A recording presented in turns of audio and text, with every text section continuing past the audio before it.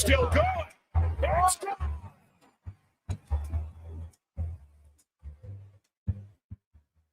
About that. On an 0-2 pitch, Ernie Clement hits a 3-run homer. Breaking down Edmonton's favorite teams. Carrier ahead. Over the line comes Newhook. Shooting. Scores! Alex Newhook. Olé! Olé! Olé! And Montreal is going to play Carolina in the Eastern Conference Final. This is Sports 1440 and the Kevin Karius Show.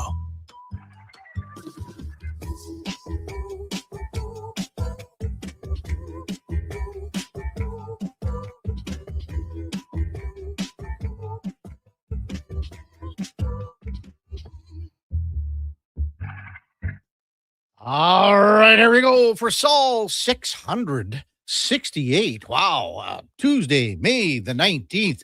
Hope everyone had a wonderful Memorial Day weekend down in the States, Victoria Day up here, and hope you had a safe and a happy long weekend. Les habitants. The Montreal Canadiens are off to the Final Four after winning Game 7 last night. Wow, what a game, what a game.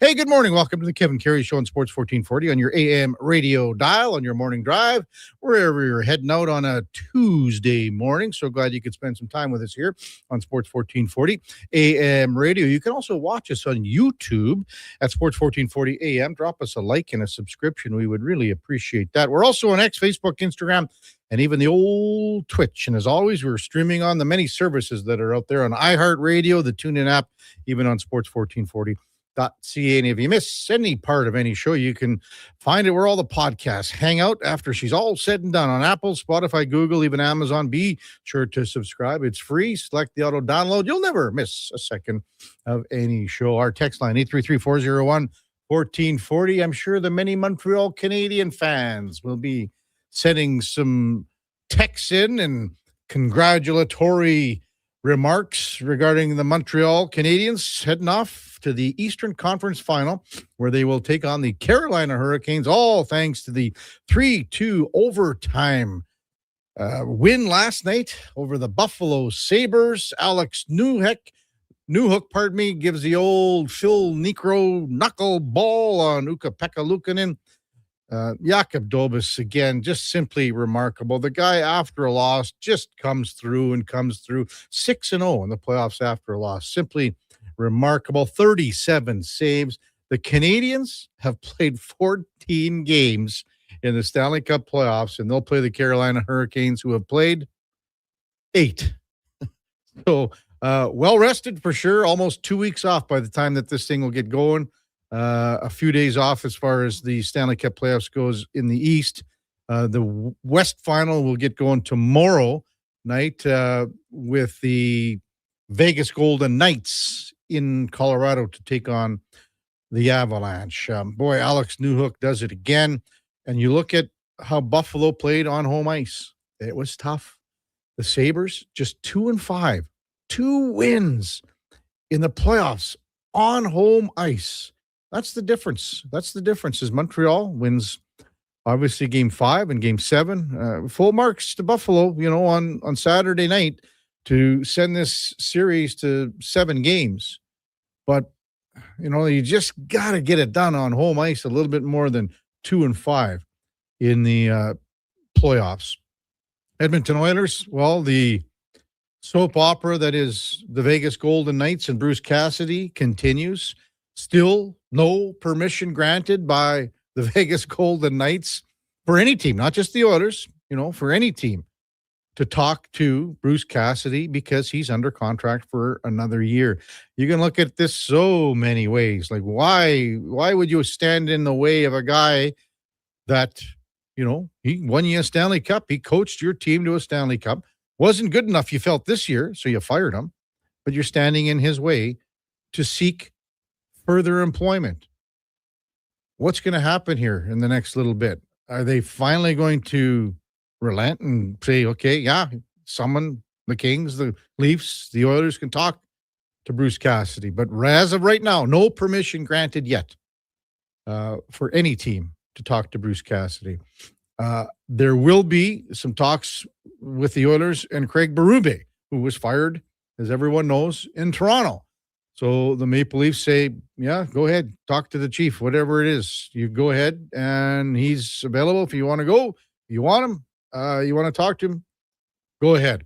So we'll talk to Frank Seravalli about the musings of the Vegas Golden Knights. And I mean, they're not legally, they're correct what they can do. It just doesn't make sense. Let the guy, if he wants to coach somewhere else, let him go. And I'm not just saying it because it's the Oilers and it's a division rival. It's a division rival. And maybe they're just going, well, hey, we got other fish to fry right now because we're in the Stanley Cup playoffs. But let's just, let it go already. Let it go. Text 833-401-1440. It was fan day for the Edmonton Elks yesterday out in Spruce, and it was great. I know Eddie Steele was down there and signing the plethora of autographs that Eddie would be signing. And the fans got a chance to see, these guys up close and personal. It's a connection with the fans, and it's an opportunity for the fans to sort of, you put a face to a name, and you get to see these guys up close. So that was pretty cool for that. And I mean, the Double E been doing this for a long time, and it's just a cool thing for the fans to, again, try to get that connection. Try to, and that's what this team has been missing. It's been missing that connection with the fans. So maybe they can continue on there. In the CFL yesterday, they had the first preseason game. Calgary beat Saskatchewan by a score of 20-15. The game of the day. And, I mean, yes, the Montreal game 7 is wicked. But, I mean, San Antonio beats OKC 122-115 in double overtime. Double overtime in that Western Conference final, game number 1. So they lead the series. But Victor Wembanyama, I mean, unbelievable performance. 41 points, 24 rebounds, 24 boards, 3 assists. And the Canadian Shea Gilgeous-Alexander had 24 points for OKC, 3 rebounds and 12 assists. But phenomenal performance. The Jays lost to the New York Yankees 7-6. Vladimir Guerrero. Whoa. I hope you're sitting down. Vladimir Guerrero hit a home run yesterday. 7-6 Yankees win it. Canada beat Denmark at the World Hockey Championship 5-1 thanks to a big third period. Sidney Crosby made a pass to Ryan O'Reilly in the third period with, I mean, it's one hand, and like O'Reilly's face, you look at him, and I was watching the game and he's like, did that just happen? Did he really just do that? Sid Crosby still bringing it. Memorial Cup gets underway later this week in Kelowna. Western Hockey League champion Everett Silvertips will open up on Saturday. They'll open up Saturday. Kelowna, I believe, opens up on Friday. So it's going to be a busy week in the world of sports for sure. Hey, let's welcome in the Duke of Delburne at 7:09 in Edmonton. And the Duke still hobbled with his knee injury. So I'm sure you took it pretty cool, Duke, but you finally got your way to the doctor and our incredible medical system. Mm-hmm. Hey? Yeah. I went to the doctor Friday afternoon following the conclusion of the show, just a little walk-in clinic, and went about as I expected. They, poke at it, ask you some questions and say, well, I'm going to send you for some imaging. And in my case, that was an x-ray and an ultrasound, which I've never had before. Any of my previous injuries. X-ray, no problem. Get that done the same day at a different walk-in clinic, walk-in imaging, facility. The ultrasound, however, July the 3rd is the earliest available appointment, but I'm on the list, Kevin. I'm on the list. So should an earlier appointment become available, I will be, well, probably not the first call, probably not even the 100th call, but I may get a call eventually to bump that up. We'll see if maybe we can try and expedite that somewhere along the line. But no, the long weekend was fine. I stuck around a little bit longer on Saturday after the Triple S with Mackenzie. Stayed and did Hoop City with Paul as Josh was out of town for the weekend. So happy to sit in and talk some hoops with Paul for a couple hours. And then I actually went back to the farm, which seemed like a good idea in theory because I told my sister and my dad about what had befallen me. And I was like, I don't really know how much help I'm going to be. I'm not particularly mobile. And my sister said, oh, well, we're just hauling manure. You can just sit with the one manure truck's an automatic. So you can just sit in there and drive truck. We'll load you. You head out to the field, easy peasy. And all right, sounds good to me. Yeah, that isn't really. I hadn't even got to the farm yet. The one field's right along the highway before we get to the range road, and I see the air drill out there on the flats getting loaded. So I figured I'd pull in there. I'd brought everyone some Slurpees, and then I proceeded to roll around and crawl around underneath the air tank of the drill for about 2 hours, trying to help get a few things remedied. And I don't even know if I was any help at all. Probably not. But I was just kind of trying to be. My brother-in-law was there. My dad was running back and forth, all that jazz. And yeah, a few other things over the course of the weekend. I got home Sunday night, and essentially my leg felt about as good as it did back when I first suffered the injury on Wednesday. So I'm moving backwards a little bit. Get into the whiskey, Duke. After a day of progress on Friday, where I'd noticed the swelling gone down a little bit and the pain had subsided slightly. Yeah, kind of back to full frontal here on a Tuesday morning. What did your dad say? Like, what are you doing? Come on. Well, Sonny, he did use because naturally they're always my family, greasing me about like, well, how'd you do it? What happened? How'd this come about? And I explained it, and my dad basically just said, well, kind of sounds like you're getting old. Yeah. And I said, it does seem like that's a threshold that's been crossed here. Like, did he look at you and go, just shakes his head in disgust. That's right there. He still obviously wants you to play these sports, but he's like, as you said, you're getting too old to just be going all out, Duke, But I wasn't. That's the frustrating part. What defines going all out? I mean, I got to do something. I can't just sit at home all day, every day. No, you can't. But anyway, that was good. Hey, I saw a thing, Jackson Smith and Jigba.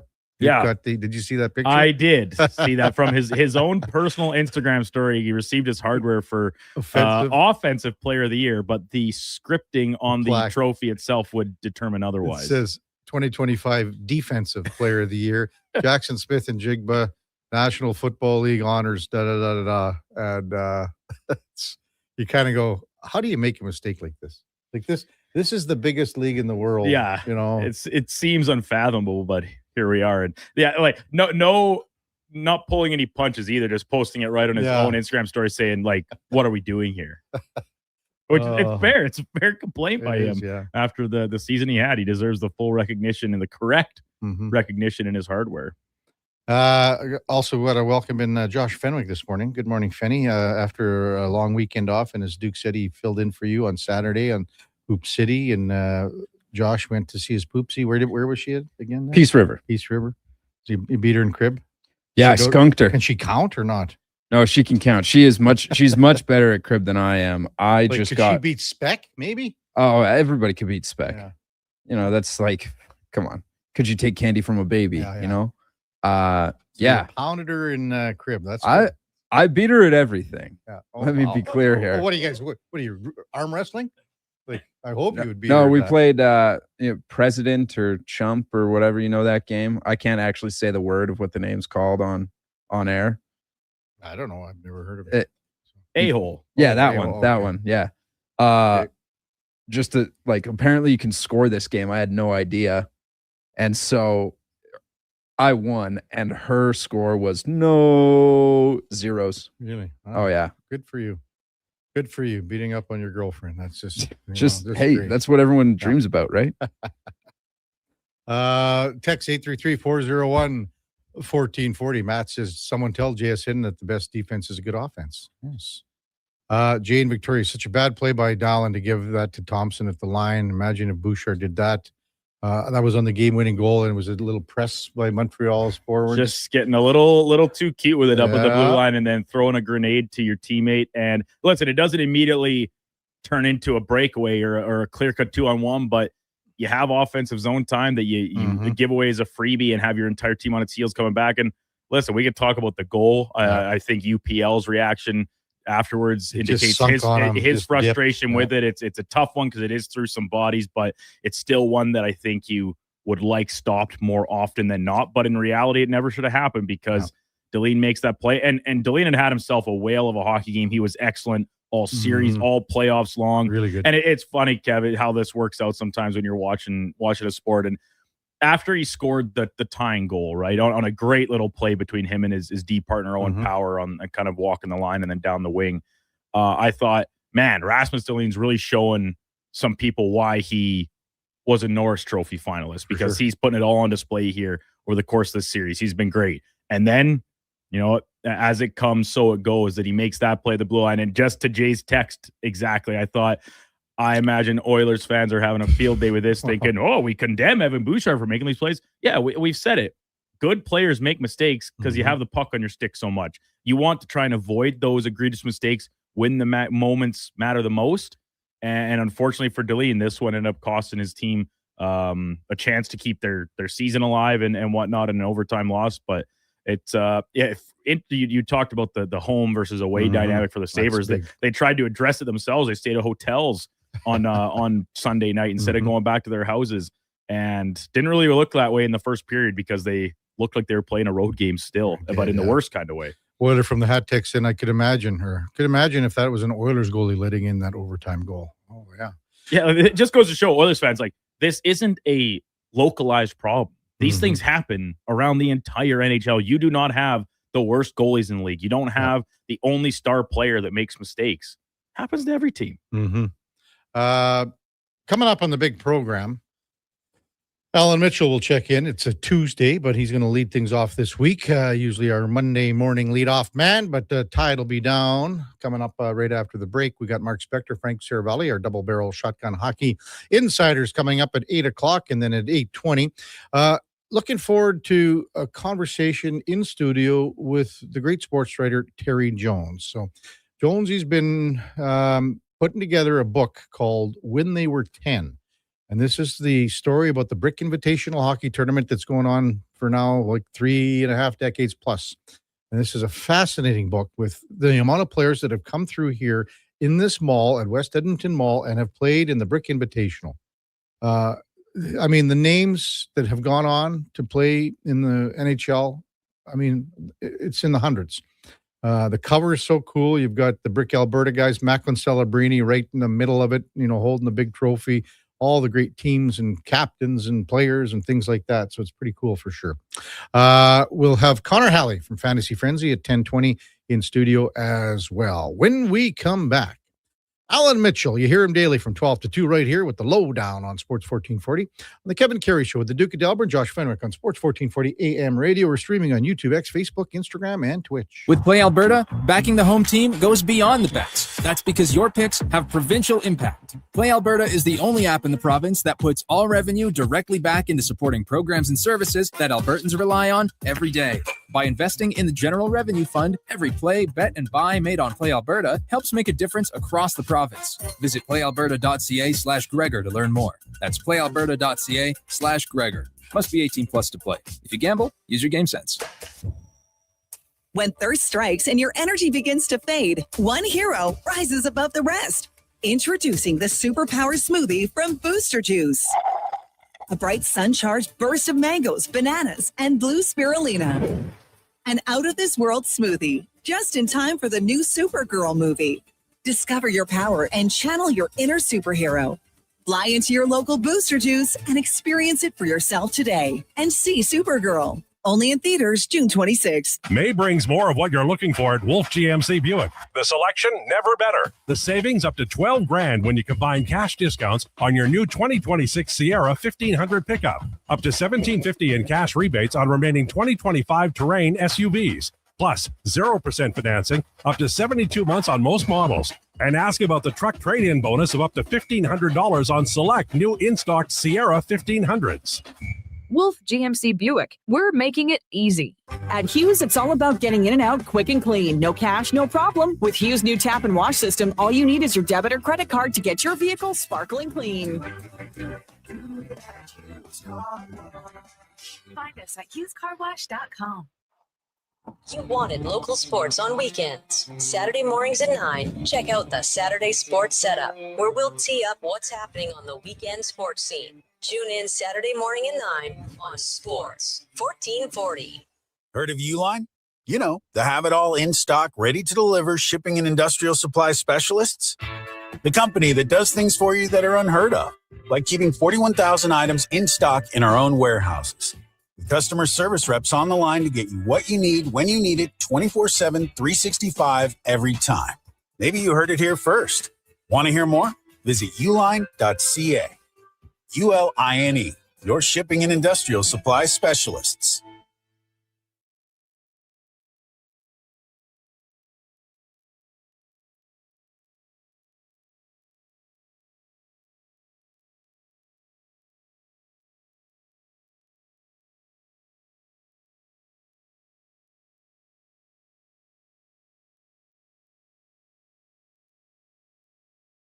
Have your sports curiosity cured with the Kevin Karius Show. This is Sports 1440.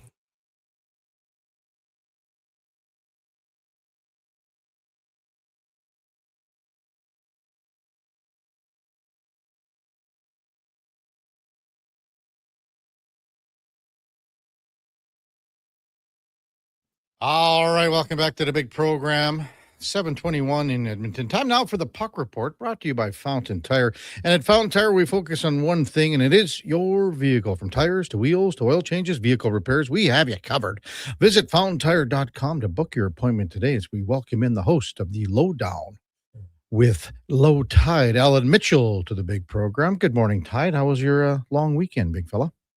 It was really good. I enjoyed it. I ordinarily don't like holidays. I'm not a big fan of it. I like to work, I like structure in my life, but I feel like I needed it, and I certainly took full advantage. What did you do? It was some decent weather at times, but not exactly great either. Well, a few, just house moves, moving stuff around, improving, it's still spring cleaning time. I feel like I didn't do anything specifically, and it's not like I worked terribly hard. I will tell you that. You guys do you have the feng shui going when you're moving the furniture around, or what? Well, we'll probably talk about that privately. Don't want to talk too much about that publicly. And also I noticed a frost warning, which irritated the hell out of me. But other than that, it was fine. Yeah, we golfed on Sunday at the ranch. There was a frost delay. It's just the way it goes at this time of the year. And these courses in town, they lost so much revenue in April with the poor weather we had. So, it's tough for them to try to make it up here, but that's the way it goes. Hey, what did you think of the Montreal Canadiens, man? The second straight series, they played 14 games. They've played 14 games, and now they're off to the conference finals here. This is a nightmare for me. It just is. They ruined my childhood with Ken Dryden, and then Patrick Waugh wins in '93. There's a lot of similarities between this team and that one. And everybody said to me, "Oh, Low Tide, you're overreacting." Old man yelling at a cloud, because I said Dobish is turning into Dryden, man. He's turning into Waugh, and they're like, "Oh, come on, this is an unknown." Oh yeah, you know who was an unknown? Ken Bleeding Dryden. And they're young. They're just like the '93 team, and everybody's taking them for granted. And it's like, oh, gee, they won the first round. Big whoop. They won't go anywhere. And now here they are. Mm-hmm. And I think Sam Pollock has found, a way from heaven to get into the Montreal Canadiens management group. And this is what's happening. It's a nightmare for people my age. Well, just got a text right in from King of Fort Nasky. It says, "Good morning, guys. Do you ever wonder why LT loves the Expos yet loathes the Canadians?" Well, here's the thing. Growing up in English Canada in the 60s, there were two Canadian teams, Montreal and Toronto. Mm-hmm. And most of the English folks cheered for the Toronto Maple Leafs. My family did. So that's what I did until Bobby Orr came along. But the Expos were a different deal. Major League Baseball coming to Canada, the Jays didn't exist for another basically decade. And it was so exciting. Rusty Staub and the cool, powder blue uniforms, and Claude Raymond out of the bullpen. I was all in on the Expos because they were the only, franchise in Canada at the time. And they were just wildly entertaining. Jerry Park was great. In '73, they almost won the division. It was it would have been impossible to be a sports fan and a baseball fan and not cheer for the Expos if you were a kid my age back then. It was great. For sure. Al Mitchell with us on Sports 1440. So with Montreal going to the conference final, they're the youngest team right now. They're the youngest conference finalists in more than 3 decades. And that was back in '93 when it was Montreal again Do you think it's just, when you're this young and dumb and the whole bit, you just don't know what you don't know or whatever, and you know what you don't, and you know what I'm trying to get at here? Yeah, I think they did it right. The Oilers did it wrong. The Montreal Canadiens did it right. The Oilers drafted Connor McDavid. An hour later, they were trading 2 picks for Griffin Reinhart. The Montreal Canadiens didn't do that. They drafted players. They developed them. They were patient. Look at their goaltending. They're stacked 3 deep in goaltenders. And, they are – everybody's arrived at the right time, and that is luck. But they are deep. And they're not expensive yet. They will be. They won't be able to keep this team together, and that's the truth. But right now, they're. If you want to look at an Oilers example, maybe look at the 2006 Edmonton Oilers when they had 5 or 6 guys making under $1 million at the time.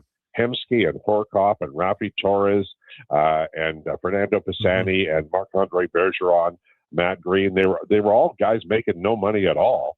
And it was like adding another line and another pairing to your team that didn't cost any money at all. And that's where Montreal is right now. They have more talent than anybody else in the cap era this year because they're all young and they're not getting paid yet.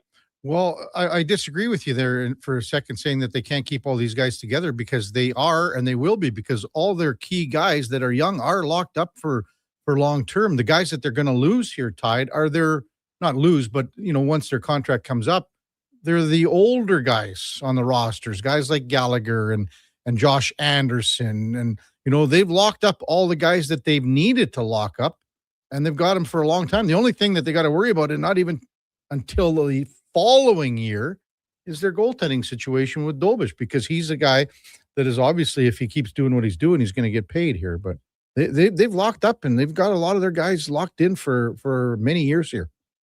Yeah, see, this is, again, the Sam Pollock nightmare. Welcome to my nightmare from 1971. It is like look, they did it right. They have a better mousetrap, and the Montreal Canadiens as an organization are often referred to as the class of the industry. Whenever they honor someone or there's a big event there, they just do it fabulously well, as do the Oilers, by the way. But having said that, this Montreal Canadiens team right now, like it's. I'm not saying they're going to win the Stanley Cup. I don't think they'll get by Carolina this year. But if you're looking to roll out over the next decade, and if you're honestly betting on the next Canadian team to win the Stanley Cup, I think the Montreal Canadiens are a very strong option. And I'll be honest with you, I didn't know they had all those guys signed. Oh, yeah. I could just run it down for you. I mean, like, basically, Suzuki signed through 2030, Caulfield 2031, Slafkovsky 2033. They've locked up Gooley through 2031. Mike Matheson's their oldest guy on the back end, but he's locked up till 2031. Noah Dobson, 2033. Lane Hudson's contract kicks in next year and goes through 2034. The only guys they really got to worry about, and it's not for until the following year, are guys like Demidov and Kapanen, and maybe you can throw in Zach Bolduc there too as well. But so they've got the core of their group is locked in for a long time here. Yeah, and the problems that they have are just ludicrous, and I'm starting to foam at the mouth here remembering Sam Pollock.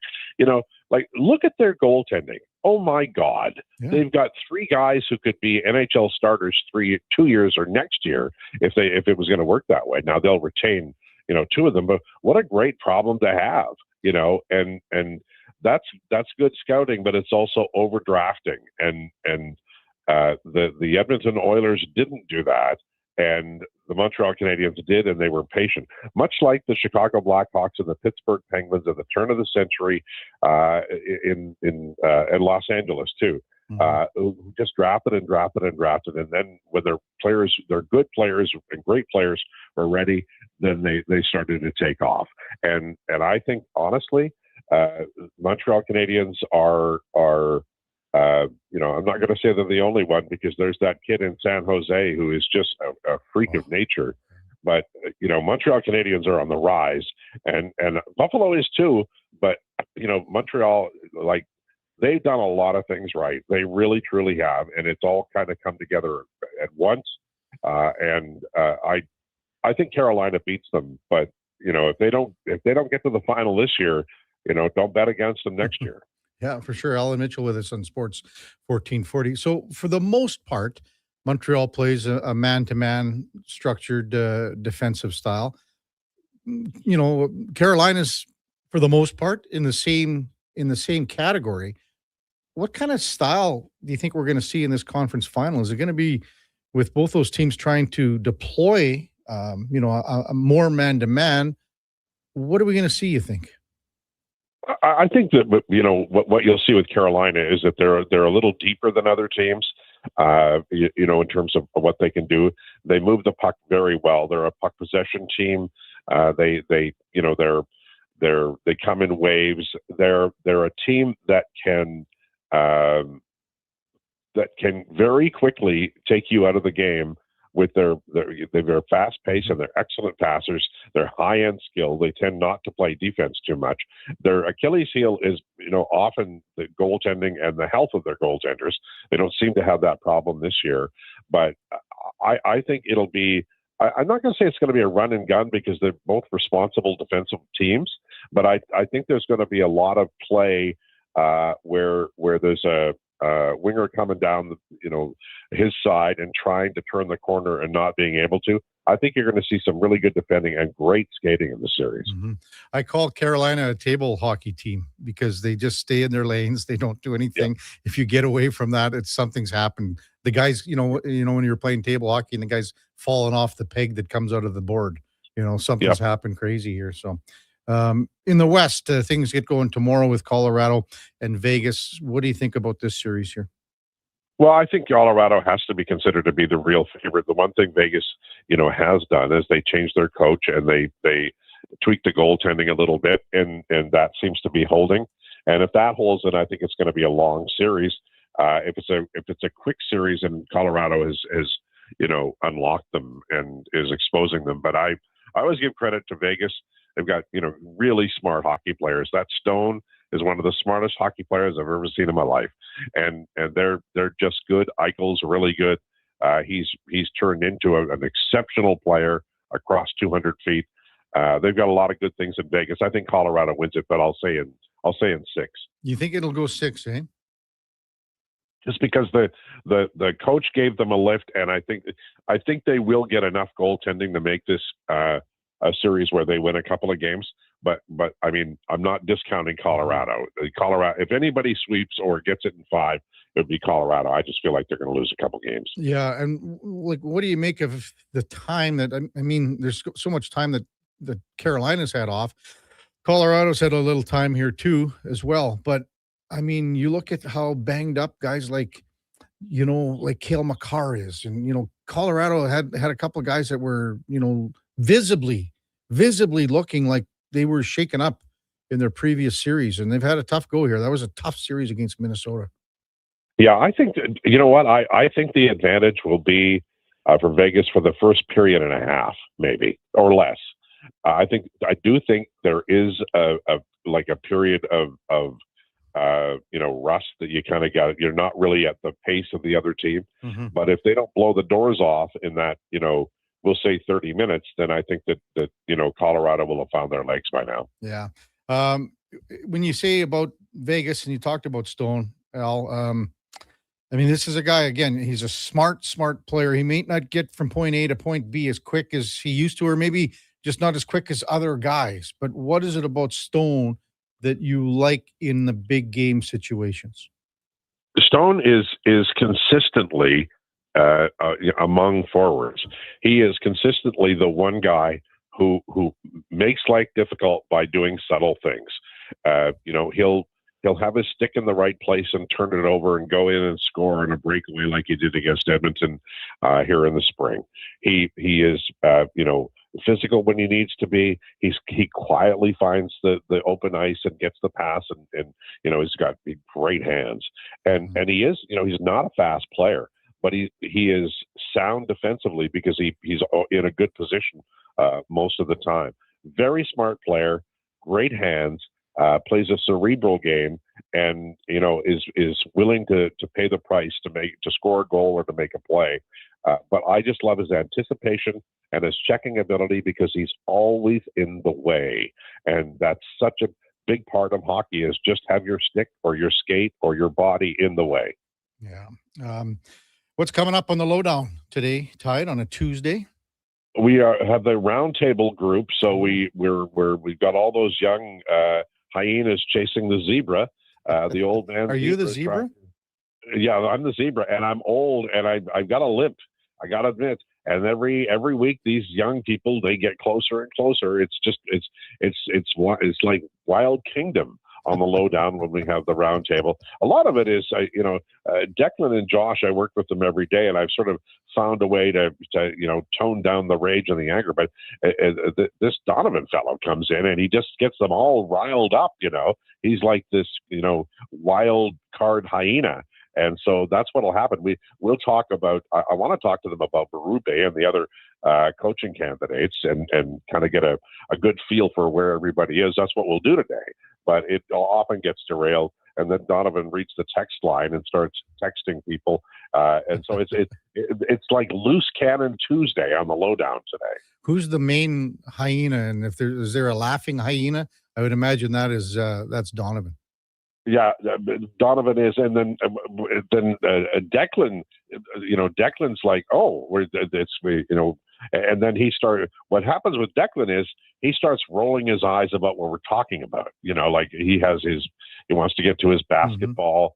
He'll be wanting to talk about, the NBA, and we're over there talking about the number 5 starter for the Jays. So it's a real, tug of war for content, and I quite enjoy it. But I'm exhausted at the end of it. I go to my car and sleep in the parking lot. Well, as you know, old Donnie P took over one of the teams in our fantasy baseball draft that you were in years ago.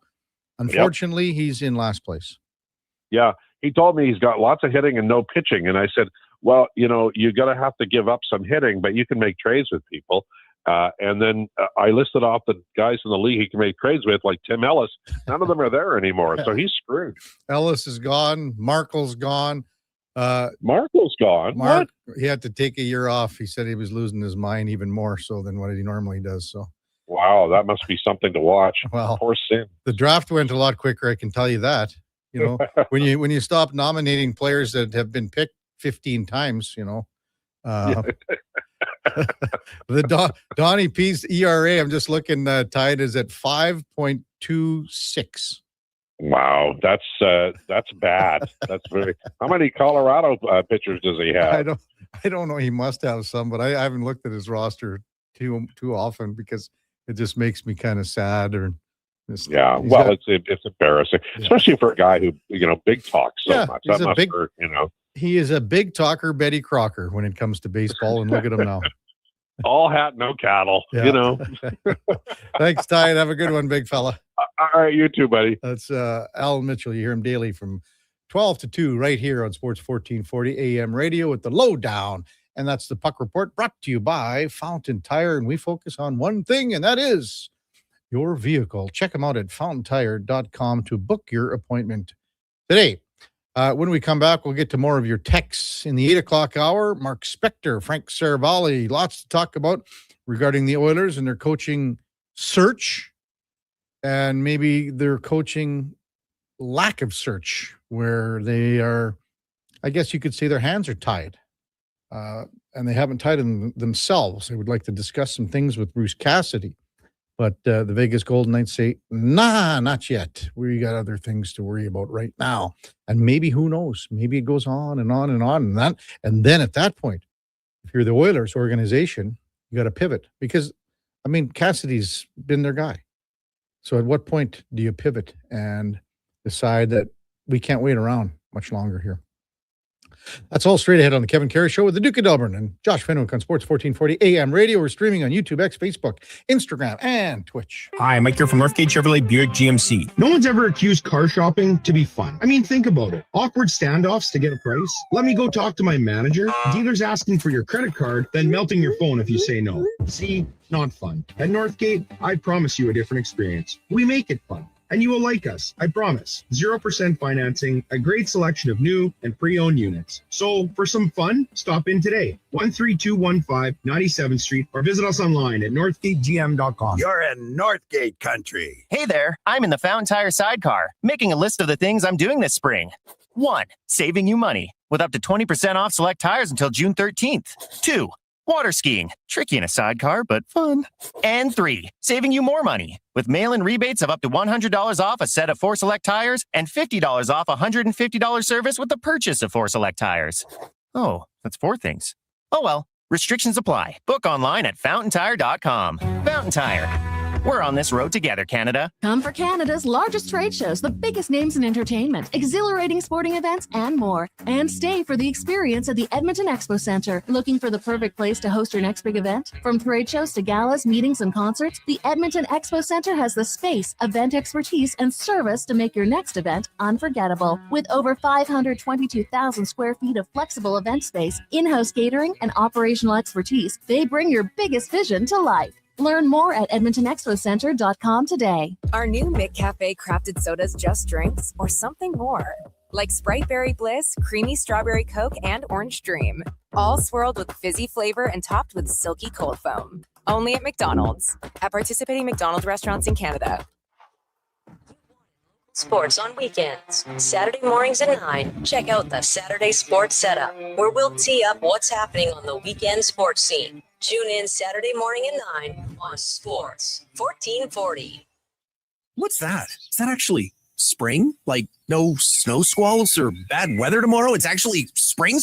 Well, GS Construction welcomes the warmer weather because that means we can really get to work. Now, it doesn't matter if there was bad weather. This is our time to shine. But we can't do it without good people to do that work. That's why GS Construction is hiring pipe layers, topmen, and heavy equipment operators. If you want to join a team who loves their work, visit gsconstruction.ca today.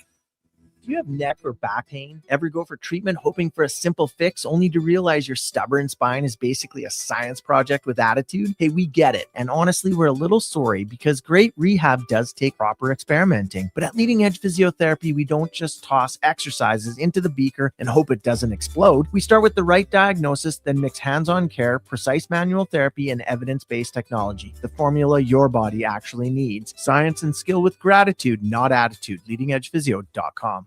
Get ready for a night of rock with the Gene Simmons Band. Monday, November 30th at Silent Ice Center in Nisku. The Gene Simmons Band, performing your favorite classic hits. Monday, November 30th at Silent Ice Center in Nisku. Tickets on sale now at silenticecenter.com. Don't miss the Gene Simmons Band.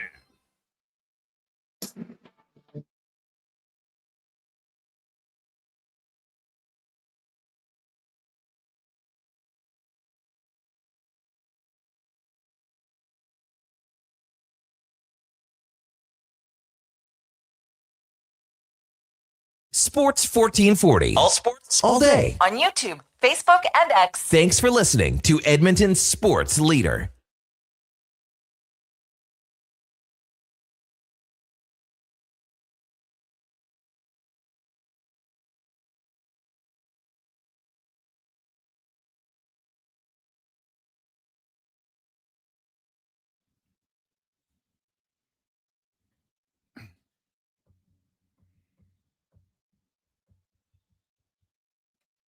All right, welcome back to the big program, 744 in Edmonton. Kevin Karius, Duke of Delburne, Josh Fenwick with you here on Sports 1440 AM radio at the Palatial West Edmonton Mall studio. So glad you're with us here on a Tuesday morning, and hope everyone had a safe and great May long weekend. I was crawling into the old fart sack last night, Duke, and I turned on the Oakland LA Angels game in the 9th inning, only because JT Ginn, whatever his name is, had a no-hitter. And honestly, it went from a no-hitter to losing the game in a half dozen pitches. I don't know if you watched the tail end of it or saw any of it this morning. No, I didn't actually. I did not catch that. So he had a no-hitter going into the 9th. Adam Frazier broke it up with a single to left center. And then 3 pitches later, Zach Neto had a 2-run walk-off home run, gives the Angels a 2-1 victory. So you go from a no-hitter to losing the game in a matter of 6 pitches. How are you enjoying things so far? Tough go. You guys were talking about the NBA game during the break, and man, it was remarkable to see Wemby go off with the performance that he did. What was it, Josh, that you thought, and Duke, you can chime in here as well. And I mean, this is, you guys were just saying, like, when he's on the court, it's almost unfair to the other team. Yeah, it's what the Duke was saying, is that how is it fair that this guy is playing against everybody else? There's, like, you can say as much as you want. The most reminiscent it really was I don't know, you guys watching the NBA in 1990, would have been 1995, 96, 94, 95, when David Robinson won the MVP. Okay. And Hakeem Olajuwon was far and away the best player on the planet that year, but he was the 6th seed. The Rockets end up going to win the championship. But David Robinson was awarded the MVP award that year in the Western Conference Finals. Mm-hmm. And then that's where the famous double dream shake comes into play, whatever. But very much reminiscent of that. Wemby just, he's 7'5" and pulling up from 30 feet away. Yeah. And swish to force double overtime. I mean, and Wemby was, again, phenomenal, but there was so many other guys on the Spurs that got things done. Dylan Harper had 7 steals. Yeah. He was sensational on the defensive end. Devin Vassell had a block on Chet Holmgren at the end of double overtime, as like wide open Chet can get for an open dunk.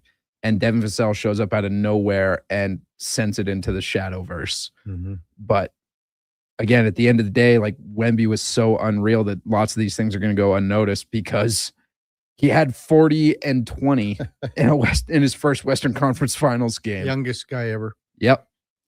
Second guy in Spurs history to have a 40-20 game in the playoffs. Like, but even just the way he plays under the boards, I mean, obviously you talked about his height advantage, but it's just positioning.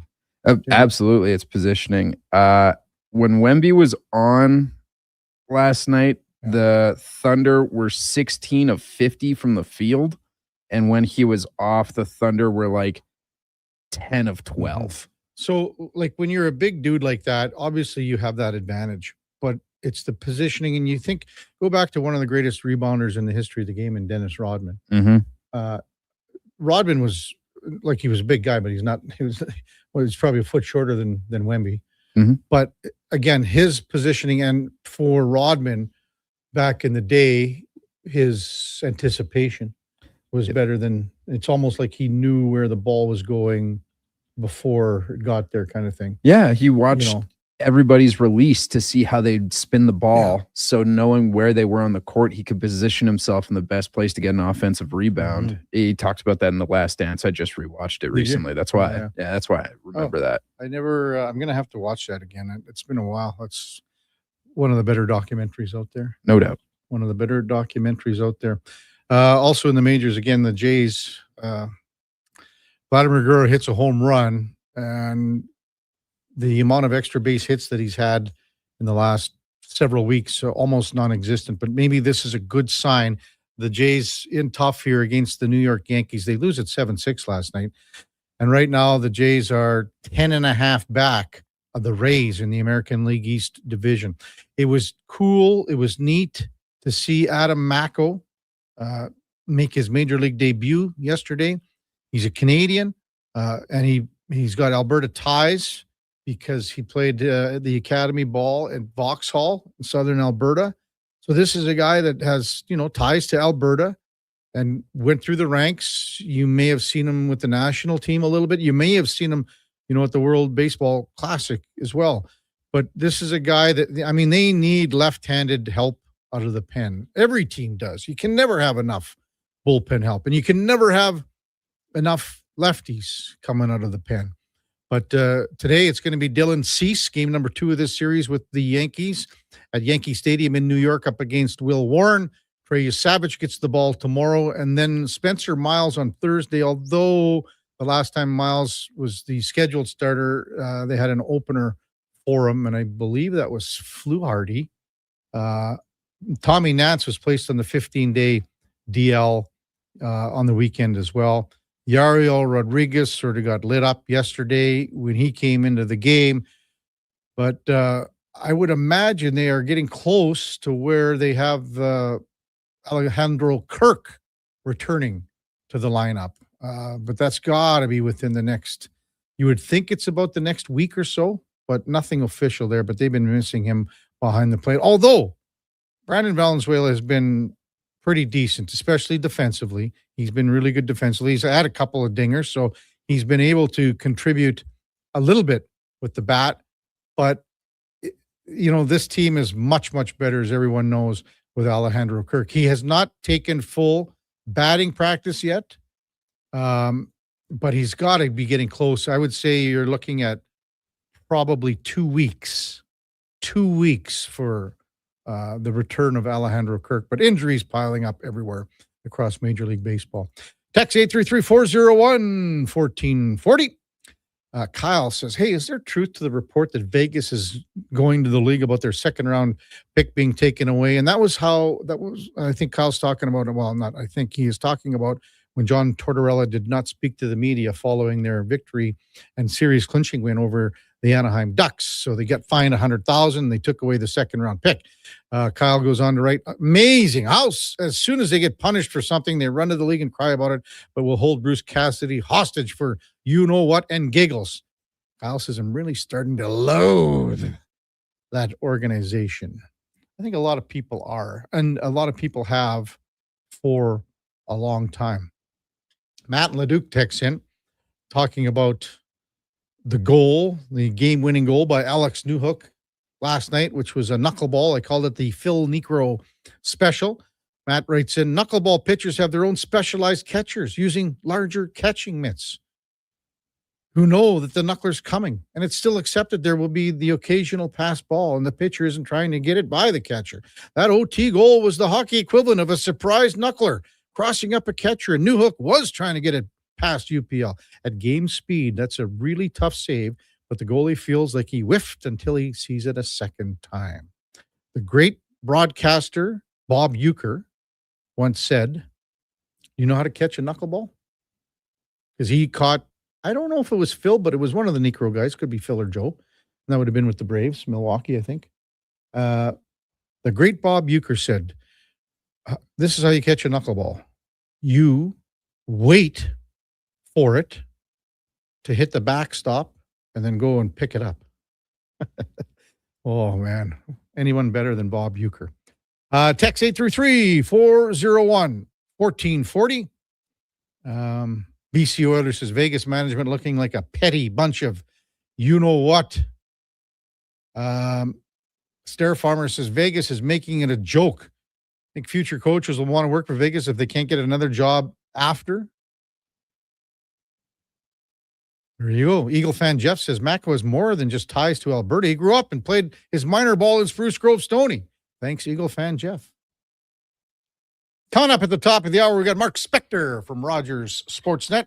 Frank Seravalli to follow at 8:20. We'll go in or out with the Duke in the 9 o'clock hour, and then Terry Jones will slide into the studio at 9:20.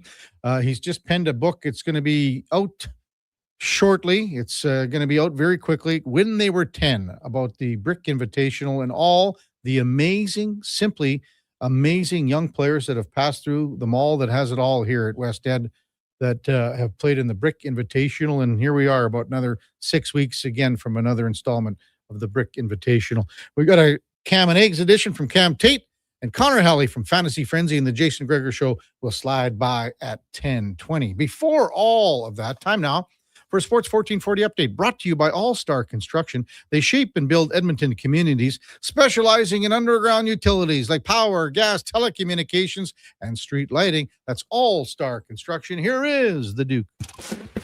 This is a Sports 1440 update.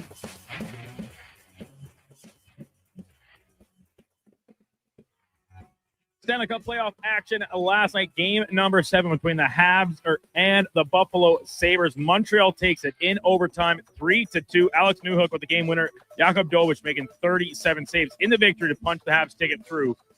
to a conference final date with the Carolina Hurricanes. In the PWHL Walter Cup Finals, Ottawa keeps their season alive with a 2-1 win over Montreal. Local product of Ottawa, Rebecca Leslie, netting the winner with under a minute to play there. Montreal now leads that best of 5, 2-1. And from the IIHF World Championships yesterday, Team Canada defeated Denmark 5-1. Sidney Crosby, 4 points on the board in Canada's victory. And coming up on this morning's slate, Latvia will take on Austria. Italy plays Norway.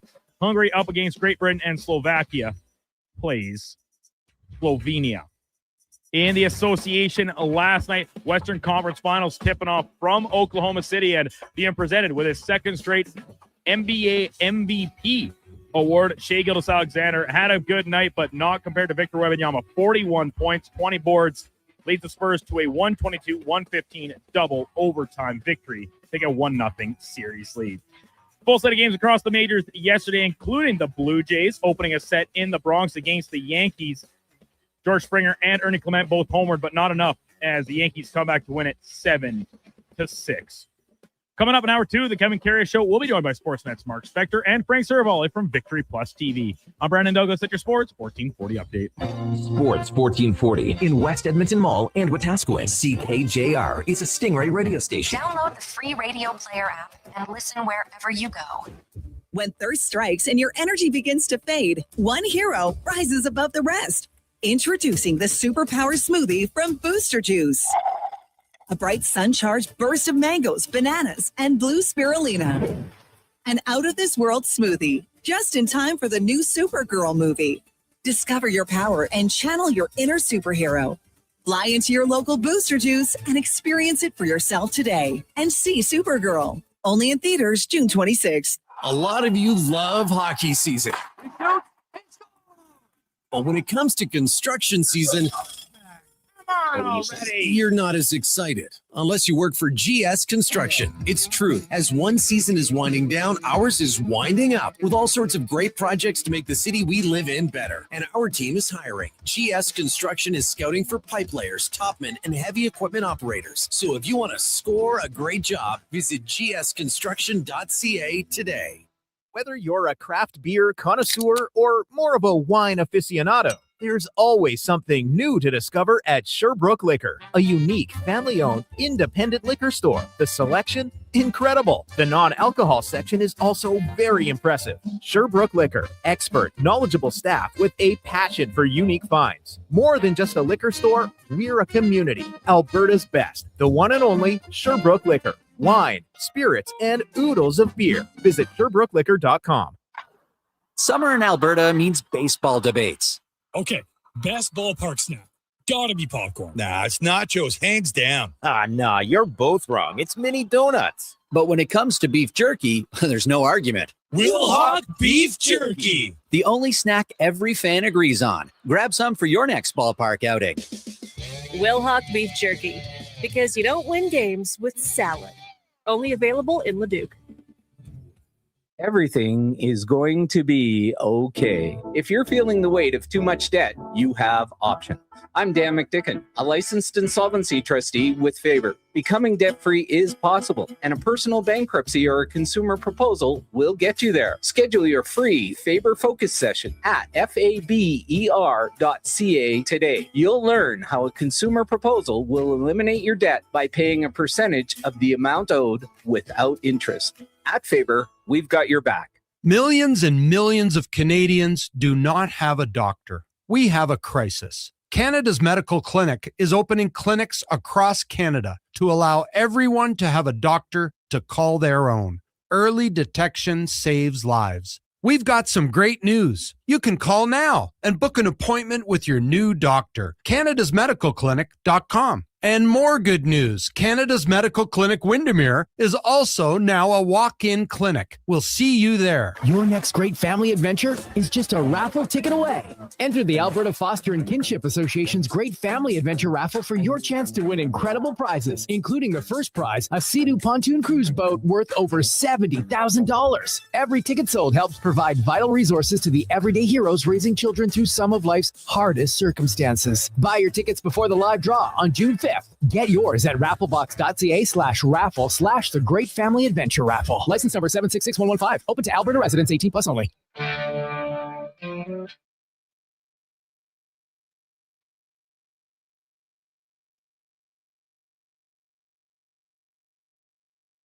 Just in time for the morning skate. This is the Kevin Karius Show on Sports 1440.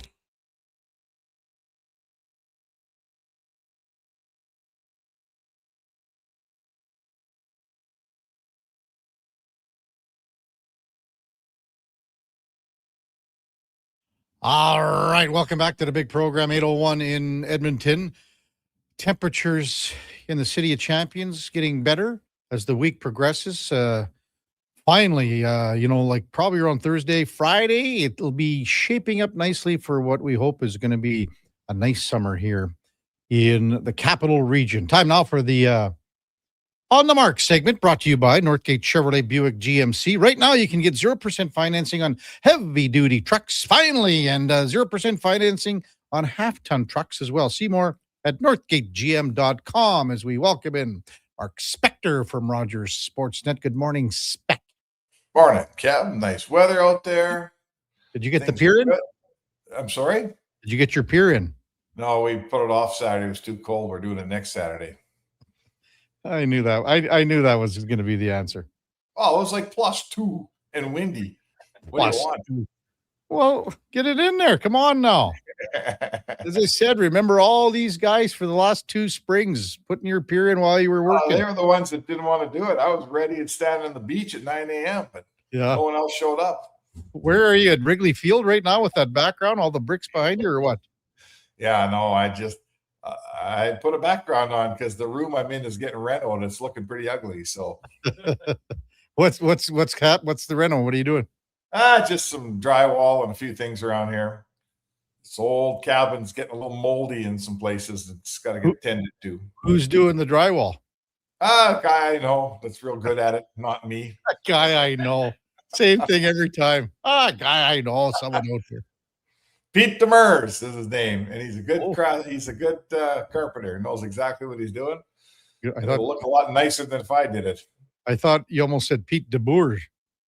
No, not Pete DeBoer. He doesn't need the money. No, but he could be a good drywaller. Who knows? Yeah, you never know. Speaking of coaches, what the heck's going on in Edmonton? At what point here, at what point, Spec, do you go, if you're the Oilers, and go, okay, how long is Vegas going to keep playing this game? At what point do you go, well, maybe we might have to pivot here and do something else?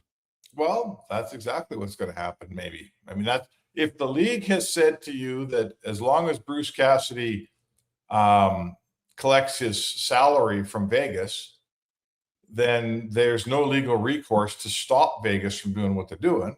Mm-hmm. Then you have to make a decision. I suppose you could probably, they're playing kind of dirty pool. You could privately send in some kind of an envoy to Cassidy's agent that will pay you the same thing. Yeah. But now you're going to hire him without even interviewing him. And that's also below the table. That's not how you want to do business. Yeah. But Vegas is really, Vegas is being childish, and they're I don't like what they're doing. Nobody likes what they're doing. Mm-hmm. I guess they like what they're doing, so that's one team. But it's I don't like it. Yeah, can Cassidy just go and say, "Listen, I don't want to be paid by you guys anymore"? Yeah. Oh yeah. Like today, right? He could say, "I void the last year of my contract." His lawyer could send him the paperwork, and then they wouldn't have to pay him. But if I'm Bruce Cassidy, that's a big leap. Someone owes me $4.5 million. I guess. I mean, frankly, that's what they're probably pushing him to do. I suppose that's really the next move here. So what's he going to get from his next job? He's probably going to get $4 million anyway, or easy, whatever. Easy, right? So sure, that's probably the next move here for Bruce Cassidy. And this is Vegas just pushing him not to be in division. They want him to take a job out east. I'm sure they'd waive for the, New York Rangers or the whoever is out there, whoever feels like hiring a coach right now in the East. The Leafs. They haven't waived for Toronto. Has Toronto asked them to waive? Well, that's the thing. I mean, from what I understand, is Vegas is saying we're just not giving permission to anyone. Well, that's what it sounds like at this point. So I don't know what they're doing. Like, it's a lousy way to do business, and you know, it would sure make me think twice about coaching Vegas. I mean, I guess what Vegas thinks is, you know what? There's only 32 head coaching jobs. We got a good program here. It's a great place to live and work. We're not ever going to have trouble getting a coach. So people who say, oh, the next coach, he won't want to work for you. Yeah, they don't buy that. They say the next coach will want to work for us. Well, so they can act however they want. Yeah, it's funny because they got John Tortorella as the interim, and that was just for this year in the playoffs. There never was any discussion moving forward for like longer term. So right. I guess they feel like probably feel like they're going to sign Torts, who's had a ton of success there. So they're not going to be looking for a coach anytime soon until they fire Torts in 2 years or whatever it is. But you know, listen, it's completely away from the norm of NHL hockey. No one else has ever done something like this. It's completely different. This is Vegas marching to their own drummer, and that's what they do down there. And I guess if you don't like it, they don't care. Mark Spector with us from Rogers Sportsnet on the Kevin Karius Show here on Sports 1440 AM radio. But now also the rumblings of Craig Berube possibly of interest in an interview with Stan Bowman and the Oilers organization. Yeah, I mean, I guess Stan Bowman has to. Either way, I think it's wise to interview some coaches here. And Stan Bowman has to keep himself busy while they're trying to sort this Cassidy thing out. I think it's pretty clear who his first choice is, but why not interview Berube? I personally don't feel like Berube's the answer here. I don't think that his body of work in Toronto, he went in there to solve the problem in Toronto, and he never solved the problem in Toronto. Let's face it. And he had some his top skill guys did not thrive under him in Toronto. And now maybe that's his fault. Maybe that's their fault. You know, I'm not blaming that all on Berube. They didn't succeed. He's just another guy in a long line of people that went into Toronto and they said, okay, Berube's going to bring us, some toughness and a different mindset and good defensive play. And he's going to demand more from his top guys and all that stuff. And he's just another guy that leaves town having accomplished, frankly, not very much. Yeah. Why do you think that he's just not the fit here? And I'm not saying he is either, but I don't know. As I said last week with you, Spec, to me, Bruce Cassidy's number one, he's number two, he's number three. But again, there's got to be at some point where you got to have a backup plan here too. Well, there does. Bruce Cassidy's not the only guy in the world that knows how to coach. There's other good coaches out there. And I think you have to be careful that if it doesn't work for a guy in Toronto saying that, oh, he's a bad coach or he's a bad GM or he's a bad whatever, there's a long line of good people who went to Toronto and it didn't work for them, right? Mm-hmm. A long line. So I'm hesitant to look at, I'm looking at all Berube's numbers and guys are talking about how his best players regressed and their possession numbers regressed. And, he's got a team with no defensemen over there and average goaltending and a couple of superstars. They just lost Marner and a couple of superstars who certainly Nylander kind of shows up when he wants to show up. But are we blaming the coach for that? I mean, I guess you can, but I'm hesitant to do that for sure. Yeah. So, but I'd also say to you that if that's how it worked with Matthews and Nylander there, not well, I wonder how it would work for McDavid and Draisaitl here, because in my opinion, one of the things that has to happen here is this coach has to come in and put those guys back on a winning course. He's got to put those guys in a position to lead this team the proper way. And that's going to take some coercion and some cooperation. And maybe they'll cooperate with Berube where Nylander and Matthews didn't. I don't know that, but they had better, or it doesn't matter who they name as a coach here. Well, and it's going to be those guys like Connor and Leon, if everyone talks about all the things that the change that has to happen here, are they going to be happy with the change that has to happen here? Well, I mean, I'm talking minutes and power play and the cookies and all that stuff, because it's not going to be like it once was. For these guys. I don't know. I hope you're right. I hope it's not going to be the same. You can't do the same thing every year and expect it to change. I mean, we all know what we call that. So, I would say to you that those guys have been leaders and are leaders, and they've led this team to a couple of cups. And I would suggest that, as McDavid said, and we remember these words, that even us veteran players need to continue to develop. It's not just young players that develop. So in their case, developing means, altering things a little bit so that the rest of the team could feel some ownership here and doing things a different way so that it's not always about winning games 5-2 all the time. When we're trying to do that, it's about changing your style with 8 minutes left in a 2-1 game and not playing the way you did to get there, but shutting the game down and winning. And those are the areas where those guys are going to have to figure it out. Yeah, that's the number one thing for sure. Hey, did you watch a little of the Canadiens game last night, Spec? I did, yeah. It was a hell of a tilt. Good for Montreal. Kind of fitting and ended on a goal that probably the Buffaloes didn't like very much. They never did get the goaltending that, Montreal got. It's the old story, right? Show me the best goalie and I'll show you the best team. Dobish in the end was the best goalie in that series. There's no doubt about that. And his team wins by 1 goal in game 7 overtime. So good for the Habs. That town will, it would have been on fire last night. I hope nobody got out of hand here. Yeah, exactly. I saw a couple of bozos downtown doing some stuff, but I think it was relatively, as you said, well in hand, and they didn't do anything too crazy. That's fun. Good for Buffalo. Buffalo was a good team. They kind of ran out a little bit. Alex Tuck ran out of gas. Tage Thompson didn't get much done. When the guys that get you there stop producing, and that's not something that's happened in Edmonton. They always seem to produce.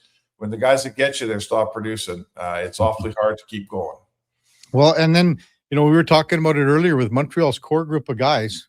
They've locked up all their core guys for a good 4 or 5 years here moving forward. And they are sitting they're sitting pretty moving forward. And even in goal, I mean, they've got 3 really good goalies.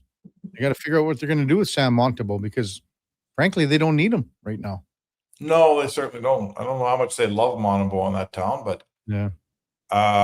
We often ask, how many teams have like a genuine number 1 goalie and a genuine number 1 defenseman on the same team, and the Habs do. The Habs do now. This guy, Dobish, he's a rookie, and he looks like a genuine number 1, 55 start, play all the playoff games guy. And as good as the Oilers have been, they've had the number 1 defenseman, but they've really never had that goalie. And there's lots of teams. Teams win without that goalie, but it's like Tampa with Vasilevsky and Hedman over the years, right? They've always had those 2 positions, and those are arguably the 2 most important positions in playoffs because that Hudson's playing a ton of minutes and doing a great job. And obviously the goalies, you can't penetrate this guy. He's really good, and he's a little bit cocky, and he's young, and they're having fun there, man. That's going to be a fun team. Good. That whole Atlantic division's really turning over fast here, and it's great to see. Well, and then, Florida's going to be back in the mix next year. That. And Tampa Bay's still got a lot of the pieces to the puzzle. And, Boston just continues to hang around. Right now, you're talking about the Maple Leafs.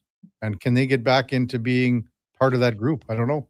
Oh, yeah, I wouldn't want to be the Maple Leafs in that division, right? Even, Buffalo's figured it out. Ottawa's, on the verge of figuring it out, it seems like.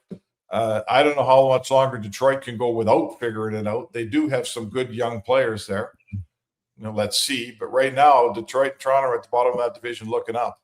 And I suppose Boston's trying to hang on too. But it's a good division. There's lots of good teams. And as I've said to you before, Kev, that game last night, it was played at a lightning fast pace, and that's no matter who won it, the hockey was wildly entertaining. It was a 3-2 game that was you couldn't put it down. It was a great game. So we're in a pretty good place when all those young teams are winning because I'm not watching any LAs out there. It's a fast-paced moving game right now.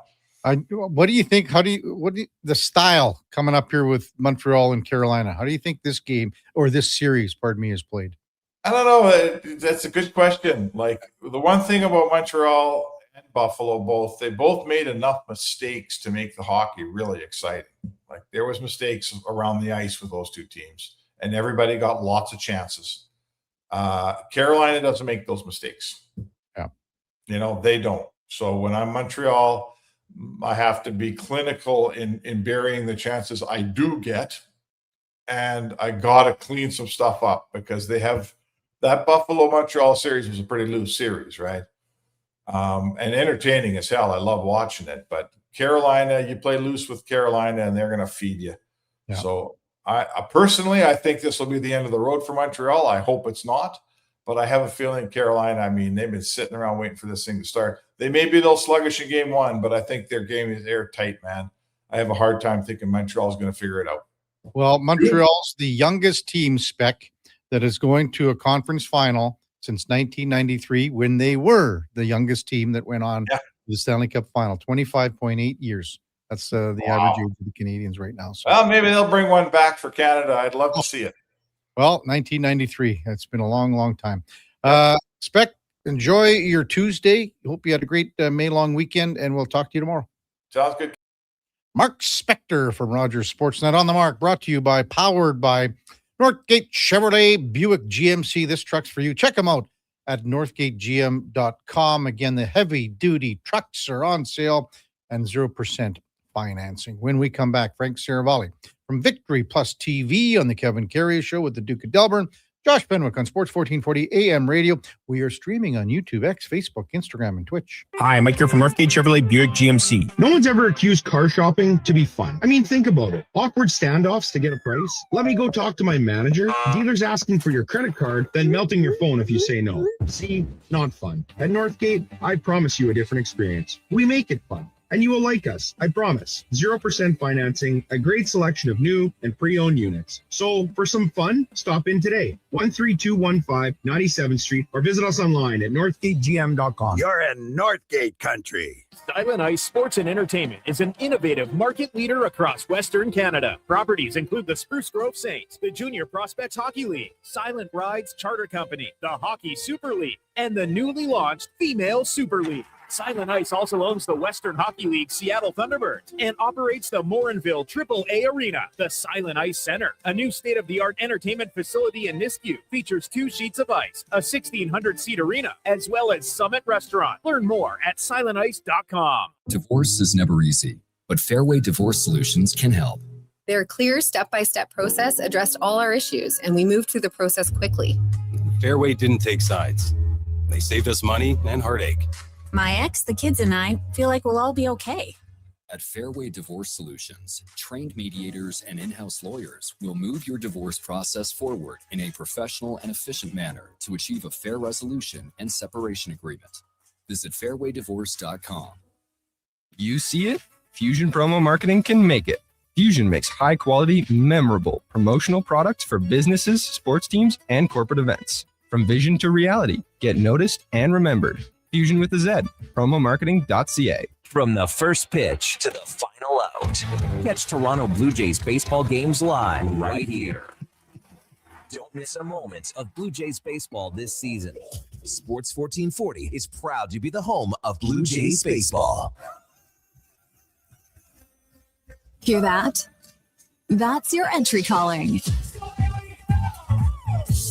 Go Auto is sending you to the biggest football event in the world, live in Vancouver, with tickets, flights, and a hotel stay for 2. To enter the contest, just text GAME to 780-777-7777. That's GAME to 780 all 7s. Go Auto, get in the game. I'm Rick Showers from Noble RV, and you'll notice something different about our store compared to the new RV stores. Our lot is full, bursting at the seams with quality used RVs for you to see. The new RV stores, well, their stuff is trickling in. For the most part, they're taking orders for trailers and motorhomes to be delivered at some future date. At Noble, you can take yours home right away. Right, Rick? That's right, Bob. Every RV on our lot is ready to go. Bring your truck and you can take it home with you. You could be enjoying the great outdoors this weekend if you want. And because every RV on our lot is one of a kind, it's worth it to take a look around. It's not like we have 20 of the exact same model. That's what the new RV stores look like. Not here, Bob. Every single one is different. The perfect used RV for your family is probably on our lot already. Why not pick it up before someone else does? And that's NobleRV.ca.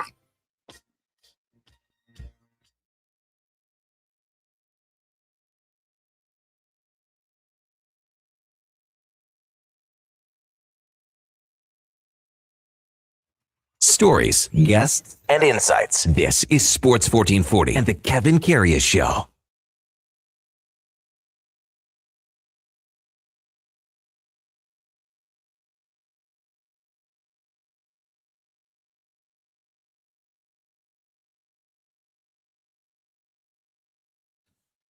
All right, welcome back to the big program.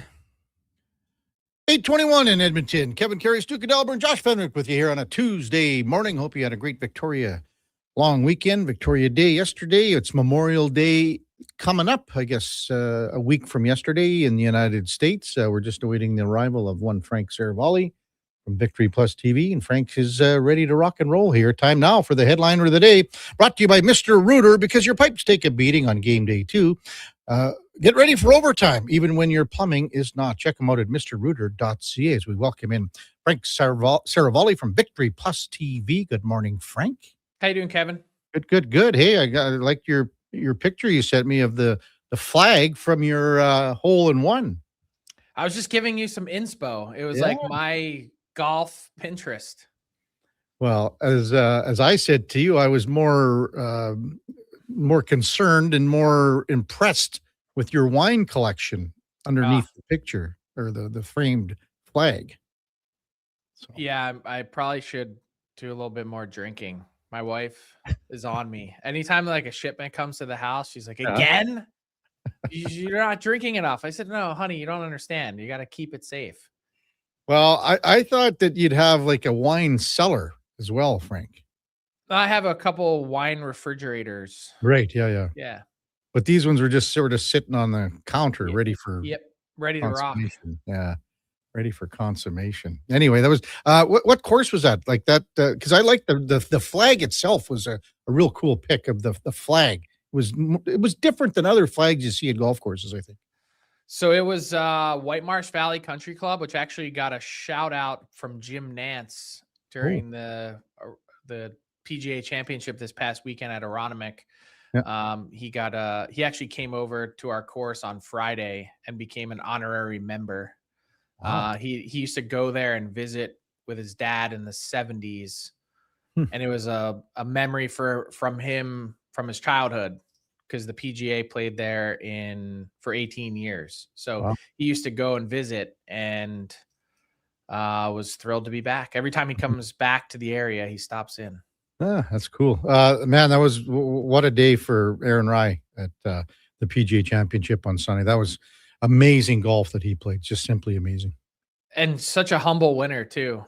I mean, it was kind of funny to see all the big bad bullies on Twitter and social media that have been making fun of him for years for the iron covers or the 2 gloves that he wears. And all of a sudden now they can do nothing but tip their cap to a guy who nutted up in the biggest spot possible in a major and just played sublime. I mean, even watching, it's 18th tee and he's got a 4-shot lead. And I said, oh, he's obviously won. And my brother looks at me, he's like, come on, have you ever seen these guys shake under pressure knowing that they're up big? And just drills one down the fairway. Yeah, because he had bogeyed 18 2 previous rounds. But he just piped that, just absolutely piped that drive. So it was good to see. We were hoping for the Canadian Nick Taylor, obviously, but he just didn't have a good final round. But it was great golf to watch on TV for sure. Frank Seravalli, Victory Plus TV, with us on the Kevin Karius Show here on Sports 1440. So, Frank, when will Vegas, or will they ever allow Bruce Cassidy permission and grant permission for other teams to talk to him? I think we're going to know a lot more in the next 24 to 48 hours. Now, no one has even confirmed to me yet that they're going to New York today for this in-person hearing. I've asked a bunch of people. I don't know if it's a secret that's being tightly kept or maybe on the off chance that they haven't replied to the NHL or are not keeping this apparent hearing that they've been offered in person in New York City with the commissioner. But let's just suppose, because it is a relatively big sanction, a second round pick and $100,000 fine to the coach, that they are going to New York today. I'm sure at some point during the conversation, even though it's unrelated, that the commissioner will ask on behalf of other teams that are interested, what is the situation with Bruce Cassidy, and are you going to supply the customary norm here, which is to allow someone that you fired to interview for another opportunity? So he'll ask, but I'm told that the league is not going to push. You have to remember, going back in Gary Bettman's history, he is a labor relations attorney. That's his specialty. Contract and employment law is what he does. They're not going to work outside of the bounds of that contract and whatever it says, which we don't know. Every coach's contract is different. They're going to respect whatever is written there. So if that's the case, and Vegas wants to pay $4.5 million to Bruce Cassidy to not coach next year because they don't want to see a division rival get better, then that's their prerogative. So two things here. Can Bruce Cassidy can he go to Vegas and say, listen, I don't want another dime from you guys anymore, and just, release me? Can he? Would he? Is that possible? Well, it is possible, but again, it depends on what the contract language says. Who has the rights to terminate? Just as everyone, or many people have contracts. I had a contract with a well-known broadcasting company, and the first line, and it says, this contract can be terminated at any time by either side for any reason. I don't know what Bruce Cassidy's contract says. Yeah. The Golden Knights may hold the ability singularly to terminate that contract. It all depends. So, as said, everyone is written differently. So this hearing, and everyone's saying that that the league is going to bend back and say, okay. Wait, can I add one thing? Because I should have. Yeah, go ahead. Even if it says that Bruce Cassidy can terminate, it may be a mutual termination. And maybe Bruce Cassidy goes to them and says, I would like to terminate. And they say, sorry, but no. That's also possible. Again, we've never seen anything like this before either.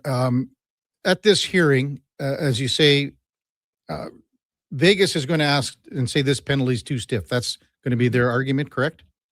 Sure. I think they'd be supported in that this is a mostly unprecedented penalty and sanction.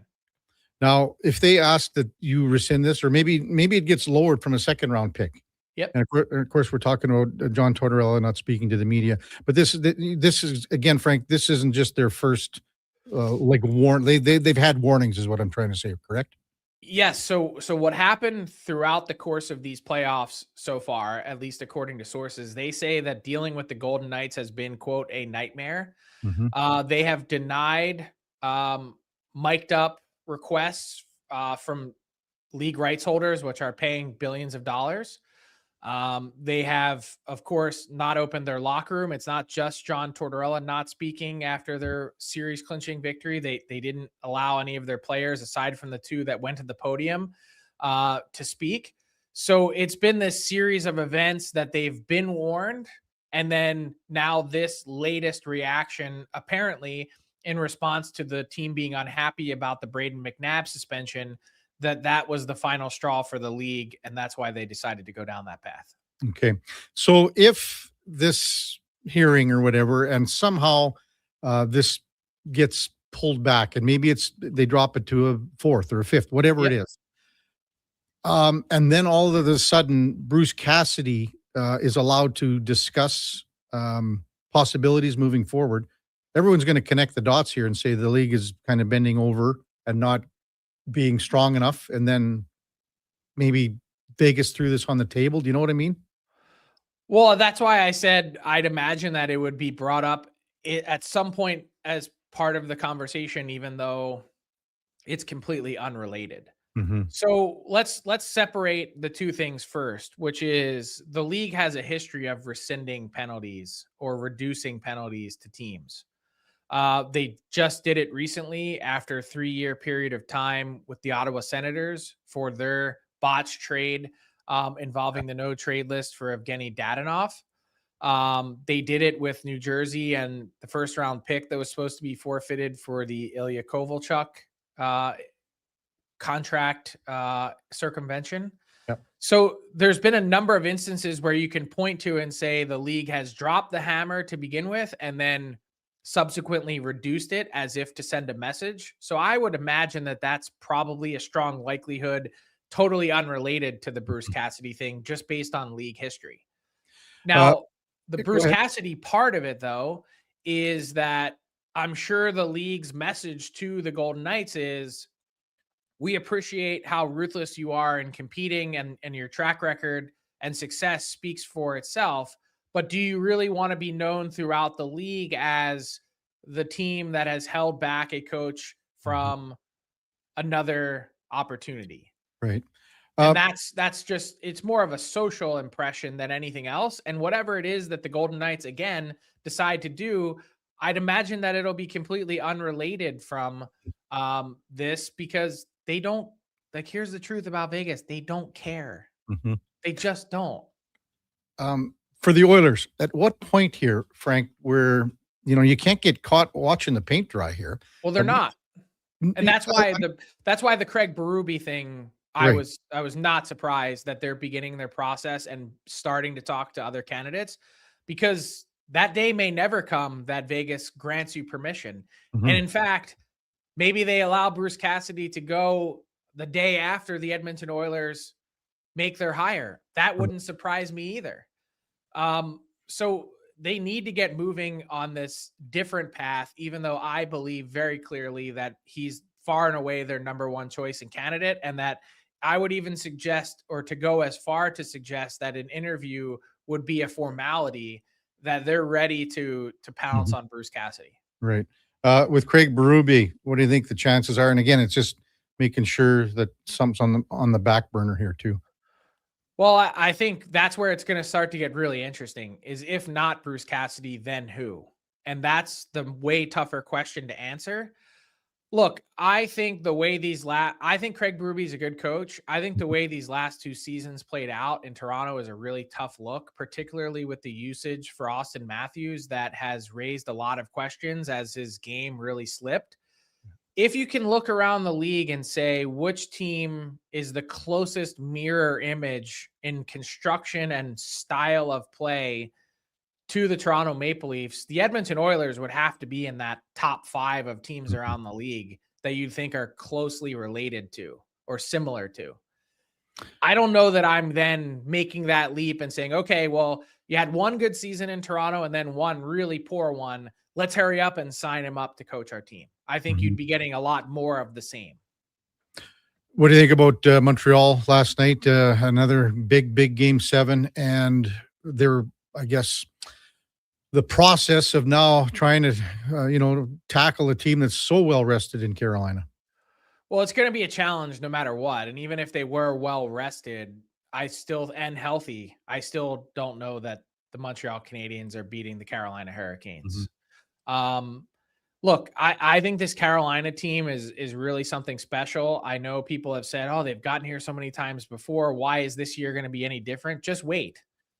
They're that detailed, that relentless, and that hungry and focused on exactly how they want to play, that now being armed with 12 days between games, I mean, people view it as a potential curse. I think it's a blessing. They're so much less beat up. They're going to be so ready right from the shoot that, I think they're in really good shape. I think especially with Freddie Anderson being the guy going 8-0 to start, having him get as much rest as he did is crucial. Colorado and Vegas starts tomorrow. You see, are you going like Colorado and Carolina in 5 here kind of thing? Yeah, I mean, I don't know about 5, probably pretty close, like not much beyond that. I was confident enough seeing what we saw through the first 2 rounds that last week I do this like daily play on my show, and I had the straight up Colorado beats Carolina in the Stanley Cup final. That was my play of the day. Like a multi-unit play, 3-unit play, because I just think as those 2 teams appear to me, at least eye test wise, to be that much better than everyone else. Way better, yeah. Way better. And I think Colorado right now is just got so much firepower, and they're playing hard. Like, even watching that last game to wrap up Minnesota, they are just playing so hard. With that talent, I don't know if anyone can beat them. I do have a couple questions about that. One is Cale Makar's health. That shoulder does not look like it's right, and the fact that his shot volume is down is definitely eyebrow raising. And 2 is their goalies haven't been as airtight as some others, namely Freddie Anderson. So they did have to use both ends of the lumber yard, which Blackwood and Wedgwood came out no worse for wear in the end, but just 2 little things to pick at as they move forward.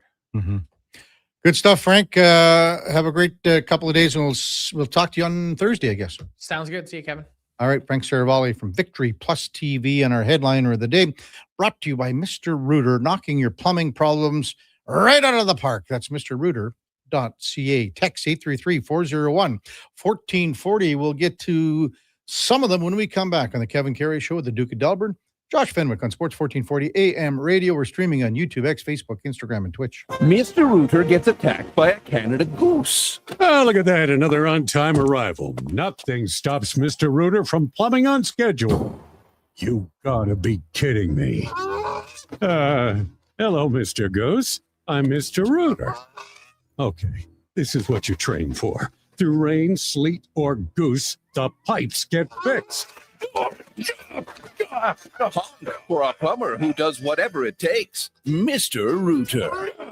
Come for Canada's largest trade shows, the biggest names in entertainment, exhilarating sporting events, and more. And stay for the experience at the Edmonton Expo Centre. Looking for the perfect place to host your next big event? From trade shows to galas, meetings, and concerts, the Edmonton Expo Centre has the space, event expertise, and service to make your next event unforgettable. With over 522,000 square feet of flexible event space, in-house catering, and operational expertise, they bring your biggest vision to life. Learn more at EdmontonExpoCenter.com today. Hey, sports fans, we've got a clear choice for you. At Crystal Glass, we provide customers with the perfect glass for any job. From home to auto and even commercial, installation or repairs, we're your team. Call 310-GLASS or visit crystalglass.ca. Crystal Glass. Looking for a solid 4x4 that checks all the boxes? The 2026 Jeep Compass is in stock now at St. Albert Dodge, and this is a great value, starting from just $36,900. It's a Jeep, so you've got 4x4 capability, plus features like an 8.4-inch touchscreen, Apple CarPlay,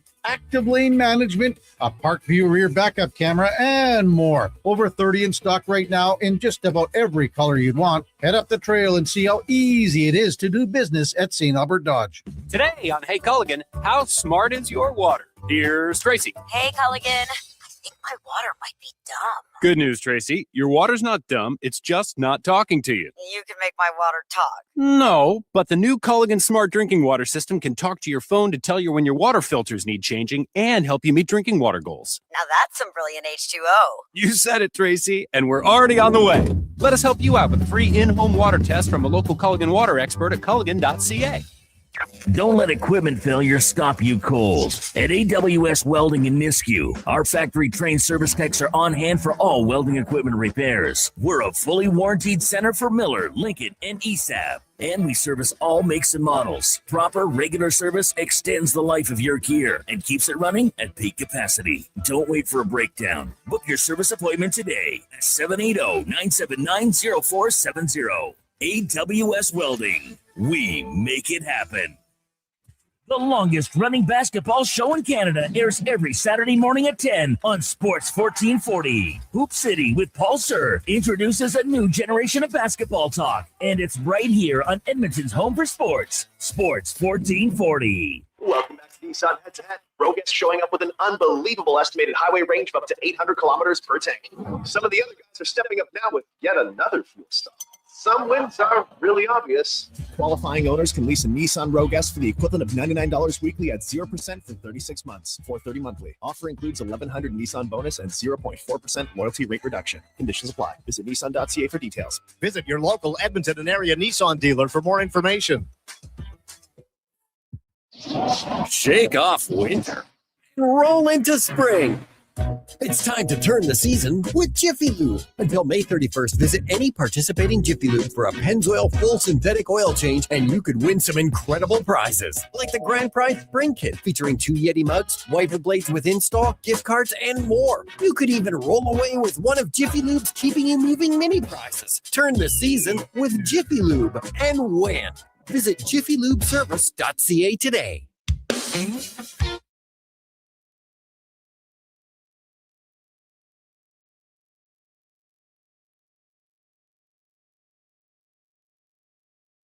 Your game, your station. Sports 1440. And watch us on YouTube, Facebook, and X.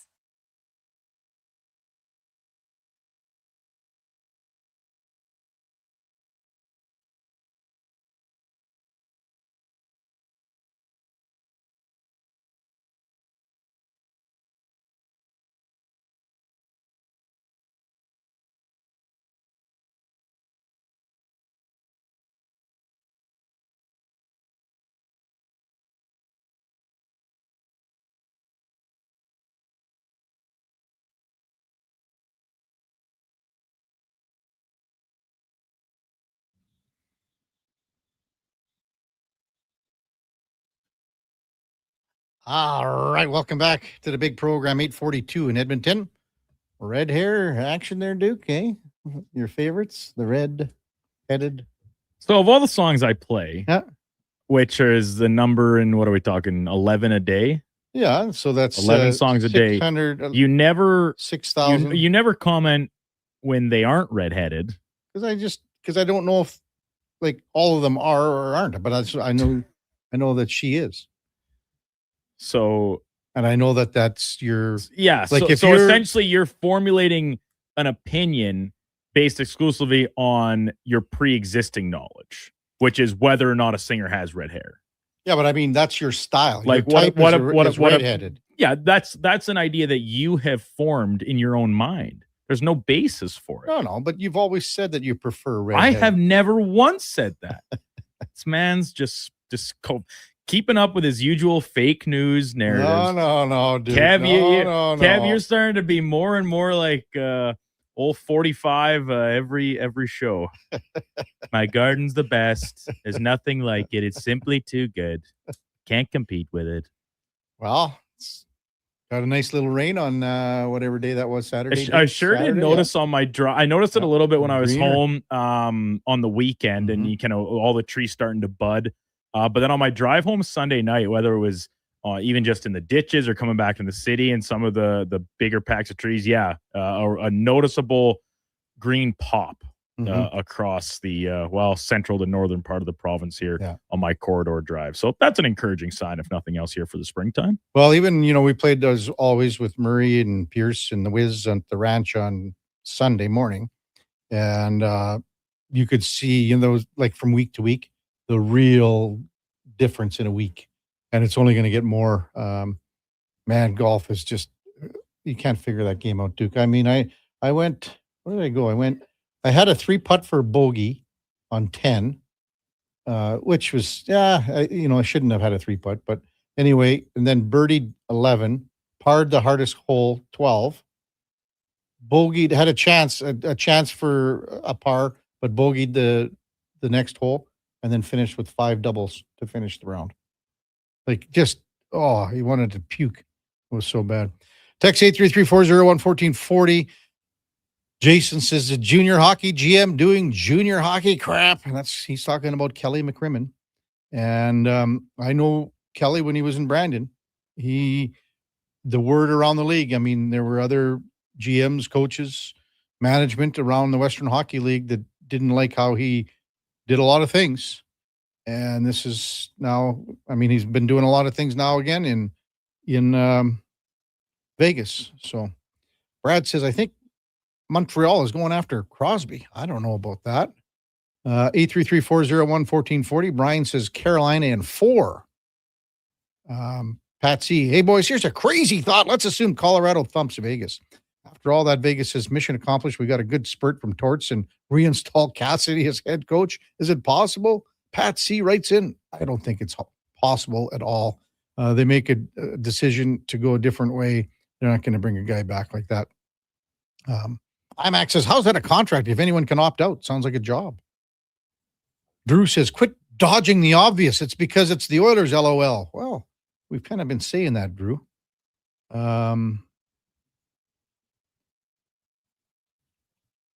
833-401-1440.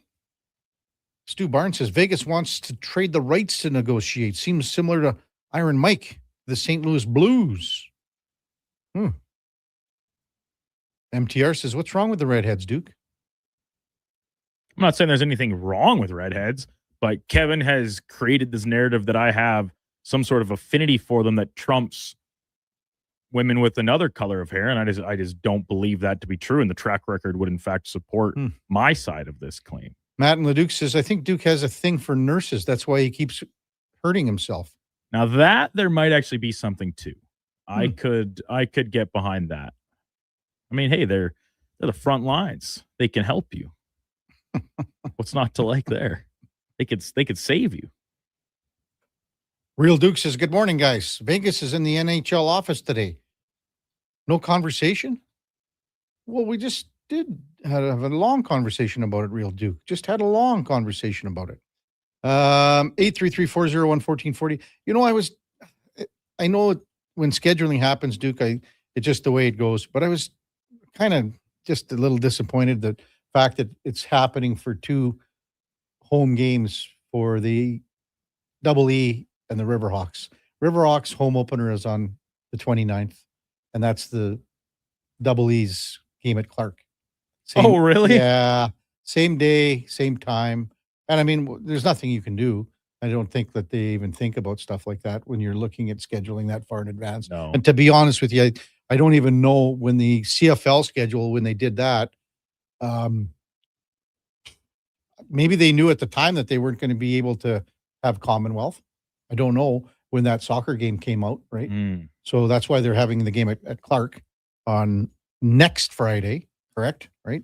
The 29th. So I think it's just, but you know, it gives our fans, sports fans in this city, 2 options to go. You can go enjoy a wonderful night at down in the River Valley at Remax Field and watch the Riverhawks home opener, and that's against Wenatchee. And if you want to watch the football game at Clark, you can do that as well. Saw Eddie Steele on old Mac the Knife reposting about Fan Day yesterday, and look at Eddie. He's got his I see he's got his Elks shirt on. I thought he said there was no other Elks logos going around anywhere except for just what Eddie's wearing now. That must be a holdover from get a new shirt. The Eddie. launch. Like, I mean, get a new shirt. That was from when they first launched the new name. So that shirt has got to be 6-7 years old, Eddie. Come on now. Time to change out the closet here, big guy.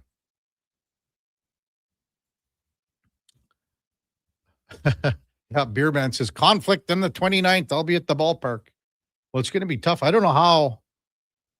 Like, how would you do, Beerman? What, like, text in, Beerman. How would, if you were going to work the Double E game at Clark, how would that work for you as a beer hawker with those stands? I mean, are they even going to have that? I said, you know, they need to have a lot more sort of a tailgating atmosphere too, especially on the south side of the field somehow. There's some spots there. The north side of the field, well, I guess there's a little bit of room there before you get to the parking lot at Commonwealth, but Duke, what's this text from your buddy Nails? Nurses can also put an air bubble intravenous. I assume maybe Nails. Yeah, maybe Nails with a bad experience of having to go get an IV or something. I've never had that. I also haven't been in to receive very many IVs in my life. It's true. It could happen. But I mean, hey, I guess you could also say like doctors could just cut your head off. I don't know. Mm-hmm. Anything could happen. I have to Bus drivers can take you where you want to go. They could also just swerve into oncoming traffic. You hope that they're better at their job. Those things don't happen. Have you really had, like, in all your times that you've gone to the hospital and, like, basically you're, what do you call it, a hypochondriac? Like, you're there all the time. Another fake news narrative. This guy.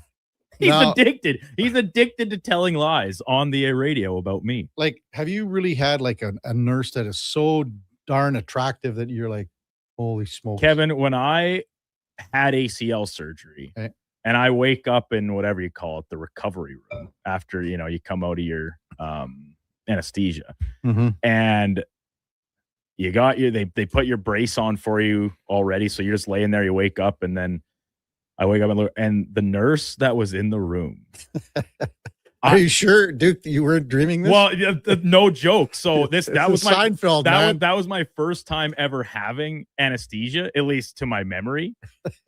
And I thought, I was like, so this is what it's like when you see all those videos on Instagram or wherever about people waking up from wisdom teeth surgery, and they're so loopy and they say things that are so outlandish and you should never be saying them to another person. Those are thoughts best kept yourself. That's what went through my head. But I had to do everything in my power to hold back from saying basically, like, am I dreaming or am I dead?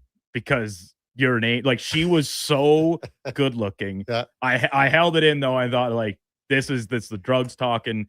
Just keep this to yourself. This is not an appropriate thing to say to this poor young lady who's just trying to do her job. So she was very nice, very friendly. Helped me get out of the bed and get ready to be on my merry way when my sister came to pick me up. But yeah, that was, and listen, there's tons of beautiful nurses, healthcare professionals, every profession, but that one really sticks out in my memory for sure. I had a number of years, probably 20 some years ago, Duke, I had to have a colonoscopy. And what do you guys, what? Someday you guys will have to have one too, if I make it that far at this rate. And anyway, the nurse that was doing the procedure was quite attractive, and it's sort of a little bit embarrassing, I guess you could say. Yeah, I would think so. Out of all the procedures. Of all the procedures, right? Yeah. That's understandable. Yeah, out of all the procedures, it's a little tough. Montana Rice says, almost everything Kevin says is a fib, or it stretches the truth to levels where we don't even know if it's the truth anymore. It really is a talent. Well, I appreciate the comment if that's a compliment, MTR. I don't think it is. Sure it is. It's like what did George Costanza say to Jerry in one of the episodes? It's not a lie if you believe it. Jerry, remember? Yeah, it's not really a lie if you believe it. And hey, I'm all here for that. But Kevin, you're a journalist. You're on the radio. You have a responsibility to the general public, which this case is our listenership and texters. Responsibility. That you spread these false truths about me in particular. It's damaging to my reputation. Oh yeah, very damaging. Hypochondriac. If anything, I hate going to the doctor. I avoid it at all costs. I can't even repeat Eddie Steele's text that he sent in. Yeah, that's Eddie. Come on now. Also, I don't think that would have been a problem at that time due to the drugs. Oh yeah, whatever. Man, oh man. Cam texts in, says, you guys haven't said much about Pete Laviolette. Sorry about my spelling. I got you, Cam, there. He would be my second choice. Has a good record from Cam. Well, you're probably right, Cam. We haven't said a whole lot about Peter Laviolette, but he's interested in, I think, in getting back to coaching. And that's the thing you've seen. What have you seen this playoff? You've seen so much from Laviolette, a lot of Cassidy on certain panels. Laviolette has toned it back in the last little bit. He's not on anymore, but Laviolette still is. So, but you're not far off here, Cam. And again, if you're talking about the kind of coach that the Oilers are looking at, with it being more of an experienced coach, you know what's funny? The guy that's getting as much consideration, and maybe if he's a guy that you're looking at for other markets, not necessarily here, that is being pursued, it's David Carl out of Denver.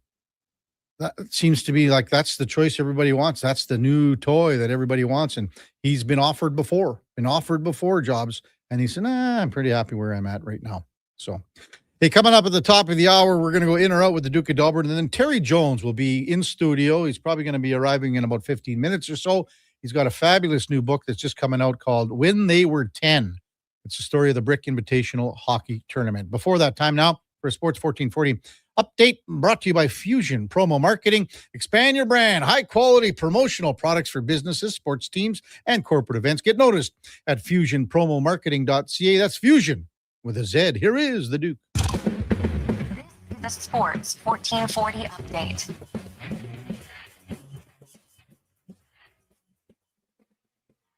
Stanley Cup playoffs game number 7 to wrap up round number 2 last night. The Habs take it over the Sabres 3-2 in overtime. Alex Newhook netting the game-winning goal. Jakub Dobeš making 37 saves in the victory. Montreal will advance through to take on the Carolina Hurricanes in the Eastern Conference Final. From the PWHL, Ottawa keeps their season and the series alive with a 2-1 win over Montreal. Rebecca Leslie netting the game winner with under a minute to play. That series now 2-1 in Montreal's favor. That's a best of 5 for the Walter Cup. And the league making it official this morning that they will be expanding to California with a team in San Jose next year, bringing the total of PWHL clubs to 12, joining the likes of Detroit, Hamilton, and Las Vegas as expansion teams for next season. IIHF World Championships yesterday morning, Canada defeated Denmark 5-1, 4 points from Sidney Crosby in the victory. And Canada off today, but other games already underway. Latvia and Austria are scoreless. Norway leads Italy 1-0, and still to come today, Hungary will play Great Britain, and Slovakia will take on Slovenia. In the association, round number 3, tipping off with the Western Conference Finals. Last night, San Antonio takes it in double overtime, 122-115 over the OKC Thunder. Victor Wembanyama, 41 points, 20 boards, leading his team to a 1-0 series lead. And in the majors yesterday, the Blue Jays open a set in the Bronx against the Yankees. Ernie Clement and George Springer both homered, but not enough as they fall 7-6 to New York. Yariel Rodriguez gave up a pair of home runs in the 7th inning, leading to the defeat. Elsewhere, Baltimore, they get beat up on by Tampa Bay 16-6. The Mets thump the Nationals 16-7, and Seattle get past the White Sox 6-1 in the nightcap. Coming up in hour 3, the Kevin Karius Show will check in with a new edition of In or Out and be joined by Hockey Hall of Fame writer Terry Jones. I'm Brandon Douglas at your Sports 1440 update. This is Sports 1440, a Stingray radio station broadcasting on Treaty 6 territory. Download the free iHeartRadio app and listen to CKJR wherever you go. Come for Canada's largest trade shows, the biggest names in entertainment, exhilarating sporting events, and more. And stay for the experience at the Edmonton Expo Centre. Looking for the perfect place to host your next big event? From trade shows to galas, meetings, and concerts, the Edmonton Expo Centre has the space, event expertise, and service to make your next event unforgettable. With over 522,000 square feet of flexible event space, in-house catering, and operational expertise, they bring your biggest vision to life. Learn more at edmontonexpocentre.com today. In Alberta, every family has a baseball game day tradition for the summer. We always bring our gloves to the ballpark. We always keep score. We always bring Wilhauk beef jerky.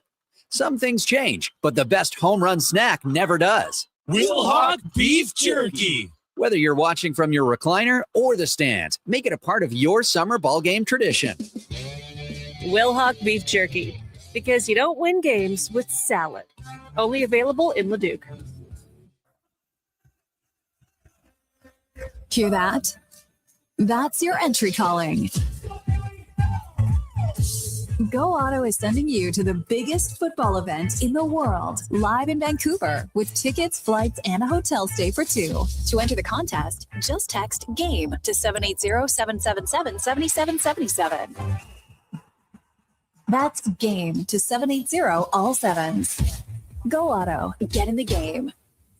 When thirst strikes and your energy begins to fade, one hero rises above the rest. Introducing the Superpower Smoothie from Booster Juice. A bright sun-charged burst of mangoes, bananas, and blue spirulina. An out-of-this-world smoothie, just in time for the new Supergirl movie. Discover your power and channel your inner superhero.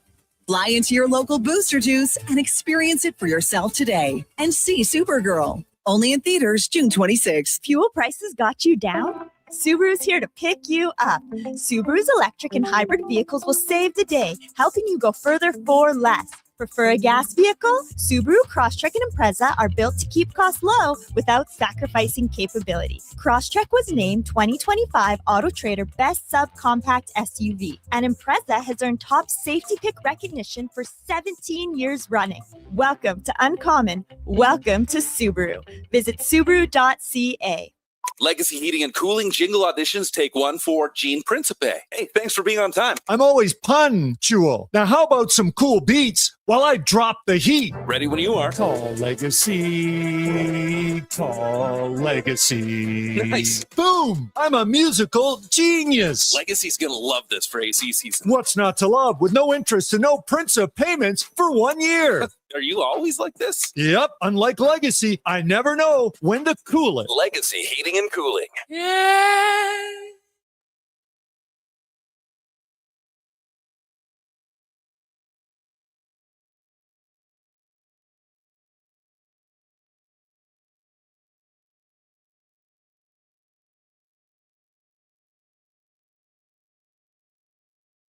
The Kevin Karius Show, breaking down Edmonton's favorite teams, even though his favorite Junior A hockey team is the Yorkton Terriers. Thanks for checking in with Sports 1440.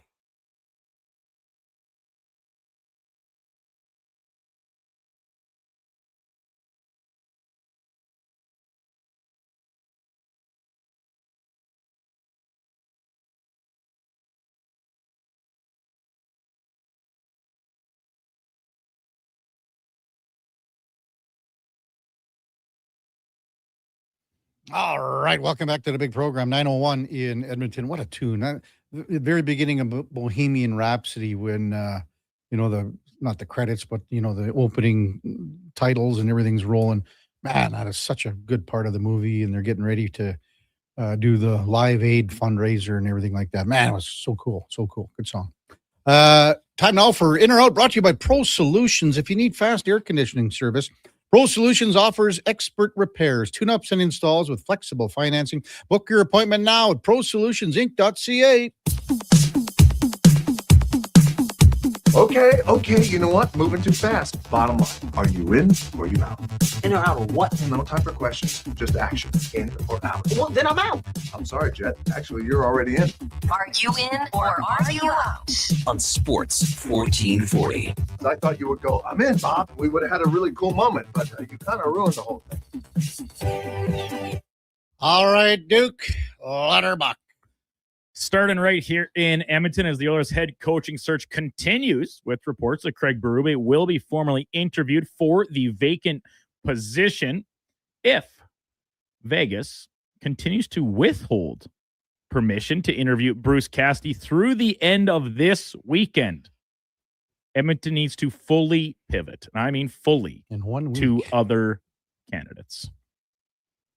In 1 week. Well, it sure tells you something, doesn't it, with Vegas, what's going to happen. And could you imagine they're going to go into this meeting with the commissioner, et cetera, and all of a sudden say this second round draft pick that they have forfeited and being penalized for not speaking to the media. What if that gets lowered to a fifth or something like that? And then all of a sudden, Bruce Cassidy is granted permission to speak to other teams, including the Oilers.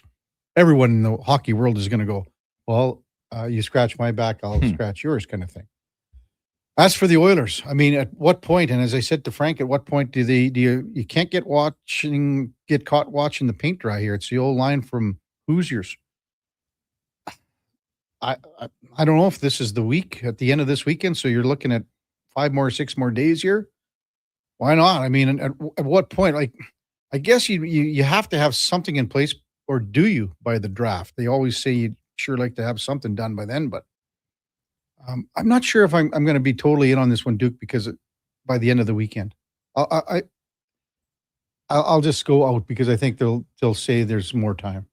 So it's funny you say that, Kev, because if we rewind to Friday's In or Out, and I had this topic for you and Eddie saying, how long? What's the timeline on the Oilers hiring a new head coach? And I said at least 10 days, and you were both out on that notion. And Monday, a week yesterday, would be 10 days from that day, the 15th to the 25th. So that's kind of where my timeline continues to line up here, that if Vegas keeps holding out and they want to keep playing hardball on this, you've reached a point where you say, all right, well, we have to further explore other options. And I get it. They're interviewing Craig Berube today. There's several reports from other insiders from the other name that we've talked about with Peter Laviolette being of interest. I understand all the interest around Carl out of Denver. I just really don't see it happening here in Edmonton at this specific point in time for a number of different reasons. Like, if you're circling the drain a little bit and you say, maybe we don't even really need to interview Cassidy, it's just a formality before actually hiring him.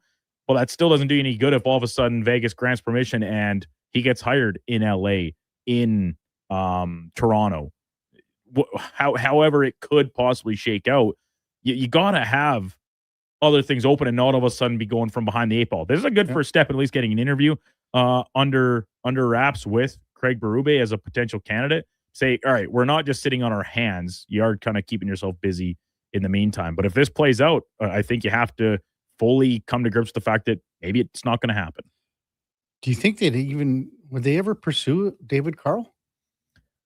Pursue him? Maybe. I firmly believe that I don't think he will leave Denver regardless. But I stand by the fact that with the Oilers window in the form that it is, where essentially you have 1 year, right? Yeah. To show that you're progressing in the right direction and all these factors, like, is a first-time NHL head coach with the understanding of all success at the college level, is that the route you want to go? Where there is a learning curve, there's a feeling out process, all that. Do you have that type of runway at your disposal? I don't think they do. That's just my opinion. I know exactly where you're coming from, Duke. And this is what kind of coach is going to come in here and be the difference maker, in the sense of he's going to get 29s and 97s attention. Right. And quick. And how you deploy those two guys moving forward, because there's going to be some uncomfortability. Oh, for sure. Like, even remember what Laddie said, we were talking about the power play. He's like, well, what do you do? Like, this has been the best power play going for a long time, for years. Are you going to say all of a sudden you're going to go down to a minute and have two power play units? Oh boy. I don't know if that'll ever happen. In the meantime, we continue just to be in wait and see mode, even if perhaps Oilers management and brass is not starting with the aforementioned Craig Berube interview. Night off tonight in the Stanley Cup playoffs. So last night we saw the conclusion of round number 2. The Canadiens punched their ticket through to the East Final with a 3-2 overtime win in what was just a tremendous hockey game, start to finish. The losing team last night, however, the Buffalo Sabres, their offseason is now underway. Prime objective, prime topic for them, Alex Tuch and his potential future with the organization. He's a UFA and a big name on several-time 30-goal scorer on what is a pretty thin market this season for a guy that's still just 30 years old, coming off a long-term deal that paid him well below market value. Whether it's with Buffalo or somewhere else, I think this is a guy that's looking to cash in big time for the first time in his career. I'm thinking a 6-year deal minimum and an AAV of at least $9.5 million.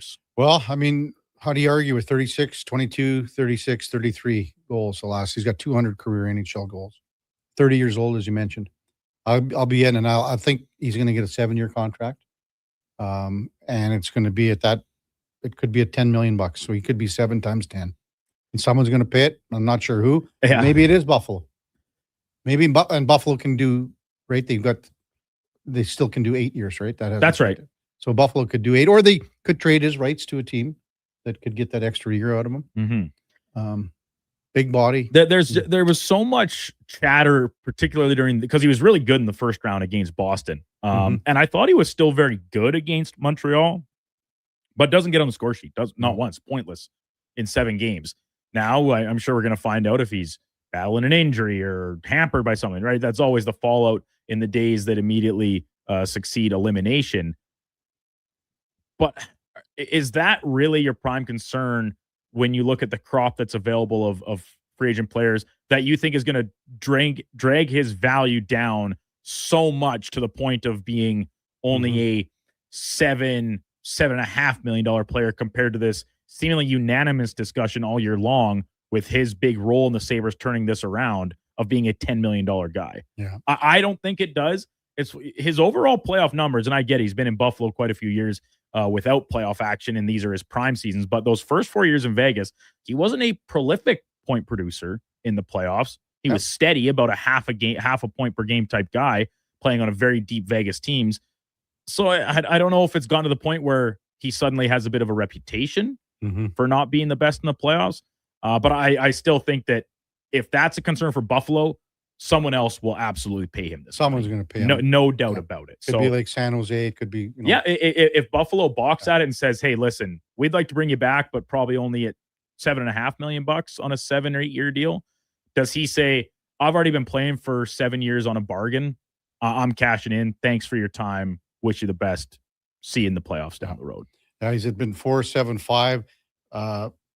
He's going to become the highest paid forward on the team. I think it's a very if he stays in Buffalo. Yeah, very high likelihood. I would agree with you if there. If he stays in Buffalo. You know, I forgot that he was drafted by Minnesota, dude. Yeah. And you know what Minnesota gave up for him when they traded it? Or because who did they want Vegas to take that they gave him Tuck? I wish I could tell you. But so he was traded to the Wild on June 21st for a conditional 3rd round pick. So that's the trade from Minnesota to Vegas in 2017. Yeah. I believe it was one of the kind of backdoor deals. Yeah. Much like Vegas getting Shea Theodore of Anaheim in exchange for taking Clayton Stoner off their hands. Right. I'm just trying to remember who was the actual player they took from Minnesota. I'm scrolling down. It'd probably take me too long to find it. But anyway, turned out to be a pretty good get. Good get for Vegas. And then obviously a big, maybe even the centerpiece of the trade that, of course, brought Jack Eichel to Sin City. And Tuck's have enjoyed some pretty good success. Kenneth's text is bang on, too. He said Tuck just had 0 points and was -9 in the 7 games. Well, that's what I'm saying, right? But he's still going to get paid, Kenny. Yeah, like I don't think that this sample is enough to bring down his value that much. I think he very much will still still command that on the open market. On to number 3, we'll head over to the association where the NBA's 3rd round tipped off. Spurs win game 1, thrilling fashion, Western Conference Finals over the Thunder. SGA was presented his 2nd consecutive MVP trophy before the game, and he got off to a slow start. Was not looking very good for the first 3 quarters, but turned it on in Q4 and overtime to put up some decent numbers by the time the game was over. This was just a spectacular basketball game, start to finish. And if the rest of this series can live up to what we saw in game number 1, I think we're looking at the best playoff series in basketball of the last 20 years. Well, I was looking at this too, Duke, when I saw the in or out come in, and I kind of checked out a few from even 10 years ago. Was the Cavs and Golden State in the final? Yeah. And that went racing a 3-1. Yeah. And that went 7. So I don't know if I'd go 20, but you could probably say 10 for sure. What's out? Oh, Josh is out on Josh the is question. out. No. Yeah. So I like you, Kevin, just did a quick, and rather than try and rely purely off my memory, which fails me at the best of times, just a quick Google search of the best or 15 greatest player series in NBA history. So there's some great ones, obviously, in the 90s and previous. We're talking about Jordan's Bulls and whatnot. MTR's giving you the business now too, Duke. Well, yeah, of course, he's a Warriors blowhard, so he'll say that they have all the best series of all time. And even at the start of the century, like what some of those series the Lakers were involved with against the Kings, and the Trailblazers when Scottie Pippen was with Portland. But like there are some real standout ones. Don't get me wrong, but I just think we're talking about a back-to-back MVP against a guy that he beat out for that award and is, as we talked about at the top of the show, really changing the game of basketball right now. The ability to do stuff that we've never seen before with his size, his ability to shoot, and athleticism. This has the makings of an all-time classic. And if it can go the full distance of 7 games and both sides, their full rosters live up to their potential, I think it very much has the possibility of taking that. And I get it. It's not a finals, which we know the Cavaliers and Warriors were. But at the same time, It's conference final, and what a lot of people have pegged as the de facto final. They are, yeah. Because if the Knicks can, as we expect, to take care of business against the Cavaliers, they're going to be in tough to scratch out even a couple wins. I think whoever emerges from this West. Let's see final how series. this plays out, because it has all. It has all the makings. Yeah. It has all the makings. The ingredients are there. We'll see if the recipe can be executed. I thought you were talking about Jonesy there when you came. That's what I thought. Number 4, the MLB season rolling on. Teams crossed the 45 game mark over the weekend. Jays pick up the win in the series in Detroit, but do drop the opener yesterday to the Yankees. A little bit disappointing fashion because they battled back in the game, and Yariel Rodriguez gives up a pair of homers in the 7th to end up blowing it for them. But as usual, and I think you can put the Jays probably in this category, there's no shortage of disappointing teams across the majors so far this year. The Mets, Red Sox, last place in their respective divisions. A few other teams middling along like the Blue Jays are. But the most pleasant surprise so far, I'm heading to the south side of the Windy City, and the Chicago White Sox stand out to me as the number one pleasant surprise of this year's MLB campaign to date. Why not? Why not? I mean, you could, like, the AL West is so bad right now. It's just I was looking at that, and I was like, oh, so bad right now. The Athletics are first place, and then you look at their record, and he's like, oh, that's really not that much of an accomplishment. It's the whole thing, right? I mean, Houston couldn't have more injuries than what they've had. Yeah. The Mariners, for some reason, aren't getting it done right now, but the Athletics lead the division with one game under 500. So, yeah, let's go Chicago. Let's go White Sox. They're 2 back of the Guardians in the Central. I mean, the biggest story in all of baseball is Munetaka Murakami. Yeah. He's having a phenomenal season. I mean, this is a guy that has just been absolutely incredible with 17 home runs. The other thing that they're doing here, and Murakami's, he's only 26 years old. What they're doing in Chicago, they're saying, okay, you know what? We're going to run with our young guys. Let's run with these guys, with Colson Montgomery, with Chase Midroth. They brought up Sam Antonacci, and he's a young guy. The pitching still, you know, I mean, Davis Martin's having an incredible season on the hill. The pitching is still has a lot of holes in it. They've got holes, but I mean, they just, for what they have and where everyone thought they were and how bad they were the last couple of years. Yeah, I'm going to be in on this one. And we always talk about in sport, you know, when teams are bad, and I mean really bad for extended periods of time, you know, we expect them to eventually turn the corner. We've seen that with the Ducks, the Sharks, even the Sabres to an extent here, right? Getting deep into the second round after a decade plus outside of the playoff picture.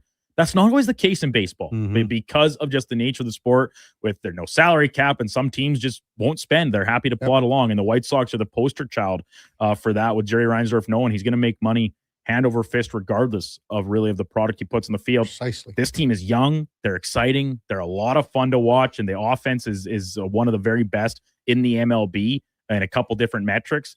Yeah, the pitching still got some ways to go, but they're showing themselves competitive in another pretty weak division in the AL Central. And they pick up a huge win against a crosstown rival, Cubbies, over the weekend too. In the 3-game set. So exciting things happening on the south side. Finally, another May-long weekend is in the books. It was a frosty start, frost warnings, and it was frost on at the farm. You know, the morning calls going around, all the neighbors saying, "You got frost over there. You got frost over there." That was ringing it Saturday morning, Sunday morning too. Low temps made for a chilly camping experience if you were in fact brave enough to head out into the elements. And I'm saying it, tent, trailer doesn't matter. You can get a furnace going in the trailer. That doesn't change how cold it is when you step out that door first thing to start your day, whatever it may be you're getting up to. So I'm thinking forecasted lows of -5 or colder should be the threshold for nixing, canceling, shelving any camping plans that one may have. And I'm saying pretty much regardless of what time of year you're talking. I don't even know if -5, that's a little... That's cold. I would say minus... I'd almost if it hits minus 0 temperatures at all, you're saying I'm not what going. are we doing here? Yeah. I don't know. And I'm a wuss when it comes to this kind of stuff, but there are people braver than me. So I'm factoring that in, that I think -5 is enough in that direction that, like, even if you say it, I don't mind it. You do mind it. You don't put on the brave face. Just say, we'll go another weekend when it's going to be warmer. Well, that's the whole thing. Like, and again, you're saying too, I know, because our camper van has the furnace, and it's fine. It's toasty in there. It's just perfect. But if you want to have that morning coffee too, like, to me, that's a That's one of the best parts of camping is that morning coffee when you got the campfire, not necessarily campfire because it takes too long to get a fire going, but you do it on your little propane stove and you got the percolator going, Duke, the percolator coffee. But if there's too much chill in the air, it's just miserable to make it. So I don't know. I'll even say -5 is too. So too for much. you in the Pope-mobile, the Pope-mobile. if you have a forecast of anything 0 or colder, you're not going? No, we'll still go. It's just not as enjoyable. Well, of course. It's the case with anything. Just like going golfing when it's, spitting rain or the wind's howling or whatever the case. You still might do it just because it's on the books and you say, this is the only time I've got to go out and spend some time with some mates or swing the clubs a bit. But with camping, it's such a commitment to do it. Especially if you're going a little bit of a further distance, you say, I understand that I had this planned, but can we not just try and reschedule for another weekend? If it's going to be this cold, who's having any fun? Yeah, well, that's the whole thing. Especially if you're taking kids along or something like that. I just can't see it. They don't and I say fun. this, my sister, the one that lives in Leduc, her and her stepson and her fiance, they were in Bashaw this weekend for a baseball tournament. Her stepson was playing, and they had the camper there. That's where they were staying all weekend. They had my respect. She's got like a little campfire fire pit. I don't know if it's electric or actually built a fire in it. Took it over to the edge of the diamond and got the fire going in that to sit and watch the game. That's how cold it was a Saturday morning at 8:00 in Bashaw. So all the credit to her and anyone else just like her that was doing it this weekend. Greater Man Jay says, come on, Duke. What kind of a soft farmer are you? I work and live in the elements a lot. That's fine. But with camping, that's supposed to be fun. That's supposed to be your holiday. You're relaxing. Why do you want to do that to be miserable too? If I'm miserable out calving cows when it's -40 and bringing them in and fixing fence, well, that's just part of the gig. Oriel Bernie says minus temps would be a no-go. Yeah, just too cold, Duke. What are you laughing at, Finney? Did you see Jonesy out there? Is he ready to roll? Terry Jones has arrived. Well, that's great. That's In or Out, brought to you by Pro Solutions. Check them out at prosolutionsinc.ca if you need fast air-conditioned service with flexible financing. Greater Man says, when you work on the farm, you just can't pick up when you go camping. You just have to go, Duke. Come on. Unbelievable. Getting pretty soft, talking about all the hospital visits and it's over. Surprised you're not wearing your hospital gown in here now, Duke. I don't even know what to respond to that. Why would I have a hospital gown? I haven't gone to the hospital. Yeah, but when you got your x-ray. Yeah, I did have to put on a thing there. You did? Yeah. It was a struggle. When we come back, Terry Jones will be by a book being released very soon called When They Were 10, about the Brick Invitational Hockey Tournament. That's straight ahead on the Kevin Karius Show with the Duke of Delburne, Josh Fenwick on Sports 1440 AM Radio. We're streaming on YouTube, X, Facebook, Instagram, and Twitch. Hi, Mike here from Northgate Chevrolet Buick GMC. No one's ever accused car shopping to be fun. I mean, think about it. Awkward standoffs to get a price. Let me go talk to my manager. Dealers asking for your credit card, then melting your phone if you say no. See, not fun. At Northgate, I promise you a different experience. We make it fun. And you will like us, I promise. 0% financing, a great selection of new and pre-owned units. So for some fun, stop in today. 13215 97th Street or visit us online at northgategm.com. You're in Northgate country. I've got some good news. If you've been thinking about a heavy-duty truck, the 2026 Ram 2500 Black Express is now at St. Albert Dodge. You've got 20-inch black aluminum wheels, black Mopar side steps, body color, bumpers and grille, and a Sport Performance hood. Available in all the colors for $68,990. Plus, new this year, Ram's best-in-class 10-year powertrain warranty. Now's the time. Head up the trail and see how easy it is to do business at St. Albert Dodge. Hey there, I'm in the Fountain Tire sidecar, making a list of the things I'm doing this spring. 1. Saving you money, with up to 20% off select tires until June 13th. 2. Water skiing, tricky in a sidecar, but fun. And 3, saving you more money with mail-in rebates of up to $100 off a set of 4 Select tires and $50 off a $150 service with the purchase of 4 Select tires. Oh, that's 4 things. Oh well, restrictions apply. Book online at fountaintire.com. Fountain Tire. We're on this road together, Canada. You don't just need property services, you need problems handled. HireGood provides cleanup, debris removal, site monitoring, and safety attendance across Edmonton. We reduce issues on your property, keep spaces safe, and take pressure off your team. We resolve real problems for businesses while creating real impact because our team is built on second chances and they show up every day ready to prove it. Visit hiregood.ca or call and mention Jason Greger for a first-time discount. HireGood. Stable jobs create stable lives. Whether you're refinancing or buying your first home, mortgages are easier with help from a neighbor. At Vision Credit Union, you get face-to-face guidance from local lenders who know the market because, well, they live here too. They'll look at your whole financial picture with practical advice for payments, renewals, refinancing, and what makes sense long-term. Get a more neighborly mortgage. Contact your branch today or visit visioncu.ca. Shake off winter and roll into spring. It's time to turn the season with Jiffy Lube. Until May 31st, visit any participating Jiffy Lube for a Pennzoil full synthetic oil change, and you could win some incredible prizes, like the Grand Prize Spring Kit featuring 2 Yeti mugs, wiper blades with install, gift cards, and more. You could even roll away with one of Jiffy Lube's Keeping You Moving mini prizes. Turn the season with Jiffy Lube and win. Visit jiffylubeservice.ca today.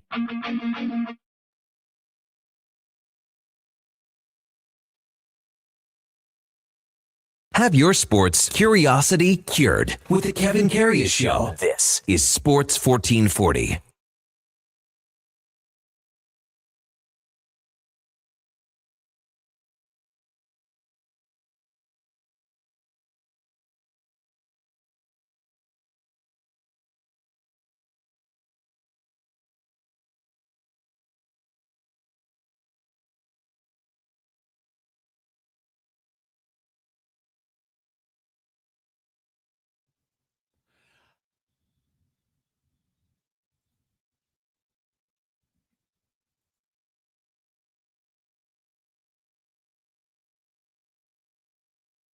All right, welcome back to the big program, 927 in Edmonton, and really excited to talk a little minor hockey, brick hockey now, with a couple of great gentlemen that are in the studio, Terry Jones and Craig Stiles from the Brick Invitational, and there's a new book out that Terry has written. It's going to be out very shortly called When They Were 10, and it's all about this great tournament that we've watched for 3.5 decades plus here at West Edmonton Mall. So, Jonesy and Craig, welcome to the Sports 1440 studios. Thanks for coming in. Thank you. It's been a long time since I've been here. Used to have a radio show here. In the old days, yeah. With Wes Montgomery. Oh, man, in the old days for sure. So, when this idea came to you and the Brick Committee and everyone, like, just run us back, Jonesy, how this all Well, it actually came, and I approached them on it. It occurred to me because I was in and out a lot because of the things I was covering were in conflict with the dates involved and stuff. But I noticed, and it was basically because of the COVID situation, right? Mm-hmm. And one column I did was we had all the NHL Stanley Cup playoff games here, or 90% of them, and I started talking to guys about they'd played here when they were with the Brick Invitational, right? Mm-hmm. And then I got a hold of Andy, who's the number 2 guy to you, I guess I'd say, Craig, and said, what are the numbers? And they just blew me out of the water. I mean, as of the Olympic break, and most people in Edmonton can't get their head, and Edmonton supported this thing terrific, but I don't think they, and even the committee, I know the committee, didn't have the true realization of what the heck they had achieved here. The number of players that this tournament has graduated into the National Hockey League as of the Olympic break, 474. Okay. The number of players drafted is 737. 737. Yeah.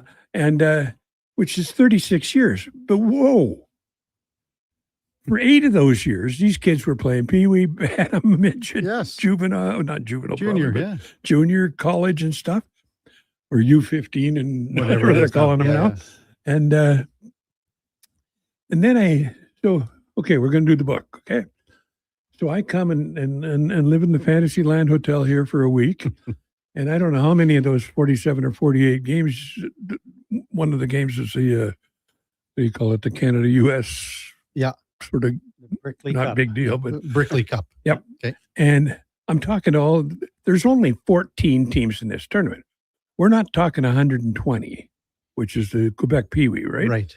Or whatever it is now with the with the Little League World Series, right? And I'm talking to all the guys that run the 14 teams, and it actually floored me. And I actually had the goal, and I hope this book will achieve it, particularly in this market, but beyond in the Canadian hockey world, because it's certainly true within the hockey world that applies to these kids in that age group, is that this tournament has passed by leaps and bounds the iconic and wonderfully successful Quebec Pee Wee, but also in terms of the percentage of players they're putting in pro sport, the Little League World Series. It's amazing. And that, right here in the mall. How many feet down the aisle here? So anyhow, that came to be. And there's so many things that were built in here with, having their own photographer. You've written like countless other books. This is my 15th. Right. So what was different about this one compared to your research and everything when you were doing those other ones? Oh boy. A lot. Be honest. I'll Be avoid honest. that. Finances. The difference is that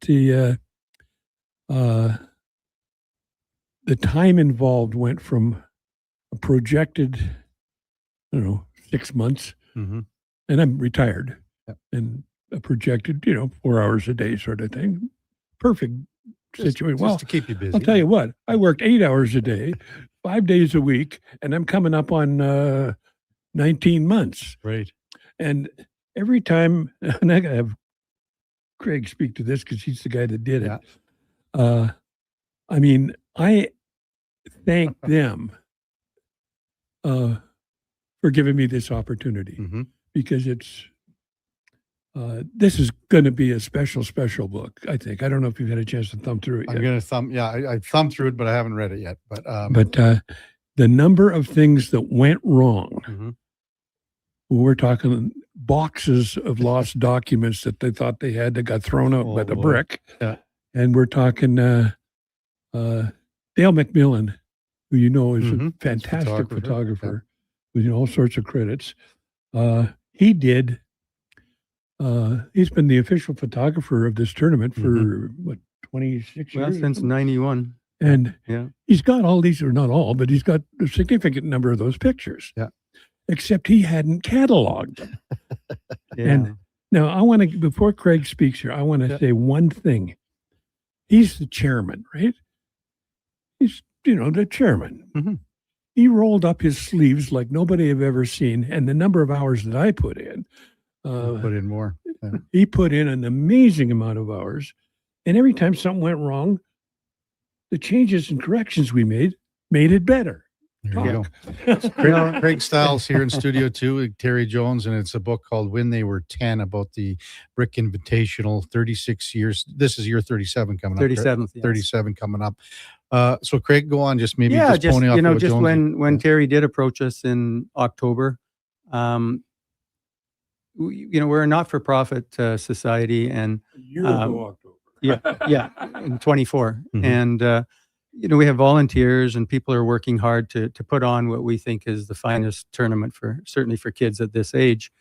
And add-ons are typically, viewed as, okay, we're going to have to do a little bit more work, and how do we do it? But in this particular case, the fact is that we had not, if we talk about Dale not cataloging what had taken place over the last 35 years, we had talked about a lot of putting the history together and having stats and having a bit of a legacy in the future for people to look at, but just the number of hours involved. And then Terry came to us, and he was extremely reasonable in what he was going to charge to do this. I wouldn't say we held information back from him, but we both discovered as we went along how much work this would actually entail. And it's been, he's retired, I'm retired, and I was looking forward to going back to work at the Brick on many days. I like the routine of what I had then. Yeah. Craig Stiles, Terry Jones with us in studio. Just looking at the cover of the book when they were 10, I've got a couple guys here, but on the cover is Ryan Nugent-Hopkins, Cole Caulfield, Macklin celebrating with the best smile you can have for a 10-year-old kid. I mean, that's the only thing wrong with it is they're wearing the cages because they're 10. Yeah, but he's doesn't have his cage on, but there's the Hughes boys, Jack and Quinn, Connor Bedard, and then Braden Point for Team Brick. And that would be, what year was that with Braden Point off the top of your head, Craig? They won it, so it's a while ago. 20, let's see, 2000. 20 years. 2009, maybe. 2007. Yeah. Okay. So almost 20 years. But here's a question too, and maybe you can answer this, Craig. Does anyone, and this is from Jesse in Warman, Saskatchewan, listening, does anyone know why Connor McDavid never played in the Brick tournament? Well, I know exactly. I asked when Craig came up with the quote, wonderful quote in the book. Yeah, it is in the book, and we actually approached the two organizations in Toronto well after we learned of Connor McDavid, as is typically the case with 10-year-olds, and they become instant successes. And they only had one real answer for it, is that he was playing up a level. And maybe two levels. He could have been up so two he levels. Was playing with 14-year-olds probably. My comment was off the cuff, and just basically said, well, then why wasn't he here when he was 6 years old? We had a kid here last year who was the first player to play when he was 8, Bo Eckford.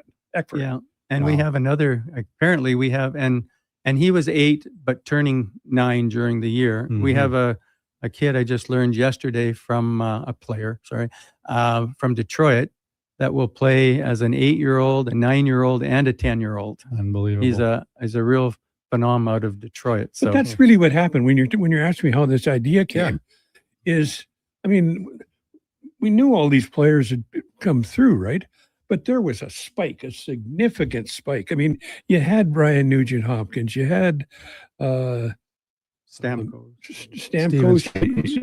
you had Matthews, Austin Matthews. They came along and they're well listed and documented in here. But then there was a spike. You had Connor Bedard, number 1 overall. Next year, Matthew Celebrini, number 1 overall. The next year playing, you had McKenna. Okay, Gavin McKenna. His age, he was a delayed birthday, so he couldn't get drafted last year. You would have had 3 players drafted number 1 overall, all out of the same team in Vancouver. Okay, crazy. And now, I assume that the Maple Leafs are going to take McKenna. Yeah. And the number 2 pick last year was Misa, who was number 2. Michael Misa, yeah. And coming up, nobody's talked about him yet, but the next one up is a kid by the name of Landon Dupont. Yeah, Landon Dupont. And what's unique about him? His father played. Mickey played in the original tournament. Yeah, in the original, first tournament for Calgary. Yeah, we had a Calgary entry. That's a story. So there's a lot of really interesting things that Terry's dug up on the tournament. And the first thing that I always do, when the program comes out, and we get it during media day, or for Global so many years, you'd look at all the lineups and you'd say, okay, now which NHLer his dad is in the NHL or played in the NHL or was, and whatever, and what's the connection? And what about the coaches coming through? And you asked me last year, Gilbert Brulé, that was 2 years ago, I think, when he came. Was it last year? Last year? Yeah. Tom Gilbert was coaching. Yeah. You want to talk coaches? Yeah. I mean, it's insane. The coach of the Montreal Canadiens, yes, Connecticut, won 3 consecutive Brick Invitationals, coaching the Connecticut Yankees. Well, we were talking, and everybody talks about him in the Volunteers. Just adore the man. Yeah, he's a wonderful guy. Yeah, Marty St. Louis. Obviously, we're talking about Marty. But again, I always look at the names in the back of the program too, and the list, as you say, Jonesy. Again, it's absolutely remarkable. There had to have been a couple of kids that you talk to, or even then older, men and fathers and that stood out for you over the course? Well, some of the interviews were just fantastic. But to go where you're talking, you pick up a program, and most people come, watch a couple of games. I don't think too many of them, although the tournament has a lot of them, are watching 47. But they come, they pick up a program, and I'm, scootering around here talking to people during the tournament last year. It was amazing how many of them told me they're religious. They become religious about watching those two games and trying to guess which players are going to be NHL players. Because I'll guarantee you go to a game this summer, in the summer, and what is it, 5 weeks from now, 6 weeks from now, 20, and you stand there and you watch any game you want to watch, there will be a future National Hockey League player on the ice at 10 years old. Yeah. And as you said, you could watch any game. You don't even have to say, I'm going to go watch this particular game or this particular player. Walk in, your wife's going shopping, say, and it doesn't necessarily have to be the player on the number one team either. There's a lot of phenomenal players here that we have in this tournament that and they're Americans and Canadians. They're not. Yeah. Well, that's the whole thing, and that the tournament's grown exponentially. Here's just another case of the sort of now factor. There's 4 teams left in the Stanley Cup playoffs. 19 players from those 4 teams and 1 coach, St. Louis, played in are Brick alumni. Yeah. We started with including 75. the guy who scored the winning goal in overtime last night. A new hook was new. I mean, it's just insane. I think we started with 75 in this year's playoffs that had played in the 75 and still 19 left. Texter Kyle says he wants to know, what was the kid's name from Detroit again? The kid that's coming up. Yeah. I don't know his name. Oh, okay. Yeah, it was just told they were just recently in a tournament, and I was advised that this kid was quite a player. Brody texted, my kid played in 2019 for Alberta. He's now 17 years old, still raves about the tournament, still helps out with the team, still goes every year to watch. And that happens all the time. Yeah. And we have such a strong alumni in Edmonton now with the way Umberto and Jason Nicoletts have taken over this team and built some real camaraderie. I always remember, for me, like, there's so many connections too, but John Sexsmith's son Joel played in it. Yes. And, unfortunately, Johnny passed away last year. But, I remember the interviews. So John he went down and interviewed Joel about this, and he, how much of a ham Johnny was, right? And Craig too. But, just the way that they were interacting. Yeah. And he was such a proud father. Yeah. About it. Yeah. He followed a lot of this tournament. Oh, absolutely. Yeah. But there's a lot of NHLers that aren't identified, aren't broadcasting. They're here to, they're just coming. They don't care happen about to be at the lake or something and say, I'm going to go up and watch a couple of games. They show up, they're wearing shorts, they got a floppy hat on, and nobody recognizes them hardly. And then it's 2 years ago, Zach Parisi, he came down, walked down the length of the mall here, and he comes in the studio, and he's a former Shattuck St. Mary's guy too. So there's so many great connections here. Yeah. Jonesy, I want you to think about a couple stories, and as far as the details, the particulars of certain guys that maybe you want to share. It could be a Celebrini, it could be maybe a Bedard, or maybe an RNH. We'll get to that when we come back right after the break. Kevin Karius, along with Terry Jones, Craig Stiles in studio. The book is called When They Were 10, all about the Brick Invitational, now coming up to year number 37. Year number 37. Absolutely remarkable. It's the Kevin Karius Show with the Duke of Delburne, Josh Fenwick on Sports 1440 AM radio. We're streaming on YouTube, X, Facebook, Instagram, and Twitch.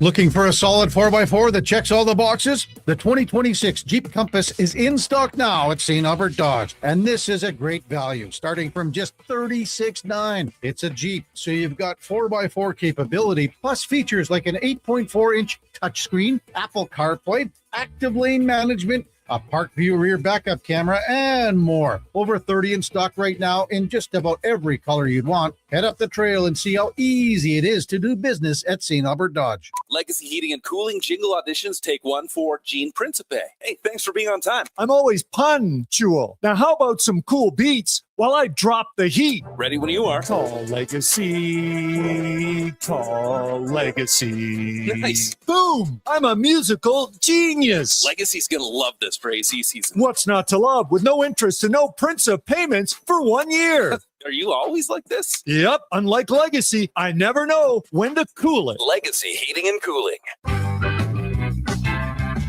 Getting your vehicle sparkling clean doesn't have to cost a fortune. Take it into Hughes today and pay just loonies a wash. Find us at hughescarwash.com. The longest running basketball show in Canada airs every Saturday morning at 10 on Sports 1440. Hoop City with Paul Sir introduces a new generation of basketball talk, and it's right here on Edmonton's home for sports, Sports 1440. It's the final weekend of the Bricks Famous Tent Sale. Take up to 70% off clearance items in the tent and in store, and unadvertised in-store specials in every department. Plus, buy more, save more, up to $1,000 off select major appliances. And score a bonus Bluetooth party speaker with a qualifying purchase. You could get a sofa, coffee table, mattress, bed frame, and a dining set. All of this for less than $1,500. Only at the Bricks Tent Sale. See in-store for details and exclusions. The Brick, saving you more. Say hello to your new favorite drinks. Introducing new McCafe Refreshers. Icy cool, undeniably refreshing, and available in 3 flavors. Strawberry watermelon, mango pineapple, and blackberry passion fruit. Only at McDonald's. Whether you're refinancing or buying your first home, mortgages are easier with help from a neighbor. At Vision Credit Union, you get face-to-face guidance from local lenders who know the market because, well, they live here too.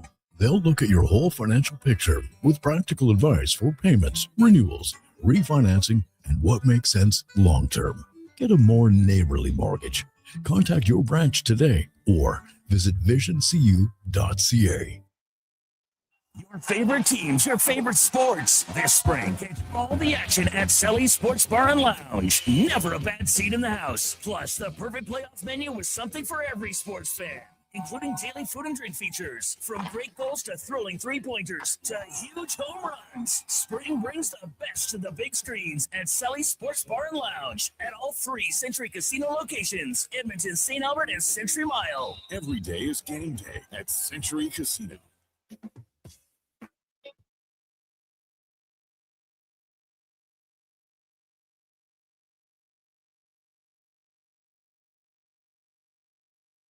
Stories, guests, and insights. This is Sports 1440 and the Kevin Karius Show.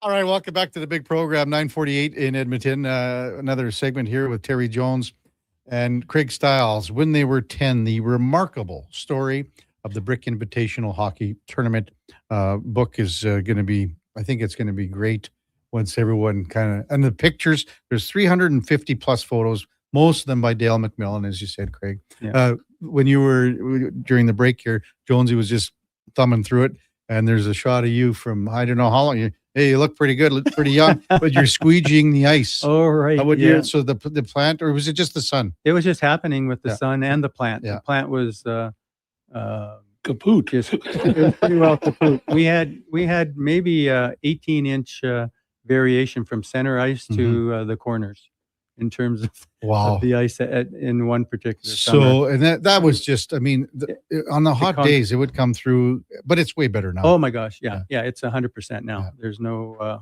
absolutely it really no is. squeeging. It was, it really is.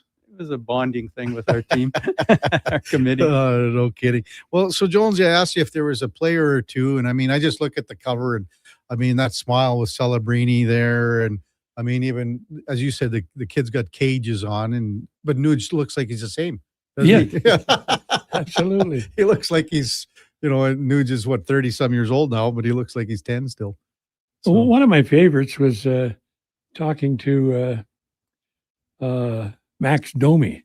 Oh, okay. Okay. Now Ty was an assistant coach with the Toronto Bulldogs, and they got in the final.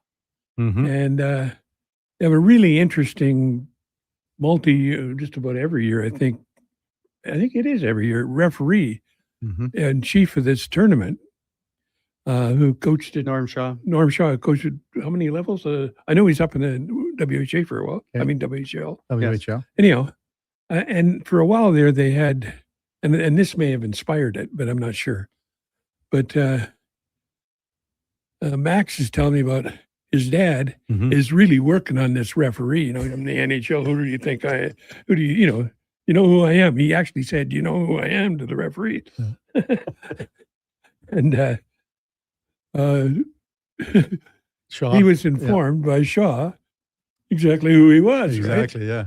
And that's good and young Domi, Max skates by to the referee and says, "It's okay, Stripes. He's figured it out."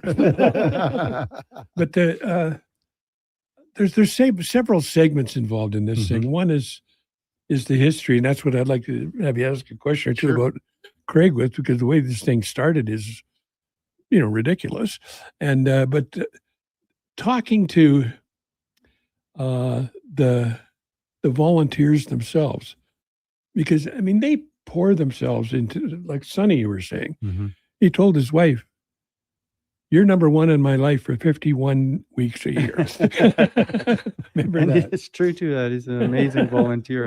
And a lot of But respect. there's one story of a kid that Zach Turner's his name, and his mom was a volunteer at the tournament, and they had a family trip out to the Okanagan, and his dad lost his life in a boating or drowning accident of some sort. And I don't know how old he would be at the time, young teenager, I think. But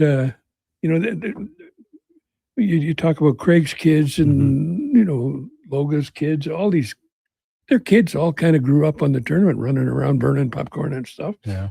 And this young kid, I think this tournament may have almost saved the direction of his life, because they absolutely adopted him, and I think he's like one of the top 6 or 7 positions. Oh yeah, he's a main force in our committee. Who, like, it's again 36 years. Would you be able to say these are the best players that as a 10-year-old player, like they're the greatest little players in the world? Yeah, Well, but you know what I mean. Like when we're watching, like when you're particular watching, kids? not what they went on and became, like Celebrini and and Stamkos and all these guys, and Bedard, but like as 10-year-old players. Well, the first one was Mike Comrie. Like Mike, the tournament was for Mike. From his Bill, Dad approached me and he wanted to have this tournament that he could see how Mike played amongst higher talent. This is the son of Bill Comrie. Yes, absolutely. Yeah, and Mike stood out. He was the top scorer, and through the years, the next big name would have been Jay Bowmeister. He really stood out. Skate like the wind at that. Skate as fast backwards as all the kids could go forwards. There's no question. In his second year, he played 2 years. We had a little player that did make the NHL, and I say little at the time. They all, they're all smaller. But Nigel Dawes, might remember that name. He was phenomenal. World Junior too. Yes, World Junior, and just stood out like crazy. Connor Bedard was probably, and even at that, the kids stood out. But were they NHL players? We never thought on those terms. We really didn't even. Like nobody got drafted for the first 10 years. Right. Never even thought of it that was going to be the situation. Yeah. But Connor Bedard, people were talking. That's the first time I really heard people talking about a kid being a phenomenon. I got a note from an old news anchor I worked with at Global, Quinn Oler. Her nephew's on this year's team from down in the Lethbridge area. I don't know.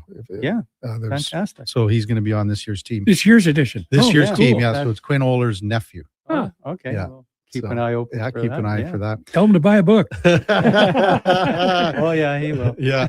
Triple C to truck text in. He's got a picture. Year 2 of the brick tournament. So he was in it. One of our listeners. He said, I should be in this book. LOL. Maybe you are. Well, I mean, he's got a picture of the team picture. So it's kind of neat to see. So, I mean, Jonesy, you've been retired for a few years now, but I mean, nobody covered more stuff than you did for, a half century plus.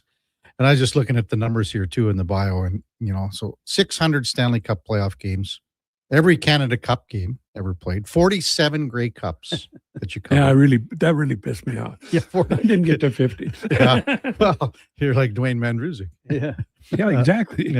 16 Olympic games, FIFA World Cups, 106 World Series games, which you did a lot earlier in your career, 19 World Figure Skating I remember he used to say that Kurt Browning, he got you in a lot of trips, didn't he, all over the world, didn't he? Yeah. Wonderful. And Indianapolis 500s, blah, this goes on and on and on.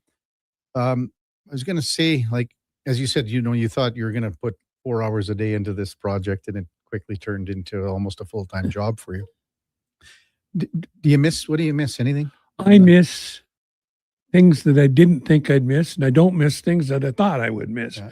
First of all, I'm just beyond belief blessed to have covered all that stuff during that era. Mm-hmm.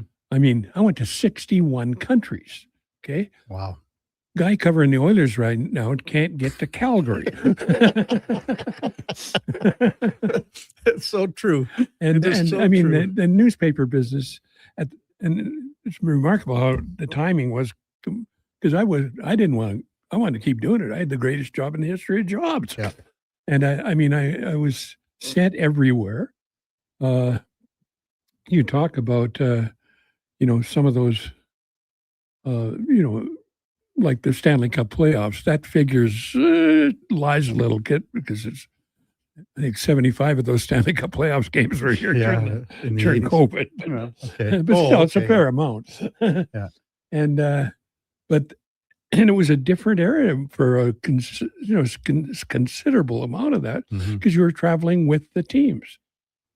I mean, I covered the WHA, and guys used to bring these miniature fishing rods, and they'd tie a $10 bill to it, threw it out into the, where the people are wandering back and forth to catch their flights, and watch them chase the things they did. Yeah. And one of the greatest quotes, and God bless him, he just left us not long ago, was Bill Hunter ran the Oilers back then in the original days of the WHA, right? And his goaltending coach was Glenn Hall. Mm-hmm. And Bill couldn't keep still. And you had a career that touched base with him. He was just, and Glenn finally turned to him and said, "Bill, go organize something." A lot of characters, eh? For sure. But it was, some of those things you saw, and you're on deadline so many of those times, right? I mean, a game today, if it starts after like 5:30, you're not going to read it in tomorrow's paper. Exactly. It's sad. And here's the thing that really, really, every morning, and I still take the paper. Every morning, I pick up the paper, 20 pages. Our sports section was 24. Yeah. And you had bylines by a half dozen reporters. Yeah, and they traveled everywhere. I mean, Edmonton was a special place. You had Cam Cole. We grew up together at the Journal, and he ended up at the Journal, and I went over to the Sun, and that was like a best enemies situation. You compete hard all day, then you go out and have pops all night, and those days were. I mean, we had Dan Barnes in. Good. Yeah, just like because he just officially retired. Officially. Yeah. But as I said, Barney, you've had 3 bylines in the last 4 years. Let's be honest here. That's right. So I never figured that gig out. Yeah. So he came in, and we reminisced about all the old times, and we talked about you a lot when Barney was in, and even like I remember the first thing that I covered where you were at. It was the '92 Brier, I think, in Regina. And Okay. that was Jonesy and I. Well, the Brier was back then. Was probably the funnest thing to cover as a reporter. It was up there because it was so loose, man. Like, I mean, you could drink beer all day and it didn't matter. And, Norm Cowley at the Journal, Yeah. and about 4 other guys one year decided that they were going to form the Century Club. Mm-hmm. And the rules for the Century Club were you had to drink 100 free Labatt free beers at the Briar press room. Right? Mhm. Well, that kind of covers it. Yeah, well, I mean, and I remember in Regina, I was on. It was Thursday when I joined that club. Still had Friday and Saturday and Sunday to go. So had a lot of catching. But I mean, we had 3 reporters. Oh yeah, 3 reporters. Now no one gets sent. Well, I was going back with Cam Cole and I, for I don't know, at least 25 years. Mm-hmm. The Journal and Sun sent 2 guys to cover the Oiler games and certainly the Eskimo games. Eskimo games. Yeah. We still say it here all the time too. And the only occasions that would be different are when Cam and I went off to cover the World Series or something like that, or the Olympics. So the book, When They Were 10, the remarkable story of the Brick Invitational Hockey Tournament. When is it going to be ready? How do people get their hands on this and everything, Craig? Go to our website, brickhockey.ca, and you can go Brick Hockey or Brick Invitational. It'll pop up. On our homepage, we have the directory. You go down to information, When They Are 10. We are just working on the order forms for the book. But right now, from an information point of view, you can identify yourself and an email, and we'll send you all the latest information as to when the book is available. The book will be out June 15th. Okay. We're going to have we have a private book launch on the 17th here at 01 in the mall. And the whole rollout of the marketing will happen during that week. Yeah. One thing to keep in mind about this book is there's not like a 40% charge for the bookseller or anything like that. Their costs are the same what they're charging you for the book. Yeah.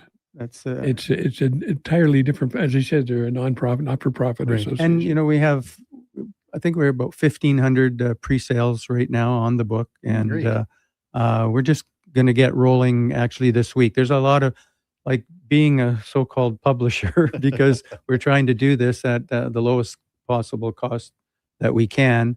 Notice he looked at me when he said at the lowest possible cost. We're looking at a lot of different things that can make it the best for the consumer. And this year's event, June 28th, so it's a little bit before. Sometimes it would be always around the July 1. Right. Yeah, just the way the calendar fell. But also we added another quarterfinal into the tournament, so that rather than a bye for the first team, everybody would play the same number of games to get into the final. Question from Jumpin' Jack Flash. AKK, question on the Brick Tournament. Any European teams come over for the 2? We've had 2 in the very early years. In 91, we had 2 come over. And just now with the logistics of travel and the cost, it's at that time they were quite a ways behind in terms of the playing of the game. But they were great skaters, but not they concentrated more on that part of it than the team, and so they got crushed. But we just moved on. Yeah, we moved on. We'd like to see that, but again, right now we're at a 8-day tournament. And how many teams sort of apply? Like, I mean, again, there's someone's just going to be left out. Yeah, the Tampa Bay Lightning organization just reached out to us this past week, and they want to look at an entry, and it's a very tough thing to get into because we've got great relationships with so many teams that we got a 7-7 with Canadian versus the Americans, not versus them because they're all in dispersed amongst the divisions, but we may get to that. It'll be my daughter and Sonny and Russell and Trevor and Zach. Yeah, Jonesy, anything you want to just close out things with here? No, I just I again want to repeat the simple fact that I feel blessed to have been able to have this opportunity to write it, despite all the dang work. Yeah. And we're lucky it's a passionate project. I mean, he had a vision and he had an outline probably on day 3, and he followed that, and he's got his chapters. And some of the most amazing thing about this book is there's 36 years of he follows each year. On that, you'll get a stat of all the kids that won in that tournament, the scores the standings, the players that were drafted, how many games they played in the NHL. And the interesting stuff that happened. Yeah. Which really, is my... He really did hit a home run. I enjoyed that. Good stuff, guys. Thanks for coming in. It was great job. Thanks for Yeah, catching up with you, Jonesy. We'll see you again at tournament time. We'll see you down at the tournament again this year for Absolutely. sure. That's Terry Jones, Craig Stiles, Brick Invitational, and the books When They Were 10, the remarkable story of the Brick Invitational Hockey Tournament. When we come back, we'll get to some of your texts, 833-401-1440. Also in the 10 o'clock hour, we will have Cam Tate, another edition of Cam and Eggs, plus Connor Halley from Fantasy Frenzy and the Jason Greger Show, all straight ahead in the final hour of the show. Before that, time now for a Sports 1440 update. Brought to you by AWS Welding Supplies in Nisku. Product sales, servicing, calibrating, free same-day delivery of in-stock items to Leduc, to Nisku, and South Edmonton. Your one-stop shop for all things welding. AWSwelding.ca. Here is the Duke. Sports 1440 update.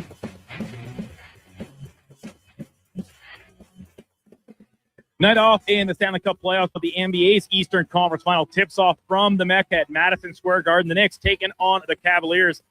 Tip-off scheduled for 6 o'clock. IIHF World Championship Hockey still underway from Switzerland. Latvia and Austria currently tied at 1. Norway leads Italy 3-0, and still to come this morning, Hungary will play Great Britain, while Slovakia will go up against Slovenia. PWHL, in the midst of the Walter Cup finals, making it official that the 4th expansion team joining for this upcoming season will be out of San Jose, bringing the league total to 12 teams. San Jose joins Las Vegas, Detroit, and Hamilton in this round of expansion. And full slate of games across the majors yet again today. The Blue Jays continue their set in New York against the Yankees. First pitch just after 5 o'clock to the ace Dylan Cease on the bump for Toronto. You can catch that game right here on Sports 1440, joined in progress at the conclusion of the Jason Greger Show. Elsewhere, Detroit hosting Cleveland, Baltimore in Tampa Bay. The Mets play the Nationals. Boston is in Kansas City. Dodgers head to San Diego. And in the nightcap, Seattle Mariners hosting the Chicago White Sox. Coming up in hour 4 of the Kevin Karius Show, we'll be joined by Connor Halley from Fantasy Frenzy. I'm Brandon Douglas at your Sports 1440 update. Sports 1440, Stingray Radio Station. CKJR broadcasts from West Edmonton Mall and Wetaskiwin. Download the free Stingray music app and listen wherever you go. Our new McCafe crafted sodas just drinks or something more? Like Sprite Berry Bliss, Creamy Strawberry Coke, and Orange Dream. All swirled with fizzy flavor and topped with silky cold foam. Only at McDonald's. At participating McDonald's restaurants in Canada. Scott McGilvery here, HGTV host and renovation expert. The one upgrade I know homeowners will love: better, fresher Culligan water straight from the tap. Culligan's Aquasential reverse osmosis filtration system takes your water to the next level. With up to 7 stages of filtration and 14 filter options, they're certified to reduce over 90 contaminants. Your tap water is about to get a major upgrade. Safer water that tastes great. Get started with a free in-home water test at Culligan.com. Culligan, water you love. Who's that working on the underground utilities over there? All-Star Construction, that's who. What about the street lighting? Yep, All-Star Construction. And the directional drilling, hydrovacking, neighborhood renewal, and telecommunication work? Yep. Since 2009, All-Star Construction has been doing all that and more, shaping and building Edmonton communities for land developers all around Edmonton. That's what All-Star Construction is all about. The longest running basketball show in Canada airs every Saturday morning at 10 on Sports 1440. Hoop City with Paul Sir introduces a new generation of basketball talk, and it's right here on Edmonton's home for sports, Sports 1440. I'm Dr. Vance Elliott. The goal of every one of the thousands of hair restoration procedures I've performed is a full, natural-looking head of hair. I work directly with my patients for the consultation, the procedure, and the follow-up, so we can achieve the best results possible. When people see what we accomplish, I don't want them to think, "Wow, great hair transplant." I want them to think, Wow, great hair. Go to drvanceelliott.com and contact us today. A relaxing day at the lake without a Toyota Tundra can be noisy. But when you get a Tundra at your local Toyota dealer, you can take advantage of up to 11,000 pounds of towing capacity to find a quieter spot. Take advantage of Red Tag Day on now. Lease a 2026 Tundra 4x4 Double Cab SR5 for $145 weekly for 60 months at 4.79% APR with $8,699 down. Hybrid available. Visit shoptoyota.ca or your Prairie Toyota dealer today.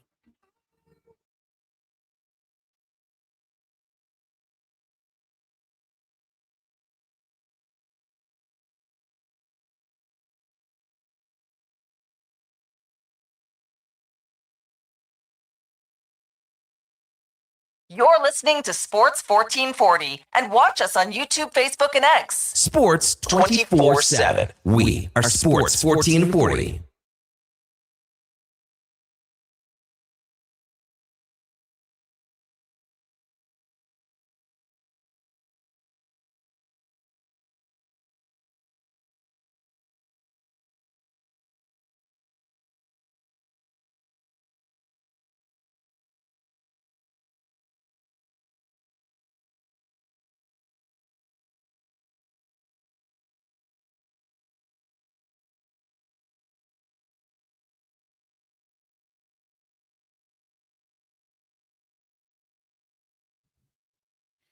All right, welcome back to the big program. 10:10 in Edmonton. Kevin Karius, Duke of Delburne, Josh Fenwick with you here on Sports 1440 AM radio in West Edmonton Mall studio. So thankful to have Terry Jones and Craig Stiles in studio to talk about the Brick Invitational and the book coming out when they were 10. And Jonesy, those numbers that, like, even the numbers that he talked about and the numbers about his career. He went into the Hockey Hall of Fame back in, it's 15 years now.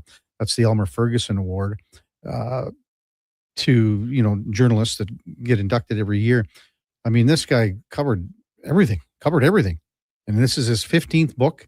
But the numbers that he's even talking about, the Brick, in the 28 years, drafted years, 737 players selected in the NHL entry draft, 176 of those in the first round. And the number one overall picks, Connor Bedard, Macklin Celebrini, Jack Hughes, Austin Matthews, Steven Stamkos, Ryan Nugent-Hopkins, Eric Johnson. But it's just simply remarkable, this tournament. And if you get a chance and again, if you're at West Edmonton Mall, maybe someone's going shopping, stop in. The games go nonstop every day. And they're quick games. They're fast, they're quick. And I mean, even little things like now, and if you can't make it down, all the games are broadcast live. I mean, they have play-by-play teams. They have cameras situated everywhere. And it's just such a unique atmosphere. It's cool to watch. Frank Seravalli reporting that the Vegas Golden Knights' appeal of sanctions for the violation of media access policy were heard this morning in person in New York. The penalties currently stand as originally assessed. We'll see if Commissioner Gary Bettman decides to reduce upon consideration. Nah, don't reduce. Throw the book at these guys. You can't let them off the hook here. Can't let them off the hook. Text 833-401-1440. Oh, I missed this one from J-Dog. He just texted in. Can you ask Terry Jones what he thinks about the CFL schedule? All but one team making the playoffs. Well, Jonesy covered the Double E for a long, long time. I don't think he would, just knowing Jonesy, he'd go 8 out of 9 teams. You're watering down, how the teams get into the playoffs. I'm sure that's kind of how he would have likely broached that subject. Well, Duke, I was sadly mistaken. I thought that Cam Tate was ready to rock and roll, but what? So Cam, is it the old Homer Simpson here? The line from Homer Simpson. Don't bother coming into work on Monday, 3-day weekend. Yeah, Friday. So he phones in Friday, right? And right, because you read it for him. Yeah. Well, but but Friday Homer called in to work. Yeah. Oh, yes. And they said, Simpson, if you're not in here in 10 minutes, don't bother coming in on Monday. And then he hangs up and he goes, woohoo, 4-day weekend. Yeah. So Tater decides, I had to read it Friday. So let's just say, okay, he probably had that. He had that in the bag already. Friday, Saturday, Sunday, Monday, Tuesday. It's a 5-day weekend technically for Tater. Yeah. Tater texted me at just after 8 o'clock, said, did you get me? I said, does Cam? I assume it means because every morning he'll send the email with the attached file for his Cam and Eggs. And he always appreciates the response saying, confirmation of receiving it. Mm-hmm. I said, I haven't got anything this morning, Cam. He said, bleep. I'm on my way to giving a speech. Can I take a pass today? I said, all good. I mean, it's your world, Cam. We're just living in it. Like we're at your disposal here. Exactly.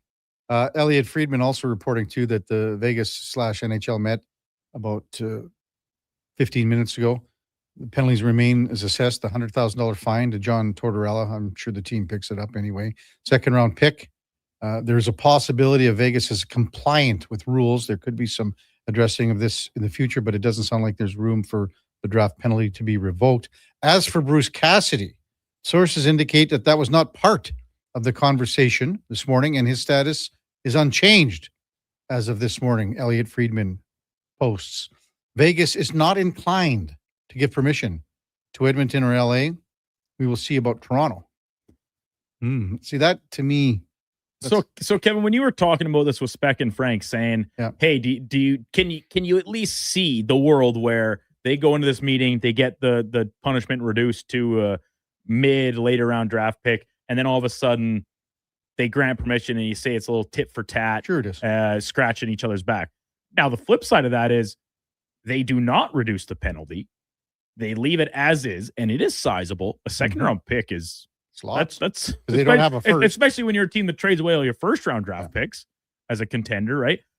Does this actually motivate Vegas any further to remain standoffish on this and say, well, screw you, screw the rest of you, whether it be the Oilers, the Kings, the Leafs, whomever. F all you guys. The league's trying to, give us a slap on the wrist here.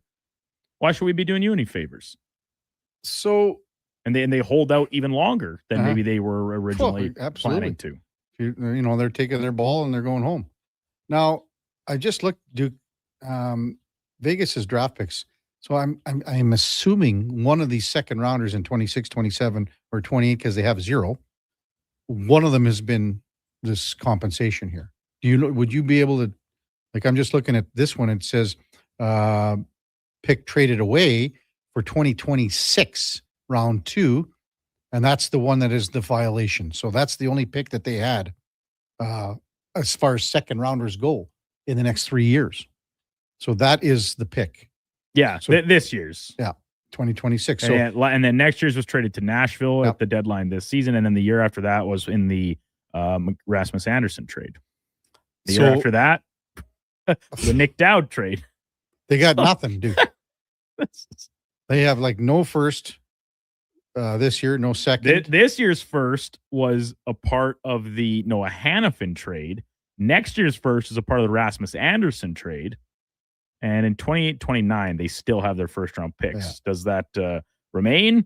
Kind of hard to envision them still making those picks themselves. Yeah, so the next 3 years they have one pick in the first 2 rounds. Well, I mean, look at their team, Kevin. Yeah. How many players in their team were drafted and developed by the team? I know, man. I'm not sure the answer is any right now. Well, not Marner. Dorofeyev? No, Dorofeyev came. Yeah, no, Dorofeyev was a. Trying to, because I'm just thinking about their other young players, and I'm not recalling. Yeah, he was Vegas draft pick, 3rd round, 2019. Right, and that's he's going to get paid big time. I would think so. He is. Well, I mean, he's younger than Tuck by 4 years? He's got more goals than Tuck. Is he 7 or 8 times 11?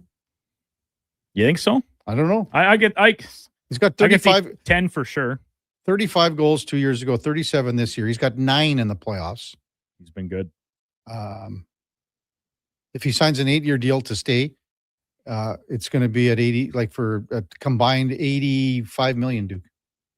That's a lot of money. It is. When we come back, the con man, Connor Halley from Fantasy Frenzy and the Jason Greger Show. We'll check in on the Kevin Carey Show with the Duke of Delburne, Josh Fenwick on Sports 1440 AM Radio. We're streaming on YouTube, X, Facebook, Instagram, and Twitch. Hear that? That's your entry calling. Go Auto is sending you to the biggest football event in the world, live in Vancouver, with tickets, flights, and a hotel stay for 2. To enter the contest, just text GAME to 780-777-7777. That's GAME to 780 all 7s. Go Auto, get in the game. This summer, it's coming. An unstoppable force that will turn your home into the Sweatbox. Don't live in a summer blockbuster. Pro Solutions is your one-call-solves-it-all expert for AC repairs, tune-ups, and new installations. With fast appointments and flexible financing, we'll make sure your home story has a comfortable ending. AC season is coming soon, so book today. Lock in pre-season pricing today. Visit prosolutionsinc.ca to schedule your service today. Who's that working on the underground utilities over there? All-Star Construction, that's who. What about the street lighting? Yep, All-Star Construction. And the directional drilling, hydrovacking, neighborhood renewal, and telecommunication work? Yep. Since 2009, All-Star Construction has been doing all that and more, shaping and building Edmonton communities for land developers all around Edmonton. That's what All-Star Construction is all about. There's still time to book your tournament at the Ranch Golf and Country Club. As one of Alberta's top tourney courses, the Ranch makes hosting fun and easy for any group or business. No matter how unique or unusual, they'll accommodate your vision for an event no one will soon forget. Start planning your tournament today at their beautifully landscaped course on the outskirts of West Edmonton. On-site event coordinators are here to help, but hurry, availability is limited and booking fast. Visit theranchgolf.com. From the first pitch to the final out, catch Toronto Blue Jays baseball games live right here. Don't miss a moment of Blue Jays baseball this season. Sports 1440 is proud to be the home of Blue Jays baseball. Mr. Rooter gets attacked by a Canada goose. Oh, look at that. Another on-time arrival. Nothing stops Mr. Rooter from plumbing on schedule. You gotta be kidding me. Hello, Mr. Goose. I'm Mr. Rooter. Okay, this is what you train for. Through rain, sleet, or goose, the pipes get fixed. For a plumber who does whatever it takes, Mr. Rooter. Shake off winter and roll into spring. It's time to turn the season with Jiffy Lube. Until May 31st, visit any participating Jiffy Lube for a Pennzoil full synthetic oil change, and you could win some incredible prizes, like the Grand Prize Spring Kit featuring 2 Yeti mugs, wiper blades with install, gift cards, and more. You could even roll away with one of Jiffy Lube's Keeping You Moving mini prizes. Turn the season with Jiffy Lube and win. Visit jiffylubeservice.ca today. The world doesn't stop. Neither should your news. TuneIn keeps you connected with live news coverage from every corner of the globe as it happens. From breaking updates to expert analysis, hear every angle from known stations like BBC, NPR, Fox News Radio, CNN, and more. Wherever you are, TuneIn is your front row seat to the news that's shaping the world. Download the TuneIn app to listen or search news on TuneIn to stay in the know.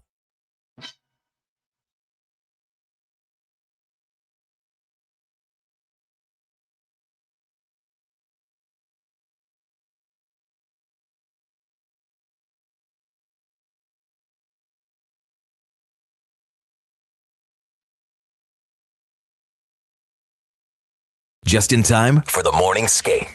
This is the Kevin Karius Show on Sports 1440.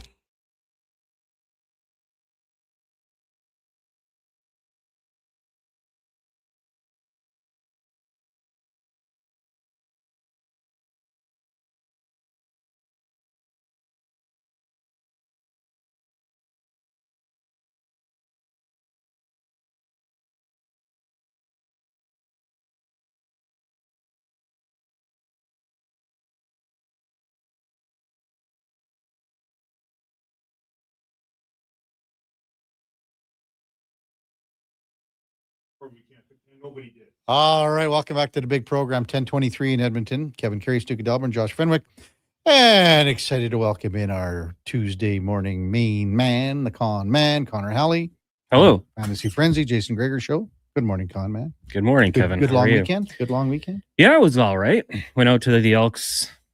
Did you go to Fun media day? day? Yeah. Well, Oh, not sorry, really. family day. The family day. Yeah, went out Family to day. the Spruce Grove complex there, Yeah. here, and yeah, saw Did you Eddie see- Steele. Did you see Eddie Steele? Saw Eddie and Jed. Yeah. Yeah. Eddie fist bumped Benny. Oh, good. Thought Benny might get a little intimidated. He's a And? big guy. Oh, he went right for it. You So, loved it? Yeah, it was So really what crowded. did you, was crowded? Good. Packed, like tough to find parking. Oh, great. A lot of people there. Some businesses. Taco and some food trucks. And Yeah, stuff, there's a Poulet Rouge wheel there that you Oh, could yeah. have spun. We just kind of walked around the outside. It was so busy with the stroller, so made it a little tougher. But we got plans for next year to get there early so we can kind of get in on all of it. And Eddie Steele was there wearing an old Elks shirt with the Elk logo, and he's saying that you shouldn't be wearing these shirts around, but Eddie's got one on. I said, like, come on, Eddie. Well, shouldn't be wearing Elk stuff? He doesn't. He says there's no Elks logo, like the elk itself. Mhm. You don't see them at Commonwealth anymore. No, right? I think there's like one spot and it's One little faded. thing. But Eddie had to wear it on his shirt. I was so disappointed with him. Incredibly disappointed. What would you recommend they do for a logo? Just double E? If that's what they're gonna. Yeah, I mean, we went to that dinner 2 years ago. Chris Morris is up there. He never mentioned the word Elks once in his 15-minute speech. Yeah. They don't want it. They don't want to talk. They don't want that name. I talked to employees of the team and they would just say, like, we don't care. Just pick one. Yeah. Enough logo soup, like switching things around. It's different everywhere. Just pick a logo, pick a name, and let's roll with it. Whatever it might be. Chris Morris joining Gregor today, actually, in studio. Great. In studio. Yeah. Wow, Maybe you can ask him about that. Well, for sure. I mean, there's lots to discuss with Chris, Yeah, 100%. I think as ticket sales are up as far as season tickets goes. Then you got, it's unfortunate, on the 29th they got the game at Clark, right? The not-all game. But that's the same night as the Riverhawks home opener. Well, it's great. There's enough people in our city to sell out both, right? That's kind of the both good news stadiums about are it. going to be damn near sold out. Yeah. Clark will. Clark will be fun. Yeah. I love like kind of the spin on it. Like, hey, let's make it not whole. Yeah, like let's go retro, go throwback with the whole thing. It's a way to kind of take a negative and turn it into a positive. Well, and I don't know exactly how the setup is going to be. I know they're bringing in more bleachers and everything like that. But I was almost like that should be like a tailgate atmosphere where it's like just more of a party, I think. Oh yeah, I mean, the tailgate's going to be kind of right beside it as well. Well, yeah, but even on the north side. So if you the north side of Clark, there's some room to do something there. South is a little trickier because now you got a little room there, right? And then you're moving into the parking lot at Commonwealth. Yeah. Did you ever go to any FC Edmonton games? Yes. When they were there? Like they had a pretty good setup. I mean, decent, yeah. Say what you want about the brand and everything, but we went to a couple games and having people watch on the fence and up in the stands, I thought it was pretty well done. Those games too, they had probably the worst luck for weather. The FC Edmonton, didn't they? Yeah. Like it seemed miserable. And then if you're sitting in those bleachers, the wind would just howl through there, and then in the cold. Yeah. On your bum. With hopefully it returns one day. Yeah. But yeah, I'm looking forward to the CFL season. It looks like the Elks got a little. Well, they weren't having any favorites done for them in the previous few years from the league with the schedule. Yeah. I think this year it's the one Thursday game, and then the rest are Friday, Saturday. No Sunday games, which I hate. I think you're in the same ballpark as me with the Sunday game. But I don't want to go to a game Sunday at 5. That's when I'm winding down. Absolutely, and I mean that was a big mistake. And I don't know if the league is still doing it with some games out east, and maybe that contract expired with because it was all about the 7:00 Eastern time slot for Sunday. Yeah. Because they wanted to have games that were broadcast on the internet, on CBS or whatever it was in the States. And it was like, why are you catering to the lowest percentage of fans and the fan base? Exactly. It made no sense. I didn't get it. I never understood it. And I never will. Adam Schefter reporting that it's been approved 32-0 that Nashville has been selected as host of Super Bowl whatever that is, LXIV in 2030. So 4 years from now, because they'll have the new stadium. Yeah, that's going up quick, isn't it? It is, yeah. So have you been to Nashville? I haven't. No, I've heard. You got to go, man. I've heard many good things about it, but you got to go to Nashville. Like it's a perfect city. Yeah, in my mind, just because of what you can do and where it's situated, what you can see. I mean, if you're a bar scene guy, I mean, Broadway's as good as it gets. Heard good things. The only downside I ever heard was people, and I don't know if this has changed, but was the flight. You had to go through Toronto or whatever it might be. You make a direct flight from here to Nashville. It'd be more enticing. It'd be a great spot for a Super Bowl, right? The weather will be good. Like you said, they've got the nightlife and all that sort of thing.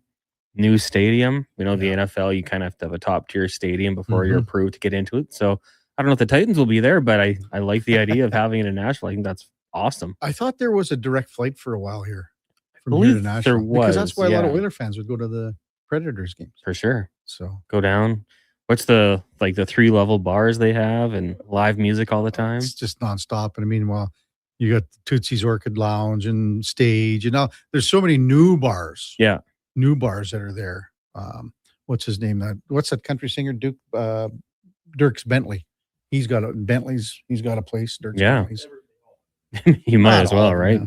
You can go see Ryan Smith down there if you want. Yeah, absolutely. I don't know if Smitty's still coaching his kid down there, but Alex was his name, or is his name. So I don't know.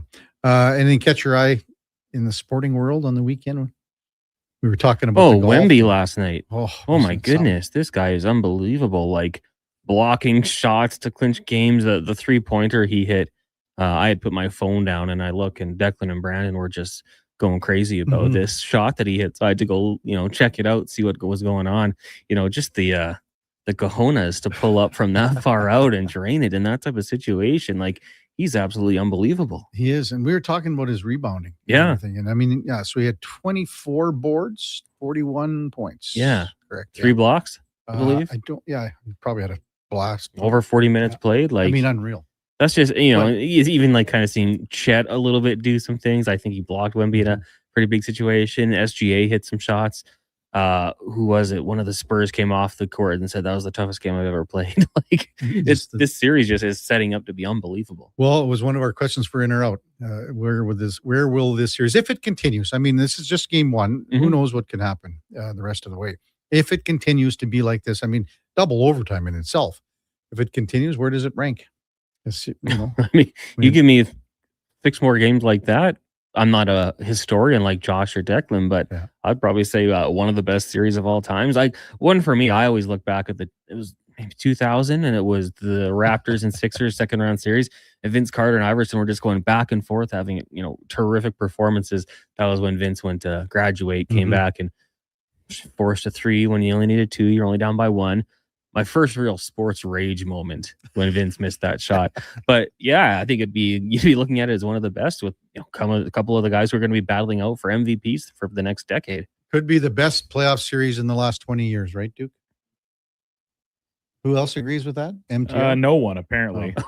Based on the MTR said it was maybe the worst take I've ever had on this show. Josh shook his head with quite a bit of vigor.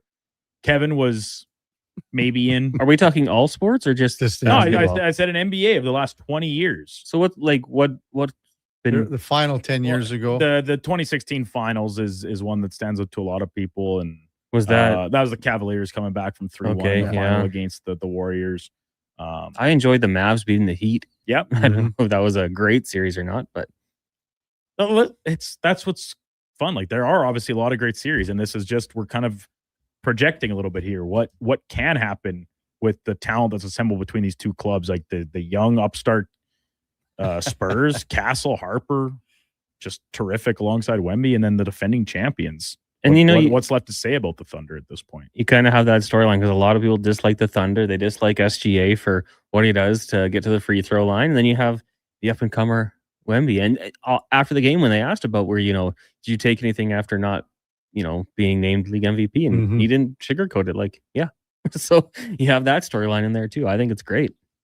We had our golf draft this weekend as well for the Sports 1440 fellas. And I had last pick, and wouldn't you know, the last pick of the draft ends up to be the best pick of the draft. Ludwig Oberg. Oh, good selection. Isn't that something? Man? No, yeah, he was a name that we were told to watch out for when we were talking golf Ludwig, earlier on in the week. Now, who lost this time? Well, poor Josh Fenwick lost. So Duke had to pay for the lunch at the Szechuan Castle last time. Now it's Josh, and there'll be, the 6 of us that go out for a nice lunch. But it's going to be probably later in the day. It might be supper, which is going to even be better. Yeah. Because they'll probably bring out a nicer spread, I bet. Yeah, and you can starve yourself. Oh, Josh will be it's just going to be tough. Well, I mean, he's got the bucks now. He took it easy this weekend with his lady friend in Peace River or wherever the hell he went. And, so it was he saved up the money is what I'm saying. Yeah. Because they just played crib and stuff. Oh, that's a lovely weekend. Oh, yeah. Do you You play crib? No, I've never played crib. I don't even know the rules, to be honest with you.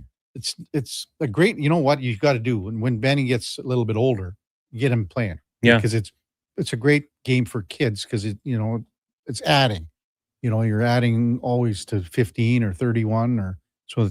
It's a good kid. Stimulates the brain. Yeah, absolutely. Yeah, I mean, I've met a lot of people that really like it. I just have never gotten into it, to be totally honest with you. Vladimir Guerrero, home run yesterday. I said Saturday. That was my pick for him to hit the home run. Really? So he got it Sunday. And then, did he have one last night too? No. Because I did say 2 against the Yankees. That was my other prediction for this one. So, yeah, good to see him get it going a little bit more here. Probably needs to ramp that up. But yeah, for him, he can be streaky at times. So if that gets him going, that's good. Yeah. Alcoholic Spencer says, I've got to completely disagree with you guys on Sunday CFL games, but I'm not getting what you're getting at here, Spence, because we don't like them. We never did. He says, when I go to Commonwealth, I want to turn it up and get rowdy. You just can't do that on a Sunday. I hope they never bring them back. Well, that's what we were saying, Spencer. So I hate them. Never liked them. I went through the schedule this year, and I think it's the one Thursday. I want to say against Winnipeg, maybe. But then after that, it's Saturdays, 1 o'clock, 2 o'clock, 5 o'clock. Like, those are perfect. The October 16th, they have a Friday at 7:30. That'll be a little cold. But, you layer up, you have a few beverages, you're going to be totally fine. But this year, there's no excuse for it. And, I have family that had worked in the organization in the past, and, the walk-up was what you really want to see. And as long as the weather prevails, like, you'll get people going out to these games, because I think they're going to be winning more than they lose to start off the season. So, yeah, no more Sundays. Those are awful. The only bad thing about the schedule, I love the dates, honestly. I like all the dates. And if there are road games on a Thursday, that's fine. It's true. Yeah. That's okay. But the only bad thing about their schedule, and I'm sure Chris will say this today too, because they got the bye week early. Yeah. It's in week 2. Those stink. But they only have one home game before July 9th. Yeah. So you think about where we're at right now, and that's, a couple months here. Not quite. In 2 months, there's only one home game that's at Commonwealth, because the home game's at Clark for preseason. Yeah. So that's the only, and I mean, you can't have a perfect schedule, but that's a tougher one to get momentum going, I guess. Yeah. Maybe with your fan base. What do you think of that? I mean, you'd love to have a couple earlier on here. I guess if I'm playing devil's advocate, you've got school in June, so maybe people don't want to get too much hope for that one. And then once you hit the summer, you're more willing to go out. Although the Saturday games kind of make that irrelevant, but the Friday games. But yeah, I don't know. I mean, you're gonna set yourself up hopefully for some really nice weather, some hot football, and nothing beats going out to Commonwealth and having a cold one, watching some football. So and the crazy thing this year is that now, like last 2 years, you didn't want those games early because of the Oilers. 100%, yeah. And now the Oilers are out. And I wonder if that was part of the equation. Like, well, maybe they're going to go on a run again. I bet you go into the CFL scheduling meetings and you get some say, but there's not a lot of say. Yeah. You don't get a lot. But I bet you, it was like, they, how it was last year at the beginning of the year. Plus they were losing. Yeah. And they moved a game, and they moved a kickoff, and so did the Riverhawks. Had to change some game times on the weekends. They moved it up. Yeah, I think the Riverhawks played in the afternoon. It's accommodating, but it's also being real. Like, people are not going to come watch us if the Oilers are in the Stanley Cup Finals. So yeah, I think it would have been a fair request. And good things come to those who wait. You're delaying the gratification of getting out to some games. Yeah. NFL. What do you think of? I mean, this was a formality with Aaron Rodgers. Yeah. But I kind of feel there might have been a bit of a push. Like, okay, the draft is over. Here's what we can give you. Get in here. Like, we have OTAs. We're not messing around with this. Show up at training camp, which was kind of what I thought would happen. I had expected it to go a little bit longer, but there was never really any doubt that Aaron Rodgers would be back with the Pittsburgh Steelers. So good on them for getting it done a little bit quicker here. I think having him there is a big deal. The question still looms: your quarterback of the future. Who knows? I mean, we don't really know. And with Aaron Rodgers, I still think he's going to give them a good enough performance where they're fringe playoff teams. So you're not going to get that top pick at quarterback unless you move up. But for the time being, I think it's probably the best fit they could find. Do you know offhand what Kyler Murray, how his term? Oh, it was cheap. Yeah. It was 1 year, I think. Yeah, I think it was 1 year pretty cheap. I always thought maybe that was a guy they might pursue. Yeah, I think he would have been someone who you could, try to grow as your future quarterback, because he is still quite young. Yeah. That being said, I feel as if for him, he'd have to want to go there. Going to the Minnesota Vikings has been a pretty good path for some quarterbacks, you know, as of late. So I think that works out good for him. And, you know, if it's going to be him versus McCarthy, I think he probably has confidence he can get it done. Yeah, and the contract, I mean, that Rogers signed is, I mean, he's getting 20-some mil, 20-some, right? yeah. And most of it's guaranteed. And then there's bonuses, correct? Yeah. So, I don't know, how do you, like, he's 42 now. He's played okay last year, I thought. You just look at the options that are out there. Unfortunately, I think he's the best they can get. Why do you think that they're, with all the college teams and all the development that can be put into, you know, developing a quarterback, why aren't there more quarterbacks? I think teams are too impatient. I don't think they want to put in the time to do it. I'm really intrigued to see what happens with Fernando Mendoza, because if it was me, I'm keeping him on the bench as long as I can this year. Like, if Cousins struggles, there's a bye week, and you're like, okay, this is the time to do it. Let's do it. But I just don't think there's enough patience with these quarterbacks. And then, you know, you have a guy and you have him on the bench for a couple years, and then the contract expires, and the guy says, well, I'm going to go try somewhere else. And he goes to a whole new offense, new system, and kind of dwells there. I mean, we still see some, but I think there's just a lack of patience in pro sport now. You look at how long head coaches last, like 2 years and you're out of the door. Like, you can't even necessarily build up the culture or build the program as well as you would have liked to. So I think it's just lack of patience. I remember even, and there's still in the CFL, same thing. There's not enough quarterbacks in the CFL. You know, we got 9 teams here, but I remember like back in the Eskimos heyday, they had quarterbacks here that, you know, their second or third stringer could have started many teams. Like, even you go back to Matt Dunnigan and Tracy Ham and Damon Allen, all 3 of those guys. I mean, you had 3 guys, Hall of Fame quarterbacks. Maybe even goes to college too, where guys, you know, prior you would have had to go to JUCO or miss that year. Now you can just transfer to a new school and you're right in there, new system, and they try to simplify it for you because they want you on the field as much as possible. So you're not making the reads or the progressions maybe you would in a pro style offense. Maybe we got to dive into it on a bigger picture. Yeah. Anything else NFL wise that I mean, OTAs and everything going? Just dreading the Chargers schedule. I don't know if you saw any of that stuff, like the days rest scale they have. It's bad. Like -24 for the Chargers. Oh, really? So basically, they get, I believe, 4 teams coming off a bye week. I think 3 of them they travel to go play that team, whereas the Chargers only, you know, it only benefits them once. They have a bunch of days where, you know, the teams play on the Thursday, with the Chargers playing on the Sunday, so they get an extra 3 days rest, things like that. I've never even heard of this being a thing, but Warren Sharp brought it up on his X feed. So if the Chargers lose, there's a built-in excuse for me. Yeah. I just saw Giants running back Cam Scatabo says, I'll be ready to go week 1. So for fantasy, I mean, he's a pretty viable option there. Like touchdown. Yeah. Guy. You know, but he's gonna get hurt again, I think. But he runs pretty hard. He wouldn't be my top pick, to be totally honest with you. No, but I mean, that's a guy that was where he was drafted. Let's say drafted last year. Like, I mean, I wouldn't say that last year he went in most fantasy drafts. He wouldn't have gone in the top 5 or 6 rounds. No, at all. As a rookie for sure. Yeah. So maybe he would be, you know, depending on some of your leagues, depending on if you have keepers and if you have a draft, like a increasing, like a slot pick that goes up, you know, you might have got him in 8, 9, 10. Yeah. You know, he could be a guy that you could look at keeping if you drafted him late last year. I like him. I know I like what the Giants are building there, but if he's in my flex spot, I'm probably happy with it. Sure, I'd like to find a little more secure selections before that. But if I have him in the flex, then yeah, absolutely, I'd roll with him. What's coming up on the Jason Gregor Show today on a Tuesday after the long weekend? Kevin Woodley's going to join us. So I guess we'll talk about the Eastern and Western Conference Finals, goaltending wise. Trying to get someone to talk some NBA. We'll also, of course, be joined by Dave McCarthy. Terry Ryan will be there. Chris Morris, as I said, Spec, Cam Tate, DVD. So I don't know if you'll have Cam Tate today.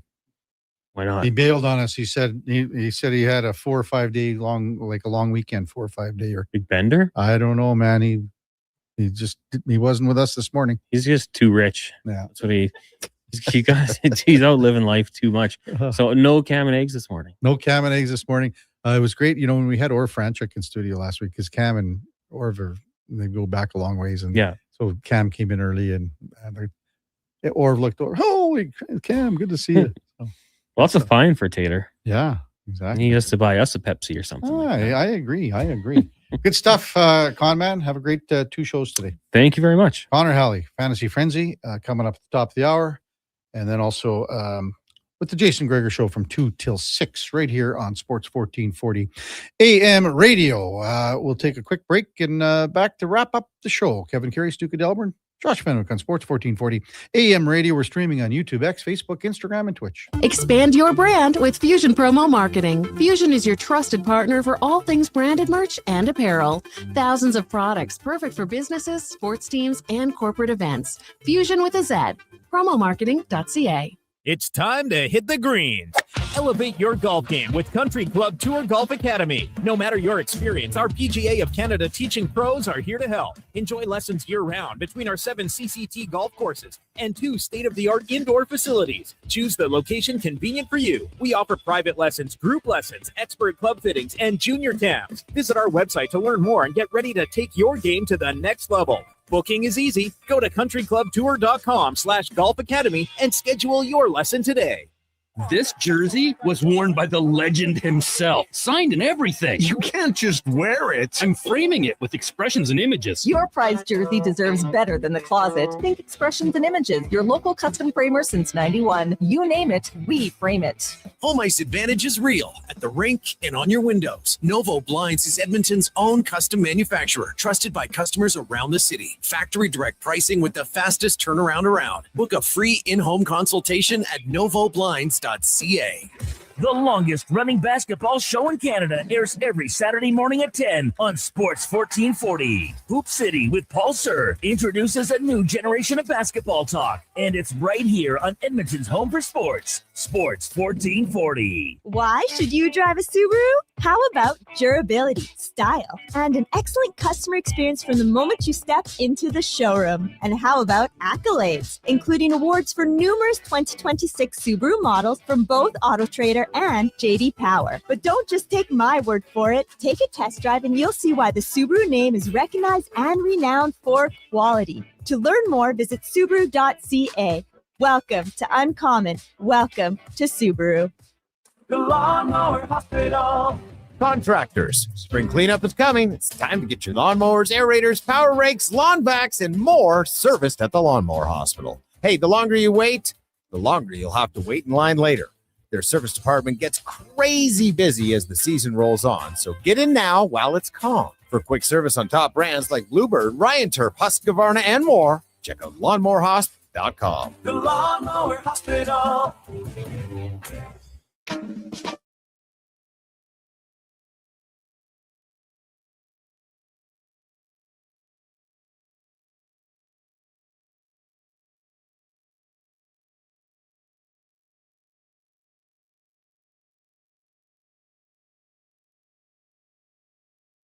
Have your sports curiosity cured with the Kevin Karius Show. This is Sports 1440.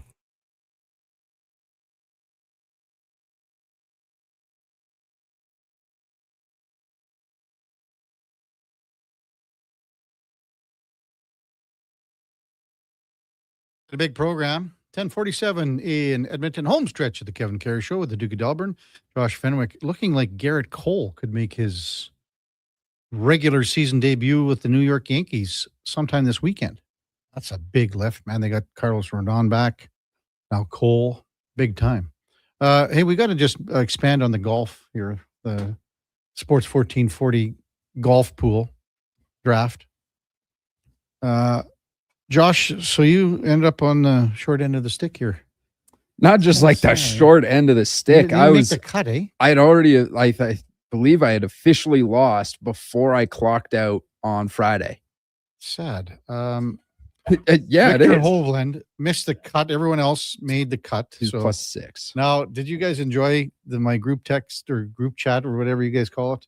I tried to stir the pot with Eddie and saying that what happens if Colin Morikawa finishes, say, at +7? I did appreciate the effort there. The effort. Eddie was having none of it. Eddie had nothing. And then you followed up with sending in a picture of your own ginger beef. Sean accused you of just pulling it out of a grocery store box and throwing in some fresh vegetables on it. It's fair. It's a fair Did accusation. you enjoy that picture though? Wasn't it that picture look it great? looked delicious. Oh, it looked was it fantastic. so good? I'm not in this group chat, so I didn't Oh. have to see any of this. I'll show you the I picture. wonder if I should add Josh to this. Why? Well, you have to. He's buying. You have to. Put That's a him on good group point chat. because tough to coordinate a date and time with the buyer. So what in the time mix. is this going to be? You got to get out. You No. What do you mean? No, in you're theory one we of- could go at like 2:30. 2:30 in the afternoon? Yeah. No, because that's the bad time. Well, okay, then we could go in the evening. What about on a Saturday? Yeah, Saturday after a Hoop City or something. Yeah, Like at 12:30 on a Saturday? That could be an option, Duke. yeah. Belly up, just get bloated for the weekend. All that MSG. Yeah. Eh? So we can even do it next Saturday. Our buddy Heffy just texted in. I don't know where you hear stuff like this, Heffy, but I'll tell you what, I think a lot of Oiler fans, I don't know what they would think of this. Hello, boys. There's a rumor out of Vancouver that Stan Bowman is getting fired for his inept handling of the roster, and Shane Doan is coming in as GM. Just a rumor. Well, where'd you hear it from, Heffy? Come on. Where's that rumor coming out of Vancouver? Has there been anything on the social medias? I think it's quite funny. I think that Shane Doan is an individual that you want in your organization. Maybe not as GM, but maybe some sort of an advisor position. And maybe he's like an assistant GM and then you're grooming him to be the GM down the road. But you got to have that experience. And being a GM, man, there's guys across this league that are ready to pull your pants down on trades, man. They are, and they'll take advantage of you. They will. So that's just Heffy just throwing something out of grabbing it out of the clouds here, Duke, or what? I saw nothing of the like. Unless I wasn't super online over the weekend, as with a couple of days I was at the farm. Mm-hmm. But even yesterday, I did nothing but sit on the couch with a bag of ice on my leg, watching baseball and basketball, etc. And this never came across my feed anyway. Bird says it came from spitting chiclets. Same with Maddie and the tractor. Ray Whitney, Shane Doan. Ray Whitney's just talking about it, or is it? I think he's talking about Ryan Whitney. Yeah. And I did see that clip, and I believe it was more so made as a pipe dream hypothetical. Like there's no. There's no basis for it. Like they're not reporting on something, right? They're just saying, "Ooh, imagine this," which is no different than what anybody can do at home from the comfort of their couch. Guys just make stuff up all the time here, Duke. Well, some people do, yeah. When we're talking about all of your stuff, I'm aware, yeah. Oh no, come on now. They call him Kevin DT45 Karius. No. All of my stuff is well substantiated, Duke. Yeah, I don't know about Greater that. Man Jay says, "Hey boys, there's a rumor at our poker game. We got 3 Toronto fans, which doesn't make the game any better, but they're also." Did you imagine that? 3 Toronto fans at a poker game, huh? Man, the jokes that would be coming out. Oh, what are you going to, you're going to double down on that or whatever? Think about the Leafs, 1967. They're all saying Knobloch is going to Toronto. Oh, wow. The Bird says it's not happening. I never heard Ryan Whitney talk about that, but whatever. Do you consume a lot of no, I've never spitting chiclets or their clips that make their way to social media? Never listen. The only time I've never listened to one podcast or anything on Spittin' Chicklets. I have heard like a little blurb if it comes out like a 15-seconder. It would go on the interweb or something like that. On your Twitter feed. I guess on Twitter. Twix. Yeah, on the Twix. But other than that, no. Did you ever unblock Whit? I think I did, yeah. Remember that when we had him on with Laddie back a couple of years ago? Why would those guys even care about that? The same thing that happened. Well, because it would have shown up when he tag him in the show tweet and whatever. Then he goes and sees let me go check out Karius, see what he's all about. Maybe if I remember him from my days playing here. He wouldn't. And then he checks it and he says, Kevin Karius has blocked you. And he'd be like, what am I doing going on this show? I didn't know that was a big thing, Duke, back in the day. And so he would have been blocked for, I don't know, 10 years? Maybe not quite, 5 or 6. You're asking anyway. me. I have no don't idea. know. You're the blocker. Nah, whatever. Anyway, should be a good Tuesday here, Duke. What's the weather forecast today? Do you know? Nice, I think. I don't know. 16 and showers, Duke. Oh, good. Well, 16 and showers. Well, I'll say that in all of this weekend that the temperatures were so cold and there was frost and the wind was howling, I didn't see a damn spot of rain until my drive home Sunday night. And it was just like for 10 seconds at a time up the highway. And then even once I got back in the city. So I'm still on board with thinking that we could use a good dump of rain here. Yeah. Obviously with keep in mind that some farmers, including my own, are still working on getting the seed in the ground, but you still need a little bit of rain pieced in along the way here. Saturday, Duke looks like a guy will be doing the transplanting of the tomatoes. I thought you already did that. No, Duke, too cold. All right. But the garden's looking pretty good. Old Poopsie was out doing the seeding and putting all that stuff in on the weekend, apparently. What were you doing? I was golfing on Sunday. Oh, right. Yeah. Throwing triple bogeys out there just for fun. Just doubles.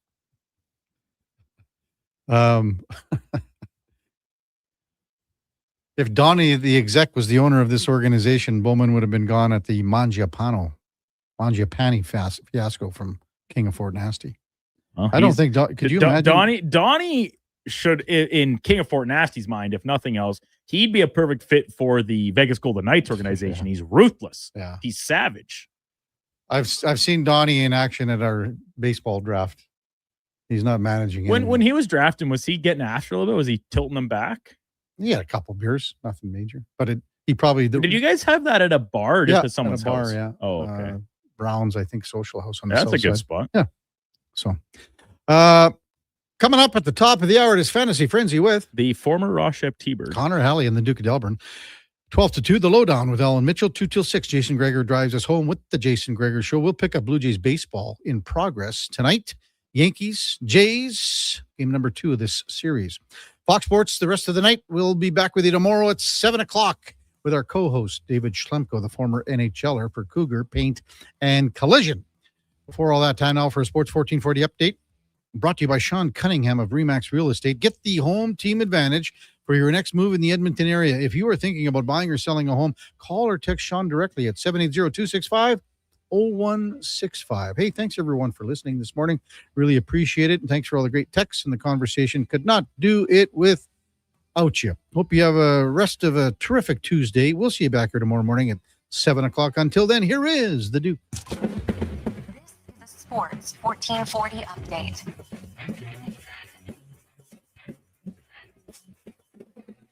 No games tonight in the Stanley Cup playoffs, but off the ice, Vegas Golden Knights headed to New York to appeal their punishment for not making head coach John Tortorella available to the media following their Game 5 win over Anaheim. The punishment of a $100,000 fine for Torts and a second-round pick being taken away from the club has reportedly been upheld by the league. On the hard court tonight, New York Knicks and Cleveland Cavaliers tip off the Eastern Conference Final from Madison Square Garden. That one gets underway just after 6 o'clock. And from the IIHF World Championships this morning in Switzerland, Austria defeated Latvia 3-1. Norway blanked Italy 4-0. And still to come this morning, Great Britain will take on Hungary, while Slovakia goes up against Slovenia. PWHL making it official that their 4th expansion team for this upcoming season will be out of San Jose. The Bay Area joins Las Vegas, Detroit, and Hamilton as the newest round of expansion clubs to begin play this coming season. In the majors today, Blue Jays continue their set in the Bronx against the Yankees. First pitch scheduled for just after 5 o'clock from Yankee Stadium. It'll be Dylan Cease on the bump for Toronto. You can catch that game right here on Sports 1440, joined in progress at the conclusion of the Jason Gregor Show. Elsewhere, Baltimore in Tampa. The Mets take on the Nationals. Red Sox take on the Royals. Milwaukee's in Chicago against the Cubbies. Dodgers play the Padres, and the Seattle Mariners host Chicago White Sox in the nightcap. Coming up on Sports 1440, it is Fantasy Frenzy with Hallie and Douglas. I'm Brandon Douglas at your Sports 1440 update. Sports